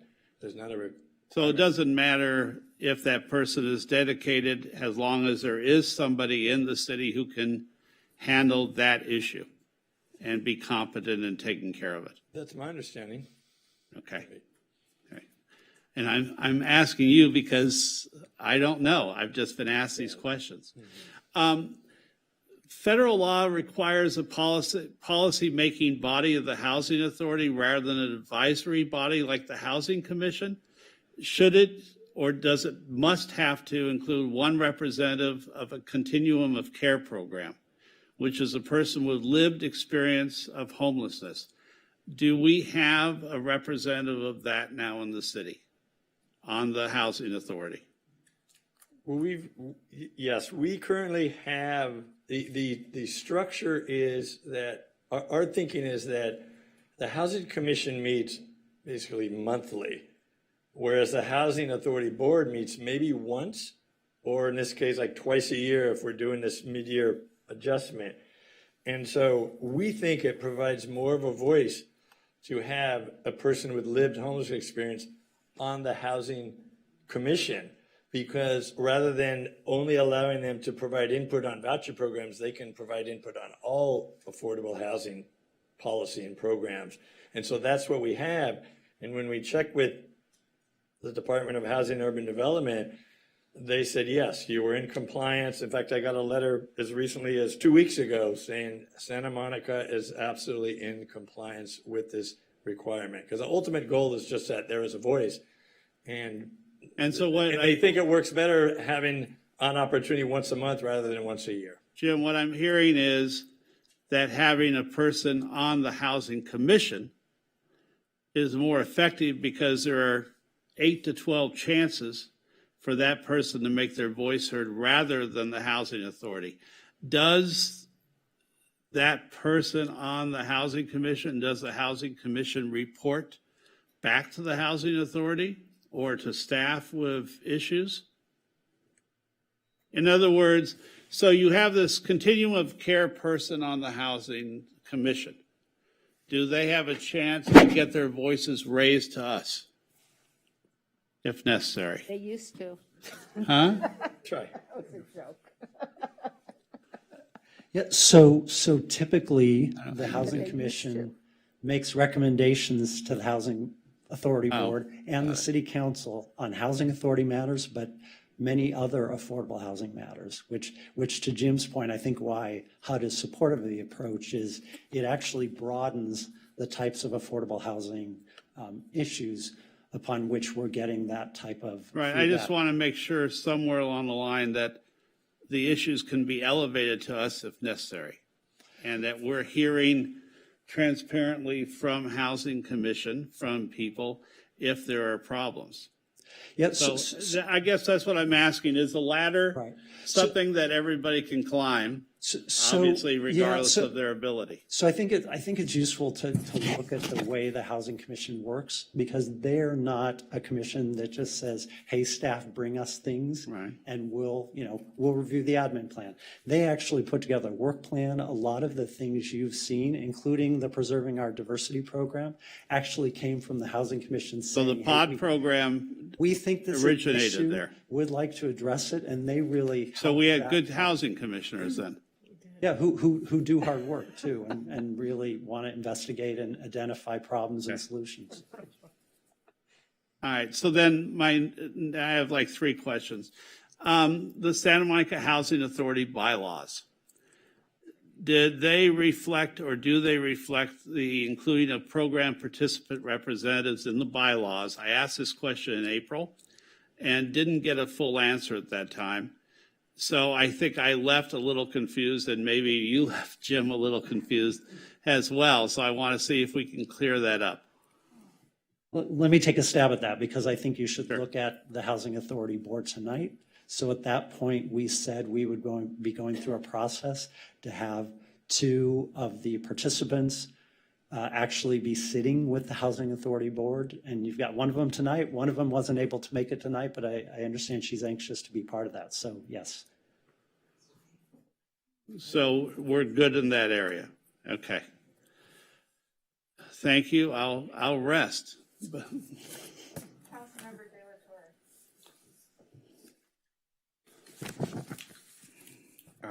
So, I guess there's assumptions or allegations that we're steering voucher holders into the Pico neighborhood. Is that true? Would the data show that we are placing most of our voucher holders, let's say in the last 5 years, is there a trend that most of those voucher holders are steered into the Pico neighborhood of the city? No, that's not correct. I could show you a map if they're clicking. I don't know how to. If I place something under there, will it show it to the council? Just for. Sorry.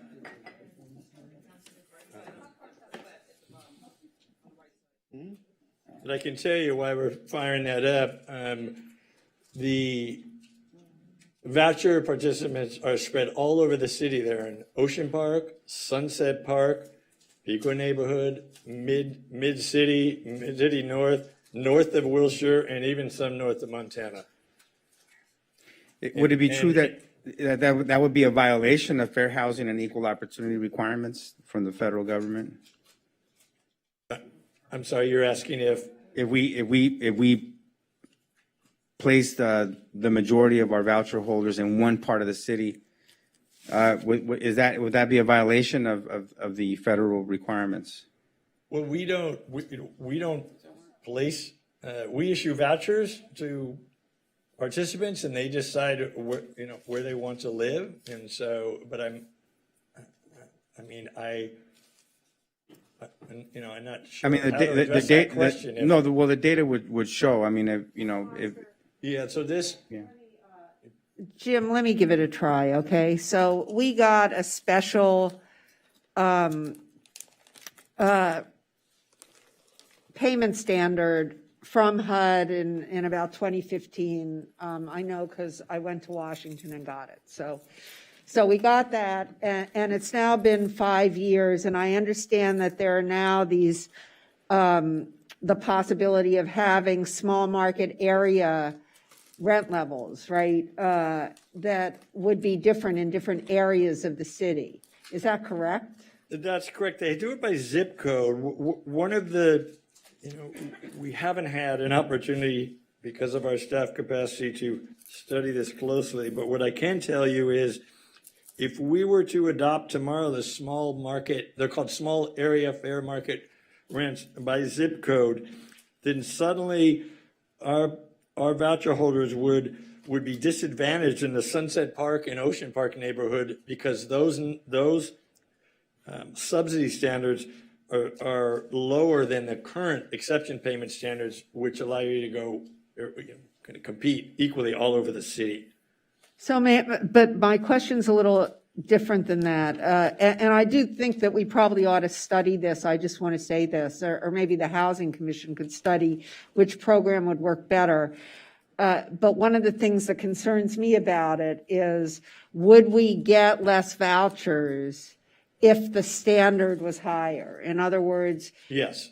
Well, that what you have is a fixed budget by the United. If it was so easy just to say, hey, it's more expensive in Santa Monica, let's raise it. What's going to happen is you got the same pot of money, and now instead of 1,850 families, we can help 1,600 or 1,650 or whatever it is. So it would reduce the number of people who would be able to get vouchers. But we aren't quite sure because we don't know how it would fit. What I'm suggesting is that some neighborhoods are higher and some are lower than our current special market standard. So it could create more vouchers or less vouchers depending upon how it flies. That's correct. And I also want to make the point that in addition to our fixed budget, we increase it, we can serve fewer people. Those exception payment standards go into effect immediately for any voucher. And so in 2015, we were so excited that we got that from HUD. And then about a month later, we realized that there was a huge transfer of funds from the Housing Authority to existing landlords, making it even worse that we were so excited and we were able to serve fewer people. So my point here is, let's be cautious. Let's not just say, oh, this is the greatest thing. Ultimately, we want to get people into housing. You know that I don't believe in jumping into anything, particularly when it comes to housing, that it has to be very carefully studied, and we have to determine what the outcome is going to be because we don't want to house less people, and particularly less families. So, yeah.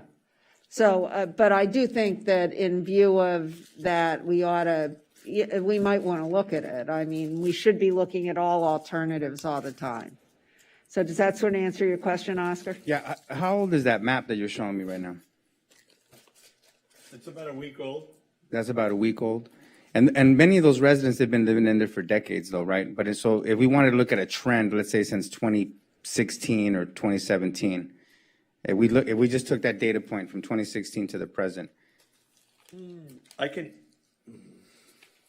Why? We don't have to get that now. I just want to know what the trend is. We should be able to look at that. I got to say, we're a little in between point. We're losing our data person. Hopefully, we'll be able to replace him soon and most able to do these types of things quickly. Yeah. The concern is we want to make sure that in higher income neighborhoods, if you live, for example, on the north side, you have access to better education. In our city, we have a two-tiered system of education for many years. It's been like that. We've made some improvements. There's been a lot of progress in some areas, but where you live, determines what schools you go to, access to jobs and so forth. And so it's important that people have equal opportunities throughout our city, and that it's not just concentrated in the lower income part of the city where we're if the allegation is true.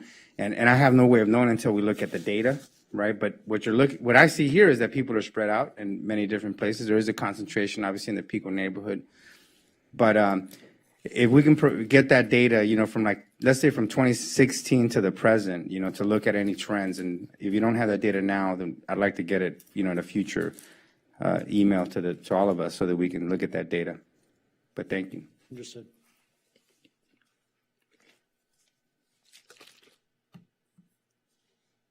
Councilmember Brock? Two quick questions. On that map, what's the average tenure of a voucher holder? How many years, or what's the average tenure on a voucher holder? Do we have any idea? It's okay to say you don't. I don't have an average at the top of my head. I'm not that quick at math. I'd say I'd say about a quarter of the voucher holders moved in before 2010. So a long It time. also means is the majority, over 3/4 of them have moved in the last 10 years or less. And yeah, there's quite a bit of turnover. Wait. So first I thought you said the majority moved in before 2000? Oh, I'm sorry, a quarter, 1/4. Okay, thank you. That's why I was getting confused. Second question, this goes back to the Housing Authority Board. Should there be a homeless representative on the Housing Authority Board? He mentioned that earlier. You may have, and I apologize if I'm being repetitive. I'm so sorry. So I think that's the same discussion you I had may with have Jim, glazed. where we specifically went to HUD and they reminded us that they approved of our Housing Commission approach in 2015 because Okay. it provides Thank you. more opportunities for participation. Okay. I'm good. And I think there are two Section 8. There's one formerly homeless. It's a requirement in the Housing The Commission two, bylaws. yeah. There are two, one who just is a Section 8 holder and the other who's a formerly homeless, yeah. That's correct. It's And city we have policy. both of those. We do. Yes. Okay. Any other questions? So how about, let's have can we see what the action items are on this, please?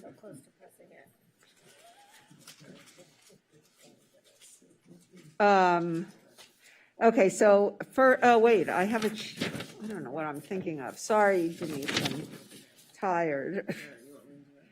Yeah, you want to do it?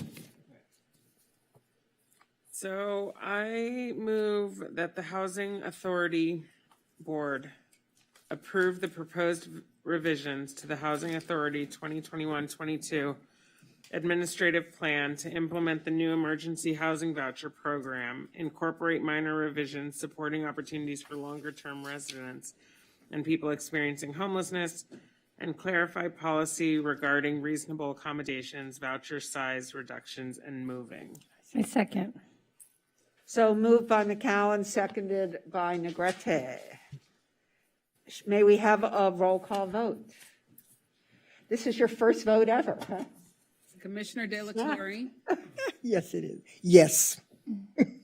Commissioner. Okay. Sorry. Commissioner Brock. Yes. Vice Chair McCowan. Yes. Commissioner Negrete. Yes. Commissioner Para. Yes. Board Member Cochran. Yes. And Chair Himmelrich. Yes, and that passes 7-0. Right, is that right? Yes, because we now have 7. Congratulations on completing your first. She's not done yet. Got one more item. We've No, got no, one more. no, I don't Next one think. is just for City Council. Actually, This is the only- second action, Right, Sue? Yeah, Sorry, Mayor. it was explained to you. Call me Sue. And thank you so much for joining us, right? And I wish you could vote on this, but sorry. But we'll see you at our next Housing Authority meeting. Yeah, stay here if you want, but you can't vote anymore. You can stay, but you can't vote, so go home and go to sleep. Right. Okay, so now I'm looking. Before we go on, I just want to, before Ms. Cochran leaves, I just want to say that it warms my heart to see you here. And for all the years that you've been involved, making our community a better community, and I really appreciate your voice and your leadership throughout all these years. God bless, and thank you for being here. Thank you, Oscar. He went to school with my children. Oh. So that's how And they'd beat him up if he didn't say that, right? Okay. Thank you, and same to all of you. Thank you. Okay, so now I'm looking for a motion that the city council approve. You want to do it? Go ahead. Sure. A motion, I move that the city council approve the FY 21-23 budget and position changes described in the financial impact and budget action section of this report to provide support for the administration and operation of new and existing affordable housing programs. Second. Since we're on a roll. So we're consistent. Moved by McCowan, seconded by Negrete. We've pretty thoroughly discussed this, so let's have a roll call vote. Councilmember Para, Yes. Councilmember Negrete, Yes. Mayor Pro Tem McCowen. Yes. Councilmember Brock, Yes. Councilmember De La Torre. Yes. And Mayor Himmelrich. Yes, so that passes 6-0. And now we're on to council member discussion items. Okay, so we adjourn the special joint meeting, and And we're opening the lines on our 13 items, folks, and I'll give you the number one more time, 310-312-8173. okay, so the first item we have is 13A is request of Mayor Himmelrich to send a letter to the California Redistricting Commission signed by the mayor requesting that we remain with the beach and west side cities to align with our issues, challenges, and values in creating a congressional, Senate, and Assembly districts, and direct city staff to communicate with the California Redistricting Commission and opposing any proposals that would misalign the city's interests. Mayor. So yes, and I'm happy to introduce this. I've been following this fairly closely, not as much as I would like to, but I have been following it fairly closely. And in a couple of cases, most notably our congressional map, we've been put into a district that starts with us, goes to Malibu, and then moves further north into the valley. I don't think that's an appropriate alignment for us. It's not the alignment we've ever been in before. I think that we have much more community of interest, which is the term of art in this, with the west side cities that, for instance, are in our COG, and the beach cities. And in order to get that, we need to advocate for it. I heard Councilmember Brock on a call discussing one of the maps for the, for the superintendent. And I don't want us to be randomly saying that Santa Monica, believes we should be in one or another without carefully thinking about, or at least discussing among ourselves where we ought to be. But I do think that our appropriate alignment is, and let me say one other thing. There's a lot of politicking going on around this. It is true politics and not about our community of interest with any particular group, but rather who's going to be our person, who's running for this, who's running for that. There's a lot of jockeying around that has nothing to do with what an appropriate district would be for us. So I think we need to send a letter to the Redistricting Commission, and I didn't mention here, but there are really two redistricting commissions here. One is the statewide, and the other is our supervisorial districts. So there are two commissions, but I think that we should have a discussion here about how we ought to be aligned, and we can't do it that specifically. But should we be aligned with, the cities on the west side and the beach cities, or should we be aligned with Malibu and the valley? I think that's an easy call for us, right? And we should demand to be aligned with the groups we have affinity with. Agree. I'll make a motion to. Okay, so does anyone, no questions, huh? And we have no callers. What, if I could just add one thing that might be a little bit helpful when staff is creating a letter or what have you, but in terms of mutual aid, this is extremely important because for mutual aid for the west side cities as an area A, that mutual aid goes across police to police, fire to fire, emergency management to emergency management across all the west side cities. And So tell us who the mutual. So our mutual aid cities are the cities of Santa Monica, Beverly Hills, West Hollywood, and Culver City. Well, that's our COG. And that's our COG. And so those are our mutual aid cities, fire to fire, police to police, emergency management to emergency management. And what that means is that we train together, we provide mutual aid. So when there's an event, at one of our respective cities, we come out and, force and provide that mutual aid. We share plans. So a lot of our plans actually look the same. And so it really, really is extremely beneficial that we continue that liaison That is and super helpful. and Thank so you. with each other. So that's my 2 cents. No, that's super helpful. So if we all agree, why don't we take a roll call vote and then we can work and everybody, and I've been following it to a certain extent. We have final maps or final draft maps.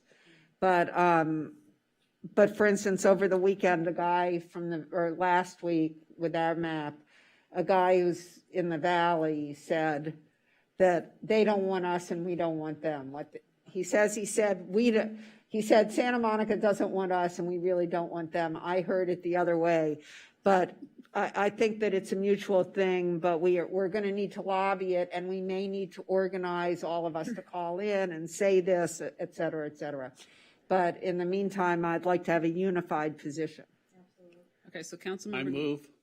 Councilmember Negrete. A move by I'll Negrete, second. seconded by Brock. Let's have a roll call. Councilmember De La Torre. Yes. Councilmember Brock. Yes. Mayor Pro Tem McCowen. Yes. Councilmember Negrete. Yes. Councilmember Para. Yes. And Mayor Himmelrich. Yes, that passes 6-0. And now I guess Councilmember Brock is on. Go ahead, Denise.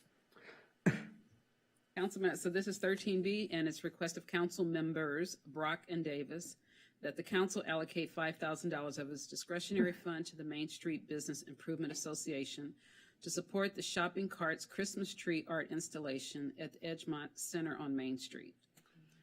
Do you want to take it, Councilmember Brock? Sure. For the last 26. Turn your mic on. For the last 26 years, at the front of the Edgemont Center, it's become a quirky Christmas tradition of Ocean Park. And it is a giant shopping cart Christmas tree that has reigned for a quarter of a century on Main Street. They are short in funding. Last year, out of our discretionary funds, we donated $5,000 to make sure that the tree was up and that the residents of Ocean Park and throughout the city would get to see this marvelous, quirky addition to their Christmas and holiday cheer. So I'm asking, and Councilmember Davis is asking, that we continue that tradition. They still have a large gap in funding. I recommend that we again donate $5,000 to the cost of construction of the shopping cart Christmas tree. Second. And all those carts are legal. Second. I have a question. I don't know how much discretionary funds are available, and while this I think is a great idea, I just think of holidays and other nonprofit things that might be in need. I don't know what of the discretionary funds is left. So we've sorry, go ahead. We have just re-added funds in the last council meeting to the discretionary pot, and we do have funds available for this. And I believe our assistant city manager is about to give us that amount. Thought it was about. Can we have like a running ticker all the time that just kind of tells us what we have? So, and we've brought this up before, that if whenever we have a 13 item that references funds being allocated from the discretionary, that we can include with the and I don't know if it's that the person introducing it, because I think the assumption was the last time we brought this up at the dais that staff would just put it into the sort of, so if we can just, I don't want this to be like official direction, but I know it's been brought up before, so. Yeah, could we always have a tally That would be of the helpful. amount available, because since we have a finite amount of funds. I absolutely agree with you.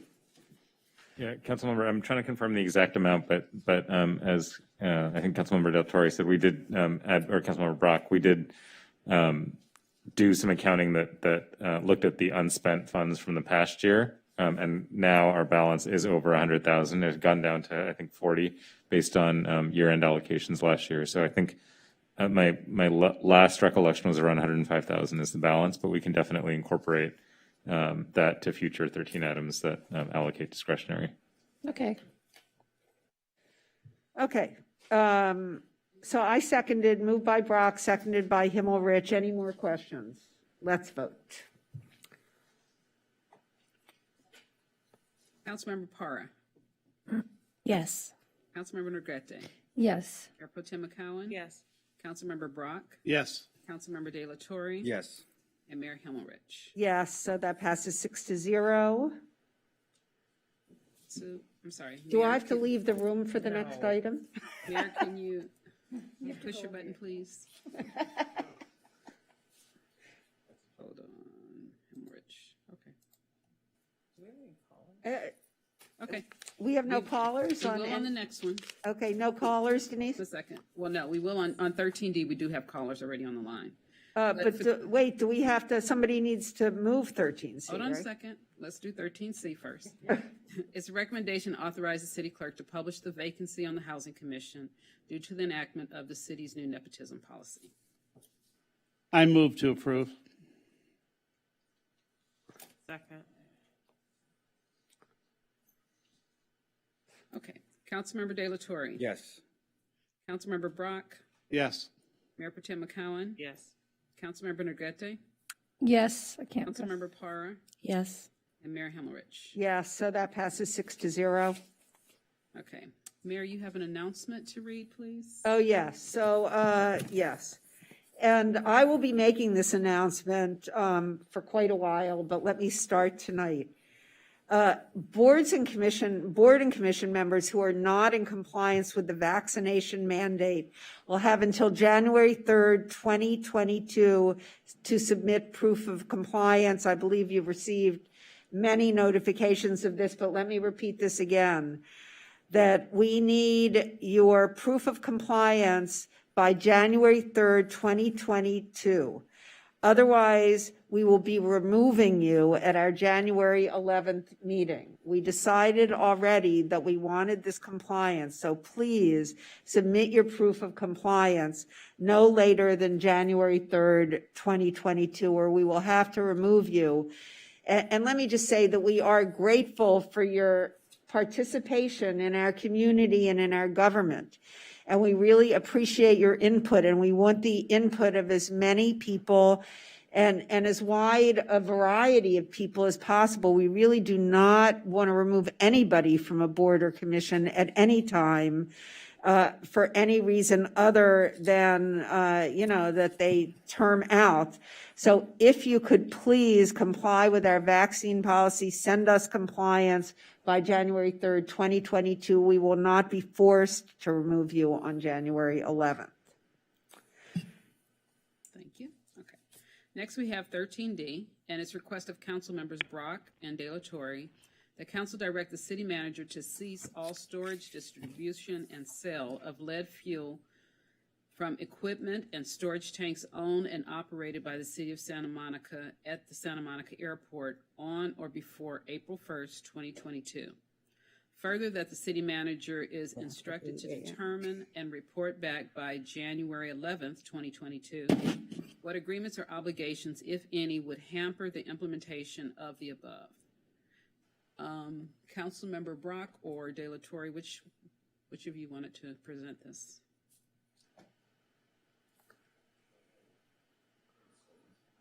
For many decades, aviation gas, aviation fuel at Santa Monica Airport has been leaded.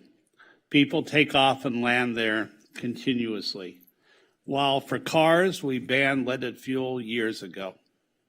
Instead, for airplanes, we allow small craft airplanes to land and take off at our airport. And while, yes, there is lead in our tires, there is lead on the ground, wherever we are, there is not lead spewing from airplanes directly onto your fruit, directly into your children. There is when it's mixed in the air and it comes down that way. The unleaded fuel that we see now in airports around the nation is able to fuel most planes, not all planes, but most planes. There is other fuels that are coming up that will soon be 100% octane in unleaded fuel. We're waiting for the FAA to approve those. But for Santa Monica, we have said for decades that we are going to be a leader in sustainability, that we are an environmentally friendly city, that we care about our children, we care about our seniors, we care about everyone in the city and the people living in Mar Vista and the people living in Venice. Yet we have continued to sell leaded fuel from city-owned tanks at Santa Monica Airport. That, my friends, can change, and it can change now. The FAA decree does not require that the city sell leaded fuel. So we can take our gas tanks and switch them over to unleaded fuel without fear of a lawsuit from the FAA, without fear of decades more of operating an airport that is hazardous in many ways to the residents of the neighborhoods, both in Santa Monica, Mar Vista, and Venice. It is, if I recall, the densest municipal airport in the nation. So we don't have those buffer zones. We don't have any place for those that lead to fall. We don't need to sell unleaded fuel. I believe it's time that we back the residents in Ocean Park, that we back our residents throughout Santa Monica, and as a city, we say we will not sell leaded fuel from our fuel tanks in the city, that we will convert to unleaded. Now, I've put down a deadline of April 1st. That, I understand, may change. I hope it changes to be March 1st or February 1st. But I will defer to the city manager that we may have to make adjustments depending on timing, depending on the amount of fuel in our tanks, and depending on what we can do to make that change. However, I don't want that change. I don't want to be here next November talking about unleaded fuel in City of Santa Monica tanks. It is time. It is past time for this to change in our city.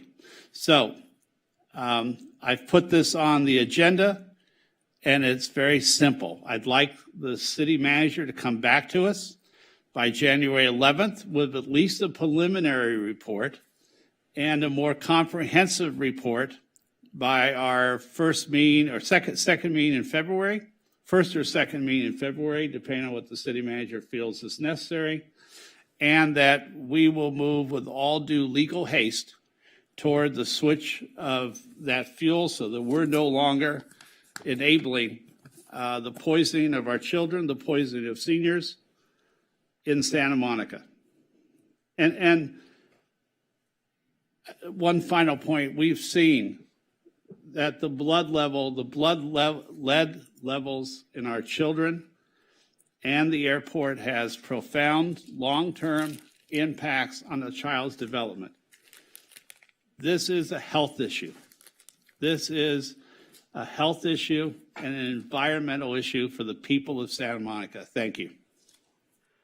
So I have a question, Phil, and that's this. You said that our agreement with the FAA does not require us to sell leaded fuel. Did our city attorney tell you that? Well, our city attorney's not here tonight. Our chief of staff is, but my understanding is that we can stop selling leaded fuel in our tanks preliminarily as long as lead fuel is still available in the airport.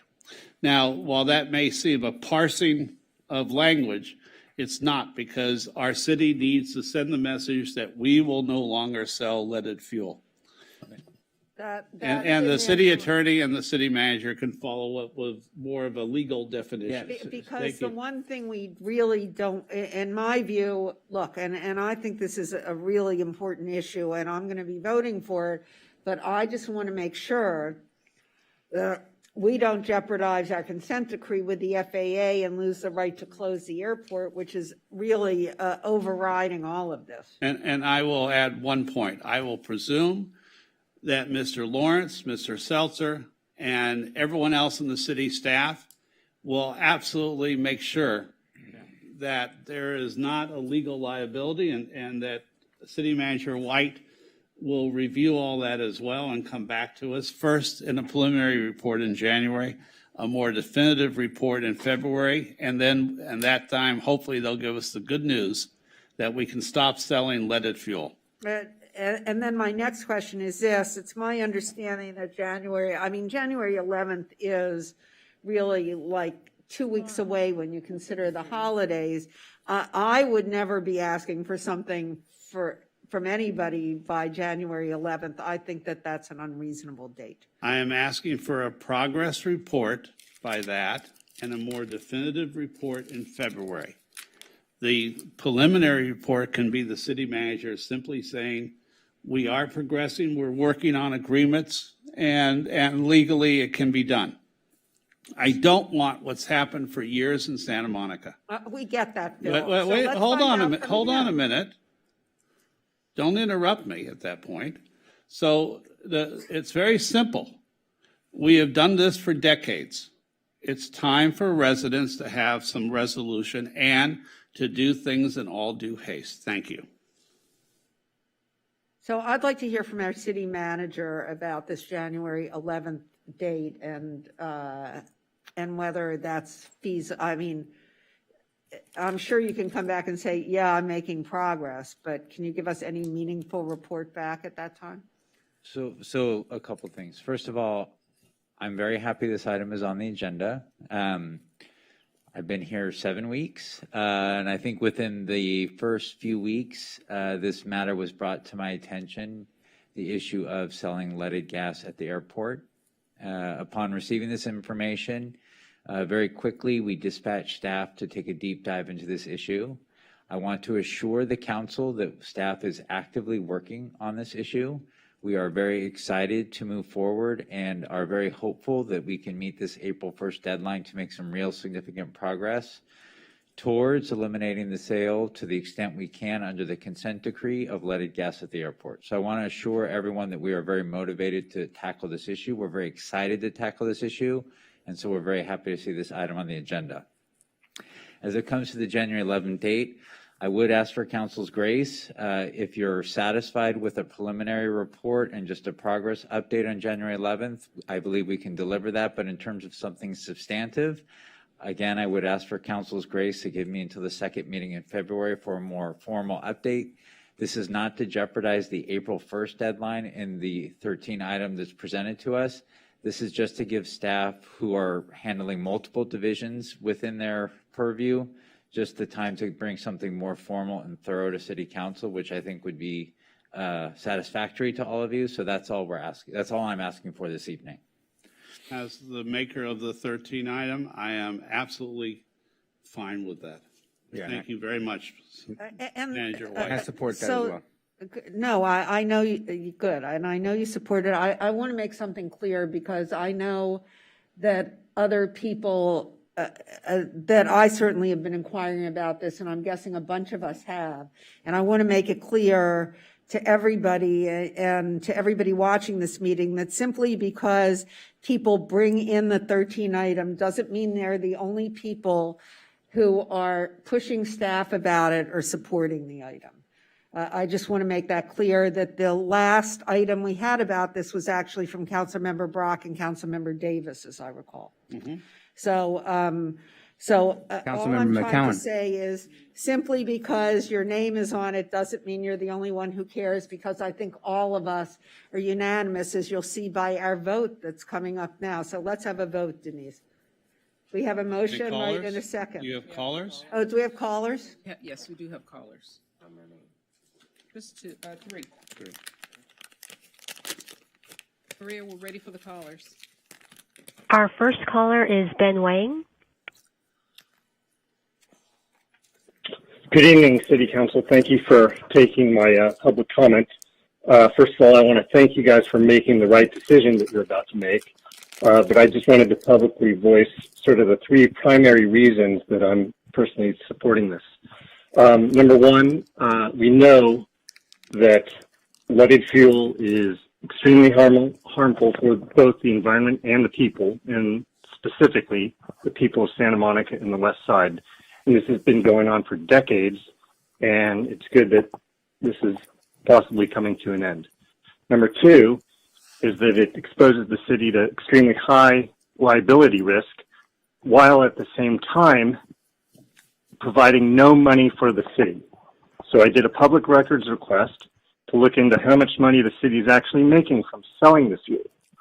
And what I learned was that it makes about $11,000 a year in 2019 and about $14,000 in 2020. Think about that.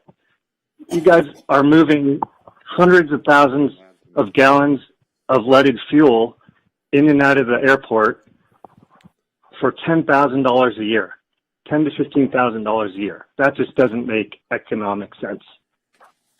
So the third reason is that it's simply not required by law or by agreement. And you guys are obviously going to look into that.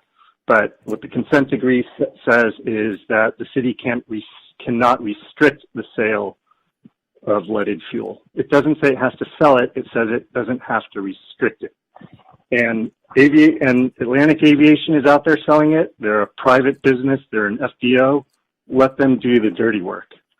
There's no reason the city should be doing the dirty work, especially when it's asking the federal government, the FAA and the EPA, to ban leaded fuel. And here we have the city sorry, actually. sir, your time is up. Thank you, Mr. Wang.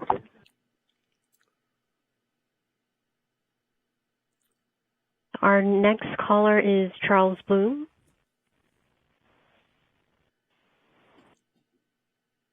Hello? Mr. Yes, Bloom, we you have can hear 2 you. minutes. Hi, thank you very much for giving me the opportunity to share.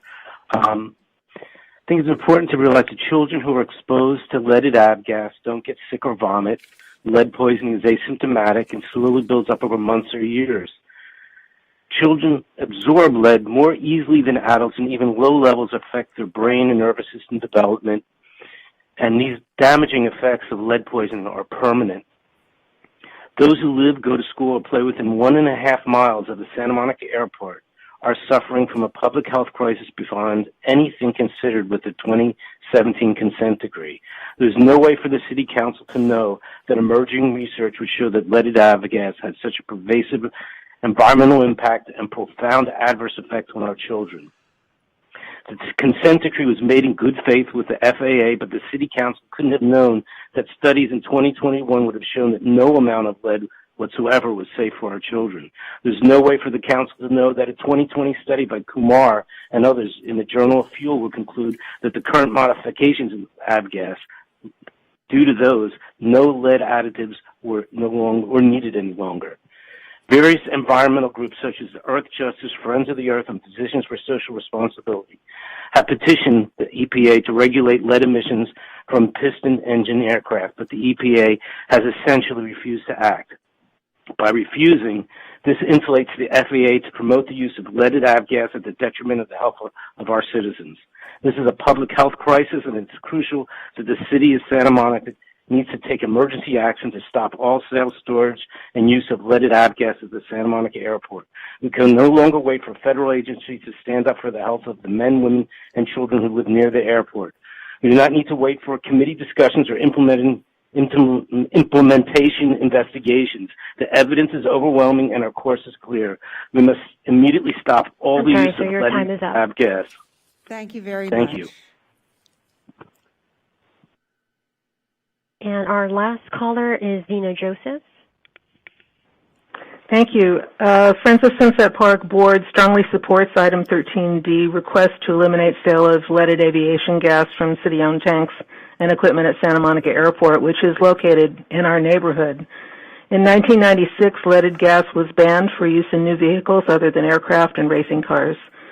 A 2015 letter to residents in the area of the airport said, quote, "Warning, the area within 1 kilometer of Santa Monica Airport contains lead, a chemical known to the state of California to cause cancer, birth defects, or other reproductive harm. Lead is contained in the aviation fuel that is used in small piston engine aircraft that take off and land at this airport. People living, working, or traveling near this location will be exposed to lead, end quote. It's now 2021, and Santa Monica Airport is still pumping 250,000 gallons of toxic leaded avgas every year. In October alone, there were 5,600 landings and takeoffs from SMO over homes, parks, and schools by piston planes using leaded aviation fuel. Clover Park and Hillendale Learning Center on 25th Street, which serves infants and toddlers, are next to the runway. The play area at the south end of Clover Park, designed specifically for toddlers, is separated from the runway only by a chain-link fence. Bright Horizons Preschool is located in the business park next to the east end of the runway. It serves infants. The growing place at Marine Park for ages 3 months to 6 years and the Marine Park Playground are located under the departure flight path, and the Grant Elementary School playground lies within 1 kilometer of the airport runway. The City of Santa Monica's involvement in the storage and sale of toxic leaded avgas at the airport seems inexcusable. The City Council has the authority to make this stop, and we hope that you'll please do so. Thank you. Thank you, Zena. Any more callers? No, that's it. That's Great. the last caller. So we have a motion by Brock, seconded by De La Torre. Let's have a roll call vote.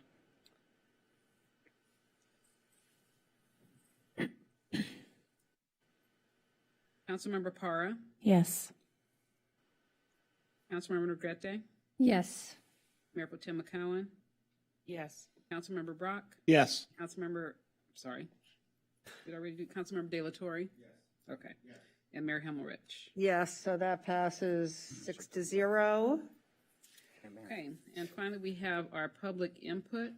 Public comment is permitted only on items not on the agenda that are within the subject matter jurisdiction of the city.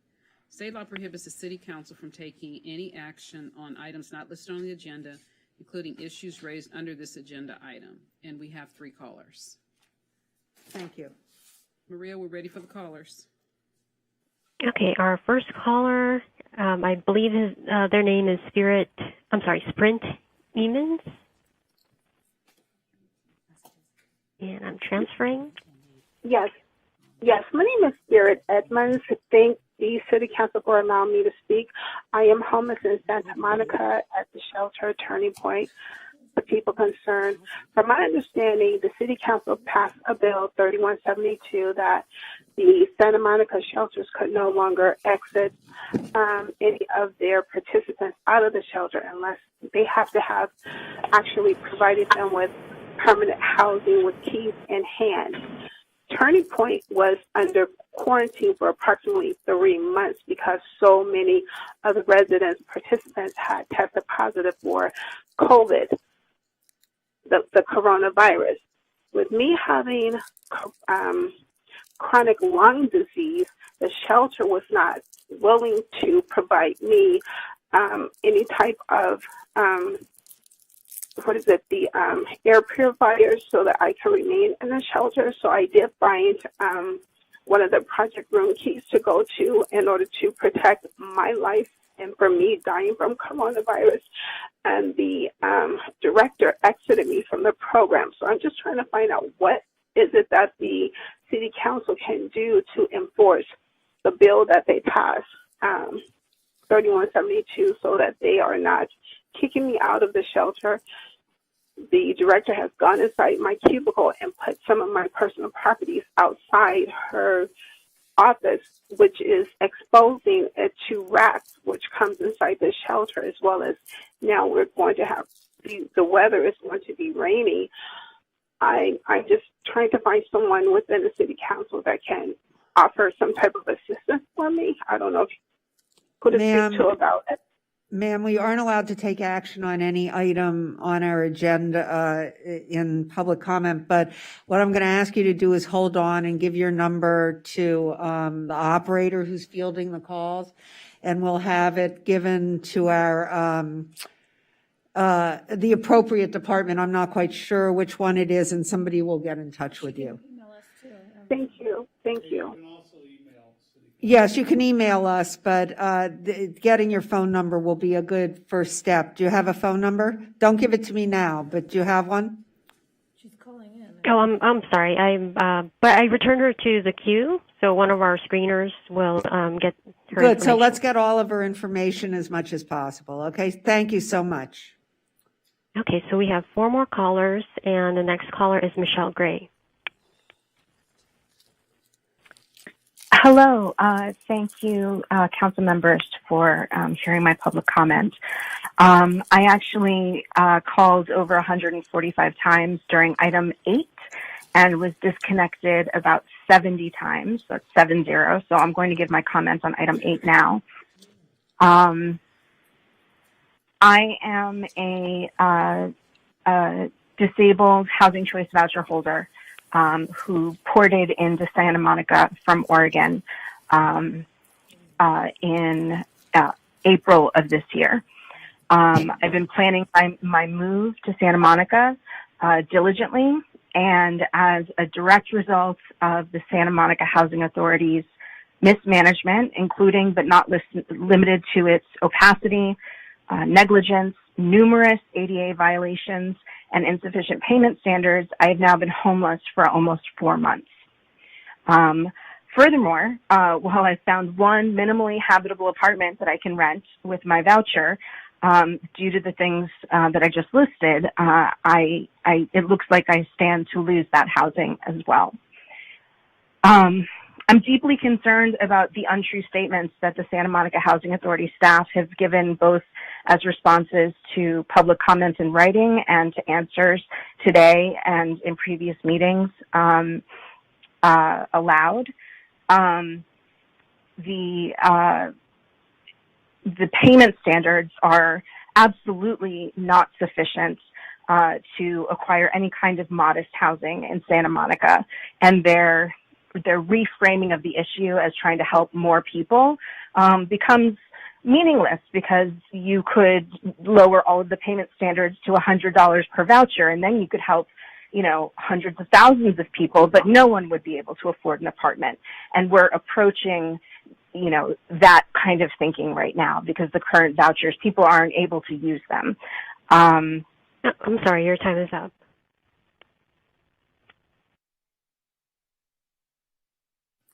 Thank you, Ms. Gray.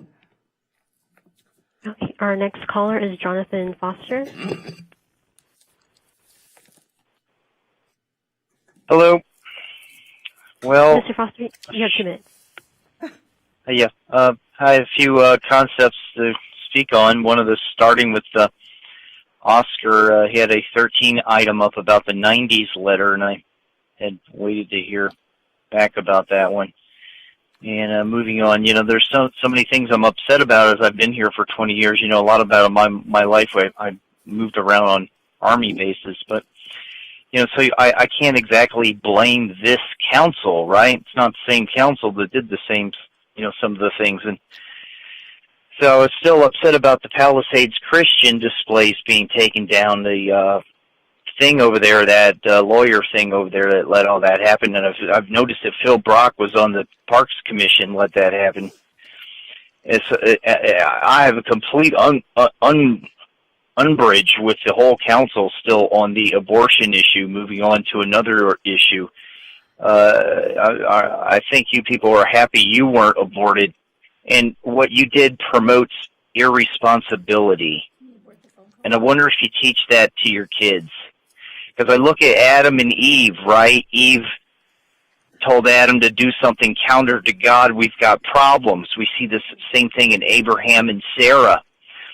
We've got problems. And as I get older, and I see the stories, as a woman advising against God's word or woman advising God's word, what do you listen to? So seeing what's happened out there, you want to talk about fairness. That's not fair. It's been absolutely derogatorily pushed off the cliff there, basically at Palisades Park Christianity, off of 3rd Street, out of Santa Monica. You wonder how are we going to get back to something you used to hear about, right? The farther we get away from Jesus. I'm sorry, your time is up. Thank you, Mr. Foster. Our next caller is John Ale. Hi, this is John Alley. I wanted to make a suggestion for our city manager, mayor, and police and fire chiefs. could you collectively, as warranted, please consider appearing together following assaults, catastrophes, robberies, murders, other crimes, whether publicized or not, to convey concern, regret to victims and their families, and simply convey to the public that you are concerned, engaged, and committed to improving public safety in Santa Monica. Business owners and city maintenance workers, some have been attacked. They don't feel safe in downtown.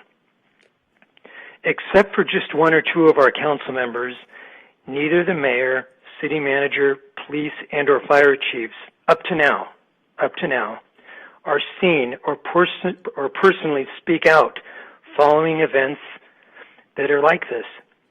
As a result, many residents and business owners have the impression, hopefully false, that their city leaders are aloof, not interested in the two main issues of our day, crime and homelessness, and that crime, specifically in our downtown, is spiraling out of control. A group of us hired a respected regional pollster to poll a number of Santa Monica residents. 44% thought Councilmember Phil Brock was mayor. 23% thought Councilmember Gleam Davis was mayor.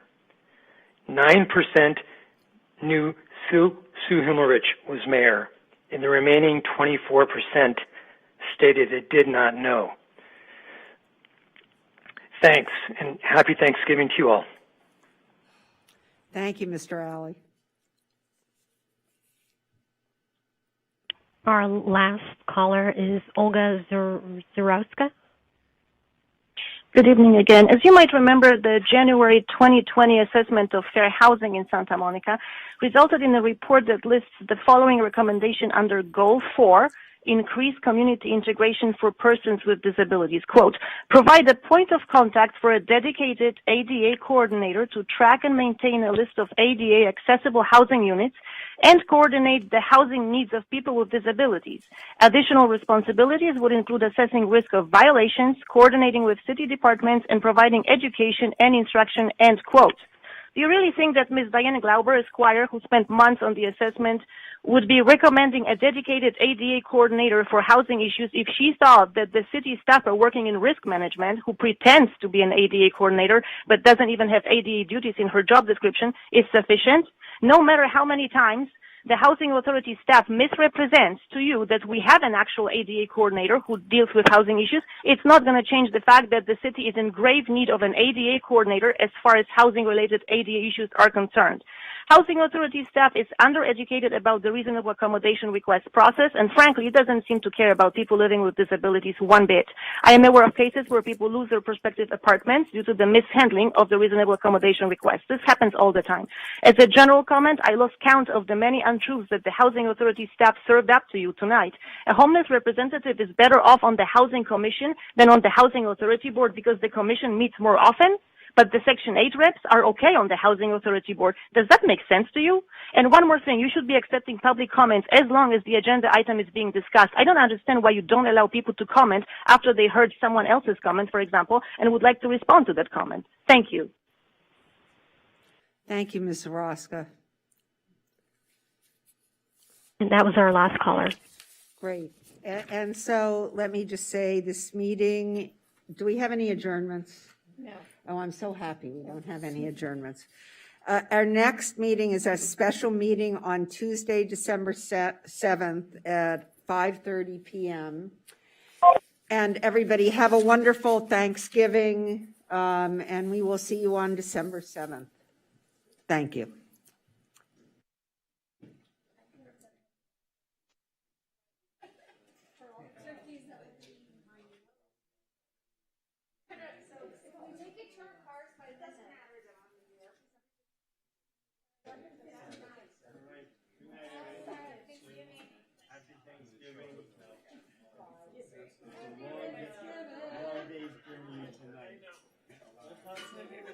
And I have to say,